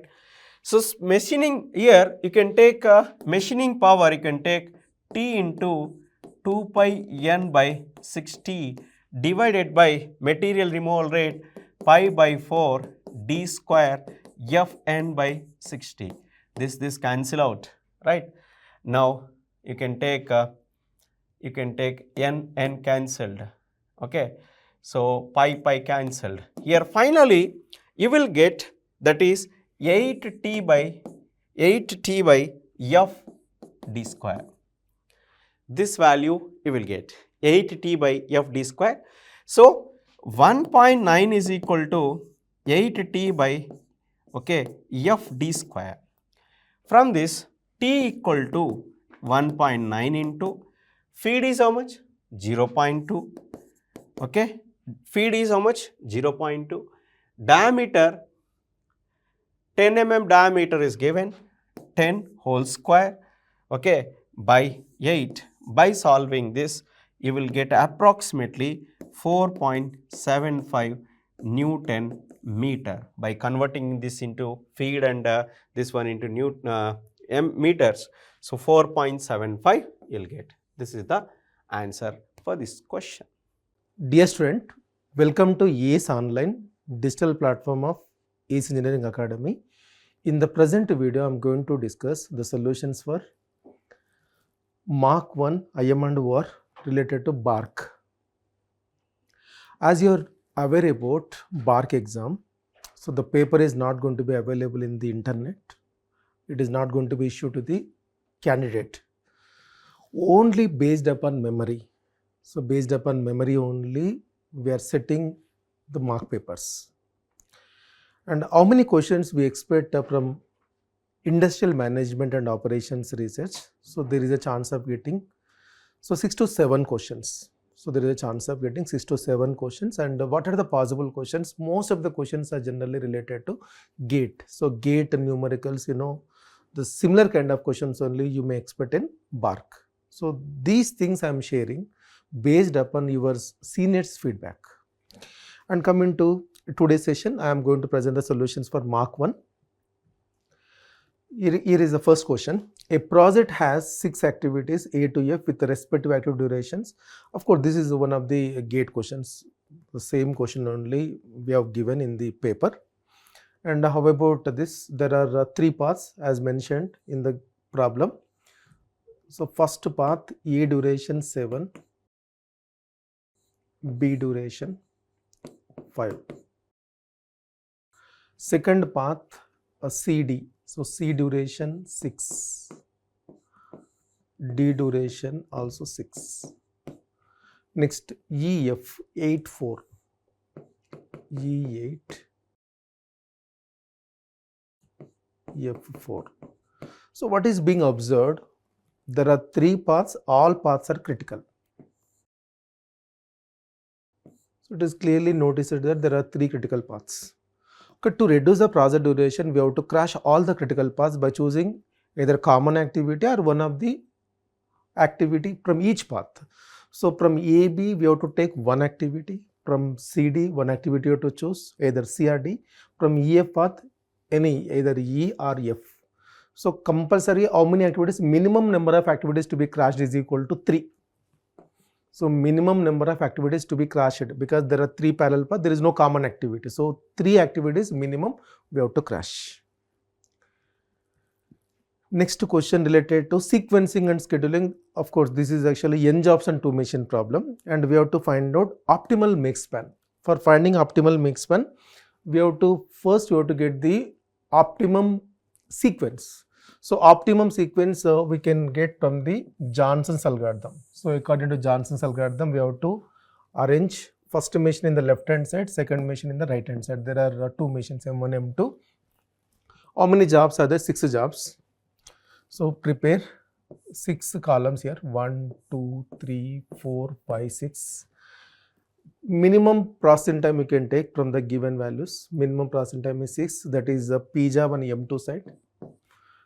Next minimum is 7, that is a U job on M2 side. Next minimum is 8, that is R job on M1 side. Next minimum is 11, T job on M1 side. Next minimum 13, right? So 13, that is R job on M2 side. Sorry, RT already over, this R is over. R is already completed, right? Next, I'm just removing like this so that it is clear. R is also over, T is also over, U also over. Next minimum is 19, that is M2 side. Only one job, that is S. RTS QUP is a sequence. Then after getting the sequence, so prepare a table for getting make span, job, M1, in time, processing time, out time, M2, in time, processing time and out.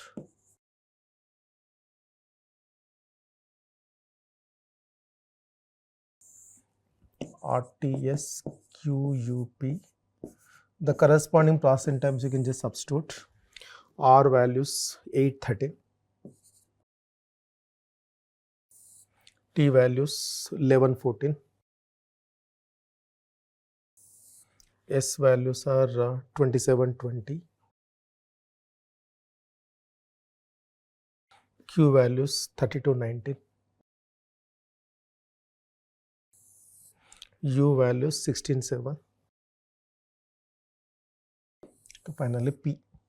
So what about P value? 156.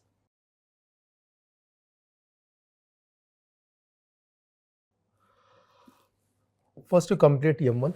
0 plus 8 8. 8 plus 11 19. 19 plus 27 46. 46 plus 32 78. 94. 109. 8 you can substitute here. 8 plus 13 21. 21 plus 14 35. 46 plus 20 66. 78 plus 19 97. 97 94 97 is highest. 104 104 109 109 115. So what is the make span value? Minimum make span is equal to 115. Optimal make span. So what is the answer here? Option B is the right answer. Next question, a company uses 2555 units annually. So annual demand is equal to 2555 units per year. Delivery lead time, so lead time is equal to 8 days. So reorder level we have to find out. The optimum inventory, the reorder point. ROL is equal to rate of consumption into lead time. So what is rate of consumption? Daily demand we have to take. Rate of demand is per day how many units are consumed. So 2555 divided by 365. So daily demand you will get and into 8. So it is equal to 56 units. Okay, so daily demand is equal to 7 units a day into 8, 56 units. Next question. A linear programming problem is shown below. Maximize 3x plus 7y, 3x plus 7y both are parallel to each other.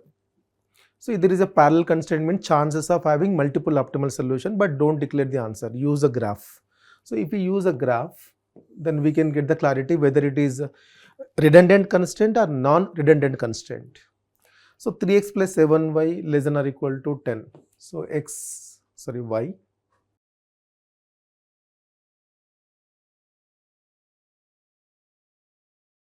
and x. First constraint is passing through 10 by 3, 10 by 3 comma 0, 0 comma 10 by 7. And 0 0 if a substitute satisfied, hence shade towards origin. Second constraint is passing through 4x plus 6y less than or equal to 8, so 2 comma 0. Next 10 by 7, 10 by this one 8 by 6, 8 by 6, 10 by 7 if you compare, 8 by 6 is lower side, so 0 comma 8 by 6 and towards origin. So it is clearly noticed that this is actually redundant constraint. Parallel constraint is redundant, so there is no chance of getting multiple optimal solutions. Redundant constraint, and we'll be getting answer only unique optimal solution. Any one of the points will give the answer. So answer could be 0 comma 8 by 6, exactly only one optimal solution. Answer is option B. You won't get any unbounded. Unbounded means open. Maximization open type. It is not having open, it's a closed region. So no chance of getting unbounded. Two optimal solutions you won't get, only one answer you will get. Infinitely many optimal solution means multiple optimal solution. No chance of getting multiple optimal solution because parallel constraint is redundant type. Little's law is basically queuing theory related. So it will give relation between number, expected number and waiting time in the queue. So answer is waiting time and length of the queue. Option B.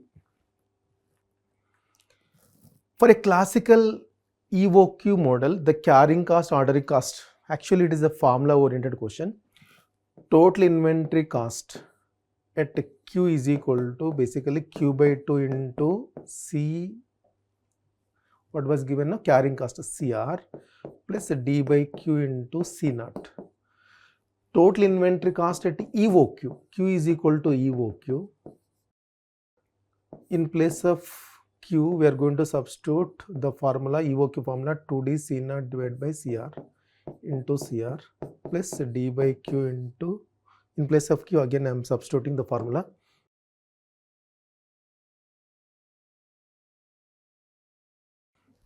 under root of 2D C naught. On simplification, it is equal to under root 2D C naught CR. So what is the answer?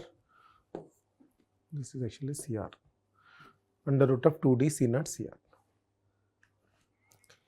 In an assembly line for assembling toys, 5 workers are assigned. So 5 workers are assigned. 5 workers.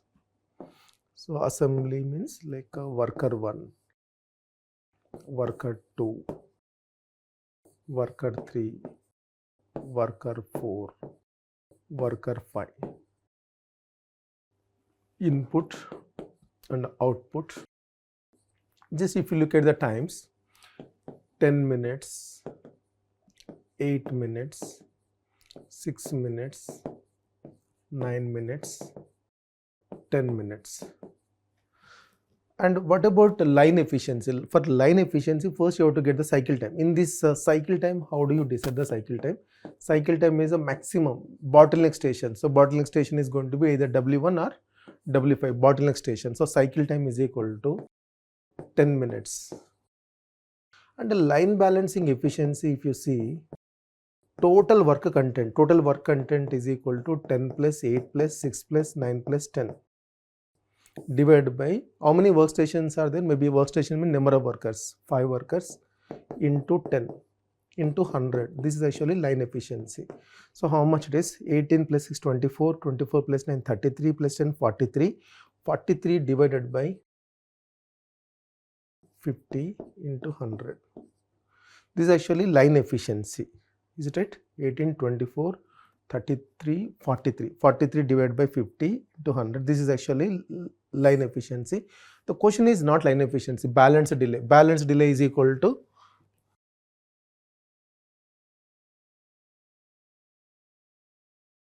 $100 minus line efficiency. So just calculate how much it is going to be. 43 by 50. 43 by 50. 86%. So this is actually 0.14 or 14%. So answer is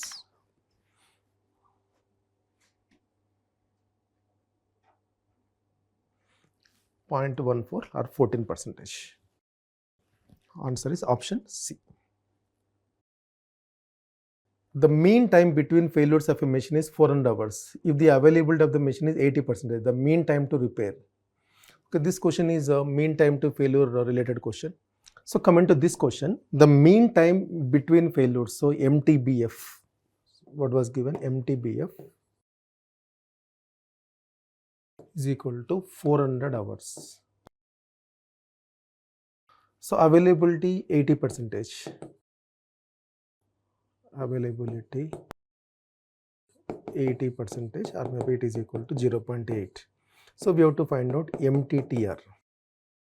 So directly we can use availability is equal to MTBF divided by MTBF plus MTTR. So 0.8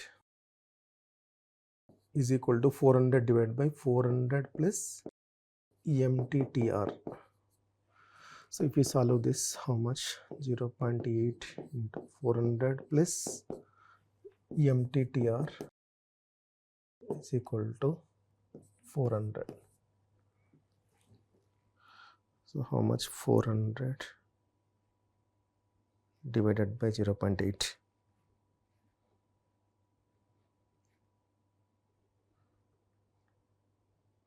500. So MTTR is equal to 100. 500 minus 400, 100 you will get 100 hours. So which option is matching? Option D. Answer is option D. Okay, so coming to next question. A lathe machine operation takes 40 minutes to produce a product. So total time required to produce a component, how much? 40 minutes. If the efficiency of the lathe machine is 85%, so lathe machine efficiency mentioned, rejection is 20%. If rejection is 20%, so what is the our requirement? 800. 800 components need to be produced in a week.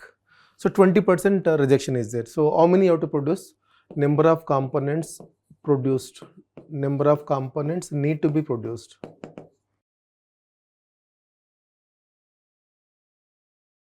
So out of 800 you have to produce 20% is going to be rejection. So it is becoming 800 divided by 0.22. 800 divided by 0.2. Sorry, 80%. So 0.8, 800 divided by 0.8, 1000. 20%, no, 80% only effective. 0.8, it is equal to 1000. Because 20% extra you have to produce at least. Okay, for your understanding, I am telling 800 to be produced. 20% defective means for getting 800, how many you have to produce? 1000 if you produce. Out of 1000, 20% are becoming defective. Remaining 800 will become effective. So number of components need to be produced 1000. Target is equal to 1000. What is the available time? In the available time also, 85% only efficiency is there. So what is the effective available time? Effective available time for us in 1 week, 48 hours per week, 48 hours into 60 minutes. But actually 100% time you cannot use because only efficiency of the lathe machine is 85%. So into 0.85. Effective only we have to take effective available time on lathe machine per week.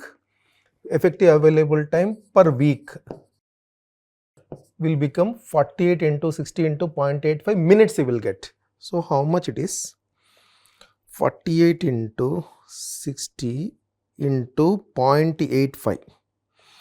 2448 minutes available in 1 week. Actually 48 into 60 minutes, 2880 available, but in that efficiency 85%. So what is the effective available time? 2448 minutes only available. And how many components to be produced? 1000. For each component, in how much time you have to require for each, like a cycle time. Because cycle time is equal to time required to produce each component. So available time 2448, required value 1000. So 2.4 minutes. Within 2.44 minutes you have to produce one component. Okay, so 2.44 minutes. Like that's why how many lathe machines required? So the time actually 40 minutes for one product. 2.448 is becoming target. So how many lathe machines we have to use? Number of lathe machines, because we are using the concept of your assembly line. Number of lathe machines is equal to total time required is 40. For each, how much target? 2.448. So if you take this, no, how much it is? 40 divided by 2.448. 16.33 machines. 16.33 means how many machines will require? 17 machines. Okay, so 16.33 rounded up value we can take, but here actually the options are given 16 and 18. So nearest value we can take 16. 17 is the right answer actually, but options are given 12, 14, 16, 18. So I can take 16, the nearest value. Okay, next question, assignment to model. Solution to the balanced assignment problem is binary due to. Why it is binary? Binary means 0 and 1. Assignment generally will get 0 or 1. The reason could be linear formulation, non-empty, approximate, unimodularity property. What is the meaning of unimodularity property? Each supply, each unit has only one unit supply and each destination has only one unit demand. Unity supply, unity demand, nothing but unimodularity property. Okay, that's all about the solutions for Mark 1. Maths BARC will discuss these questions. If 0 and 3 are eigenvalues of the matrix A equal to 8 minus 6 2 minus 6 7 minus 4 2 minus 4 3, then the eigenvector corresponding to the largest eigenvalue of the matrix A is. As you all know, you observe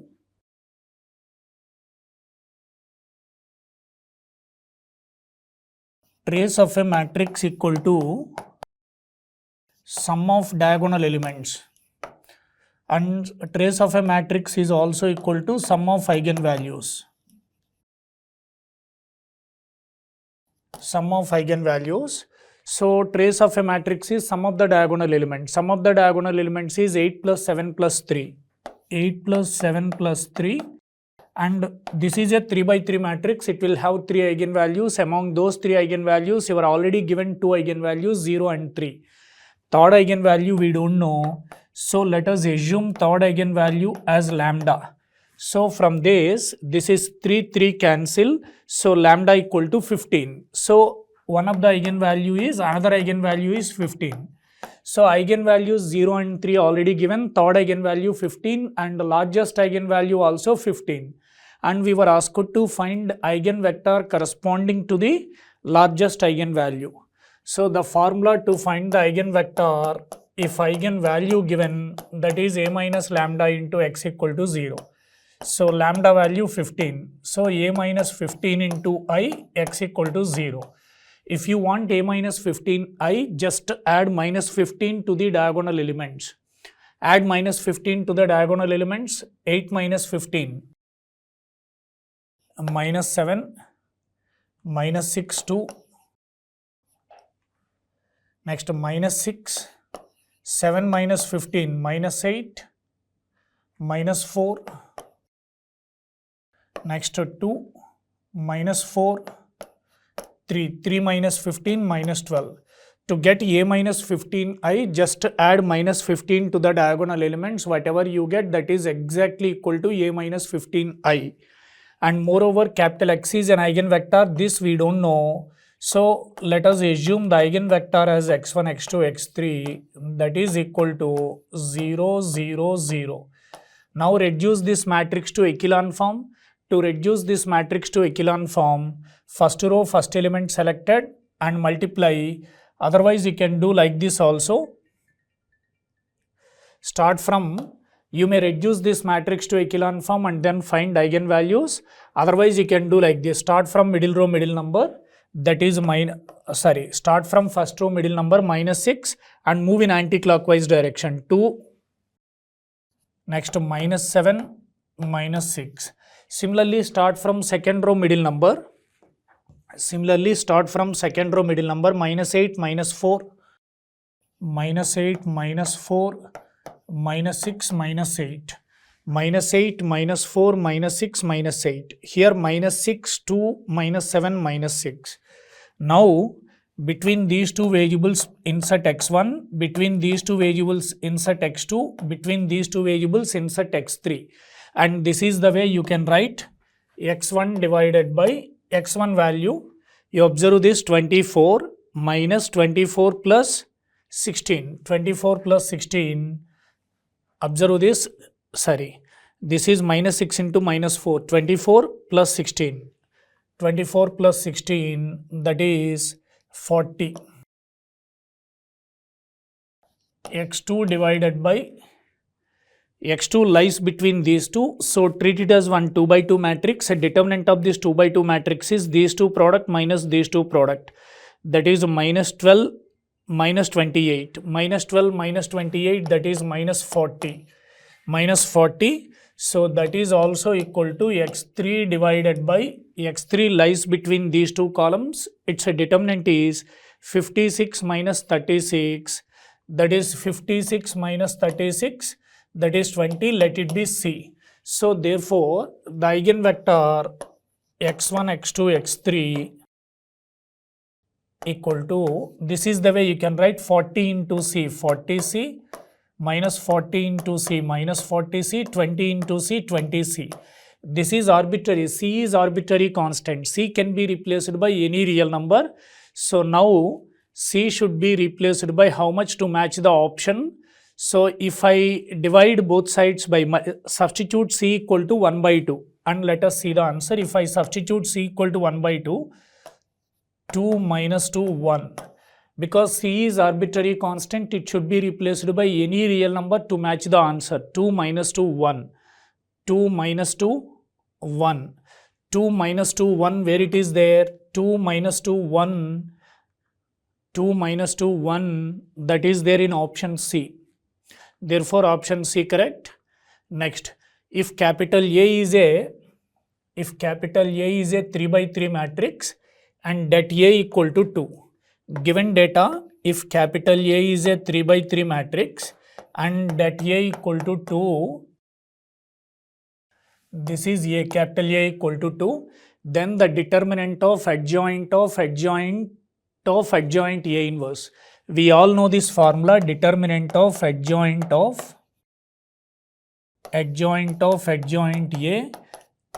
3 times adjoint, that is that A power n minus 1 whole cube, 3 times adjoint. So now, but actually we want adjoint of A inverse. So replace A by A inverse.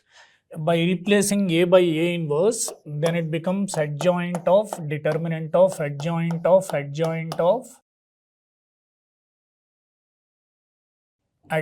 A inverse.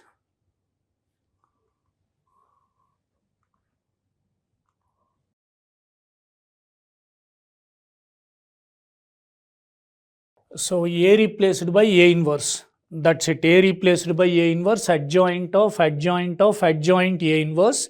So here also we have to replace A by A inverse. Then it is A inverse whole power n minus 1 whole cube. This minus 1 will go out. So it becomes that A whole to the power of minus of n minus 1 whole cube. So that A value 2 minus of n means order of a matrix 3, 3 minus 1 whole cube. That is 2 to the power of 3 minus 1, 2, 2 power 3. 2 power 3, that is 1 by 2 power 8. That is 1 by 2 power 5, 32, 2 power 6, 64, 128. This is 256, 512. So 2 power 4, 68, 2 power 4, 16, again 2 power 4, 16, 16 into 16, 256. Answer 256. So you have option D correct, 1 by 256, that is there in option D.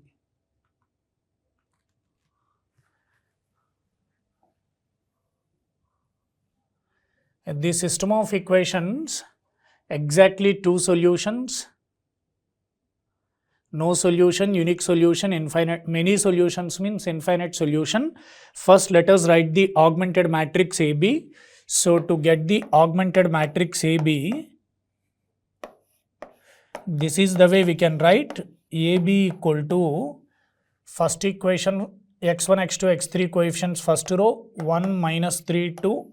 Second equation x1, x2, x3 coefficient second row 1, 0, minus 1. 1, 0, minus 1. Third equation x1, x2, x3 coefficients third row, that is 1, minus 2, 1. 1, minus 2, 1. Here the matrix B, that is 5, minus 1, 5. Now reduce this. This is called augmented matrix. First equation right side, second equation right side, third equation right side. So reduce this augmented matrix to echelon form. To reduce this matrix to echelon form, select the first row first element and make all elements below the first row first element as zeros. That is second row minus first row, third row minus first row.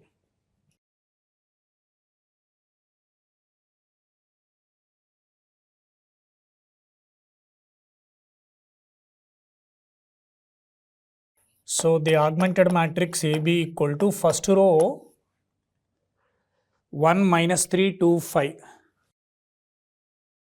1 minus 3, 2, 5. Second row minus first row, 1 minus 1, 0, 0 minus of minus 3 plus 3, minus 1, minus 2, minus 3. So 0 plus 3 minus 3, minus 1 minus 5, that is minus 6. Next third row minus first row, that is 1 minus 1, 0, minus 2, minus of minus 3 plus 3, minus 2 plus 3, 1. Next 1 minus 2, minus 1, 5 minus 5, 0. 5 minus 5, 0. Now select the second row, second element if it is some non-zero number. Once it is selected, using the selected number only, all elements, using the selected number only, all elements below the second row, second element, make zeros. So make this number 0 using this number using row operations. So that is 3 times of third row minus second row. So therefore the augmented matrix AB equal to first row 1 minus 3, 2, 5. Second row 0, 3 minus 3 minus 6. 3 into third row minus second row, 3 into 0, 3 into 1, 3. 3 into minus 1 minus 3 minus of minus 3 plus 3, 0. 3 into 0, 0 minus of minus 6 plus 6. And you observe from here to here matrix A and here to here matrix B. First row first element selected below zeros. Second row second element selected below zeros. Third row third element below you don't have anything. Stop the procedure here itself. This matrix right now said to be in echelon form. So therefore rank of A equal to number of non-zero rows in matrix A. Here to here matrix A, whole is matrix AB. Number of non-zero rows in matrix A, 2. So rank A 2. Number of non-zero rows in matrix AB, 3. So rank A not equal to rank AB, no solution. Rank A not equal to rank AB, then the system doesn't have any solution. No solution. So option B, no solution is correct. Next. Probability about the independent events A and B, it is known that P of A given B equal to 0.2, P of B given A equal to 0.5. Compute probability of A union B. That's fine. So if A and B are independent events, then P of A given B becomes P of A. So that is 0.2. If B is also A and B are independent, that's why P of B given A also written as P of B according to the definition of independent events. P of B given A equal to P of B, that is given to be 0.5. So we were asked to find P of A union B. So for independent events, do you know P of A union B formula? 1 minus P of A into 1 minus P of B. So P of A union B formula in case of independent events. So this is equal to 1 minus P of A 0.2, 1 minus P of B 0.5. So this is equal to 1 minus 0.2, 0.8. 1 minus this is 0.5, 1 minus 0.5, 0.8 into 0.5, 0.4. So 1 minus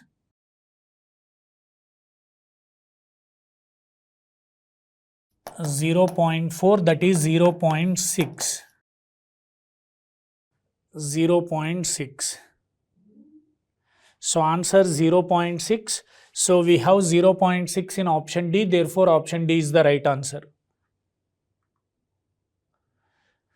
Now differential equations, please do observe this question. The complete solution of the homogeneous differential equation, this is y equal to c1 e power minus 2x plus c2 e power minus 3x. Do you know roots of the auxiliary equation? roots of the auxiliary equation are, if two roots are real numbers as well as different numbers, complementary function c1 e power m1x plus c2 e power m2x. So this is c1 e power m1x plus c2 e power m2x. m1 value minus 2, m3 value minus 3. So two roots are real and different, that is minus 2 and minus 3. If roots are minus 2 and minus 3, then the auxiliary equation, if roots are minus 2 and minus 3, auxiliary equation d plus 2 into d plus 3 equal to 0. D plus 2 into d plus 3 equal to 0. So multiply these two, d into d square plus 2d plus 3d 5d plus 2 into 3 6 equal to 0. This is auxiliary equation. Differential equation, how do you write? Auxiliary equation into y. Differential equation is auxiliary equation into y. So capital D means d square by dx square. D square by dx square into y. So that is a d square y by dx square plus 5 into capital D is d by dx. D by dx into y, that is dy by dx plus 6y equal to 0. This is given to be, this we were asked to compare the given differential equation. They said this is the complementary function, of course general solution of this differential equation. For this general solution we got these roots, from that we got this differential equation, that is a d square y by dx square plus a minus 1 into dy by dx, a minus 1 into dy by dx plus by equal to 0. Plus by equal to 0. So d square y by dx square, d square y by dx square. There dy by dx. dy by dx coefficient is a minus 1. dy by dx coefficient is a minus 1. a minus 1 equal to 5. There y coefficient b, here y coefficient 6. So b equal to 6. So from this a equal to 5 plus 1 6, b equal to 6. So answer a equal to 6 and b equal to 6. That is there in option D. Therefore option D is the right answer.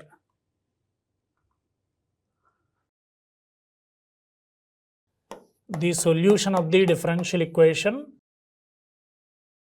3x square minus 2xy into dx equal to minus x square dy. That minus x square dy will go right side plus x square dy. Take this term to the right. From this find dy by dx. From this dy by dx equal to 3x square minus 2xy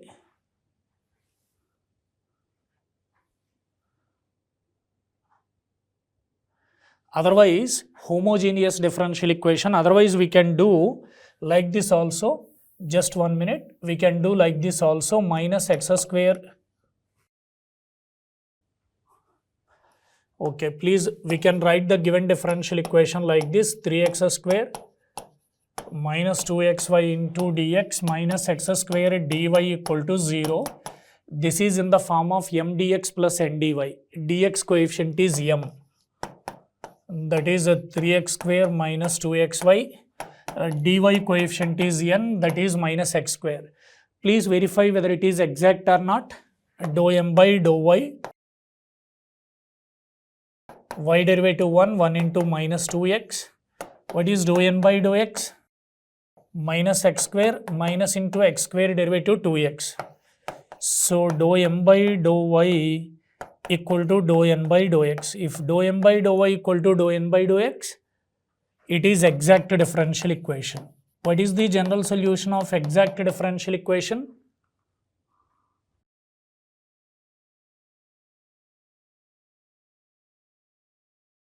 General solution is integral m dx y constant plus integral terms of n do not contain x. Terms of n do not contain x into dy equal to c. This is the general solution. Integral m dx, m value 3x square minus 2xy into dx.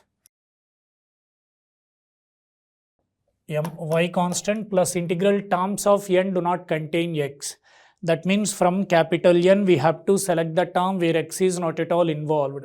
From capital N we don't have any term where x is not at all involved. So terms of n do not contain x is 0, equal to C.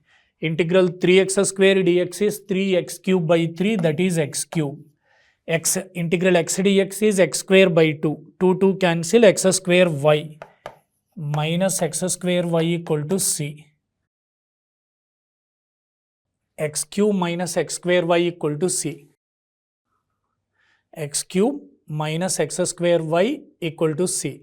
Therefore, option C is the right answer.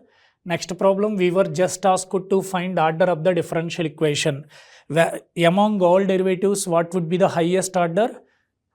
Fourth order derivative is the highest order derivative. Therefore, order of the differential equation is 4. Therefore, order of the differential equation is 4. So, whenever you wish to find the degree of a differential equation, simple, power of highest order derivative. Power of highest order derivative would be the degree. Power of highest order derivative 2. So, degree of the differential equation is 2. So, answer order 4, degree 2. Order and degree respectively are 4 and 2. 4 and 2, therefore, option B is the right answer.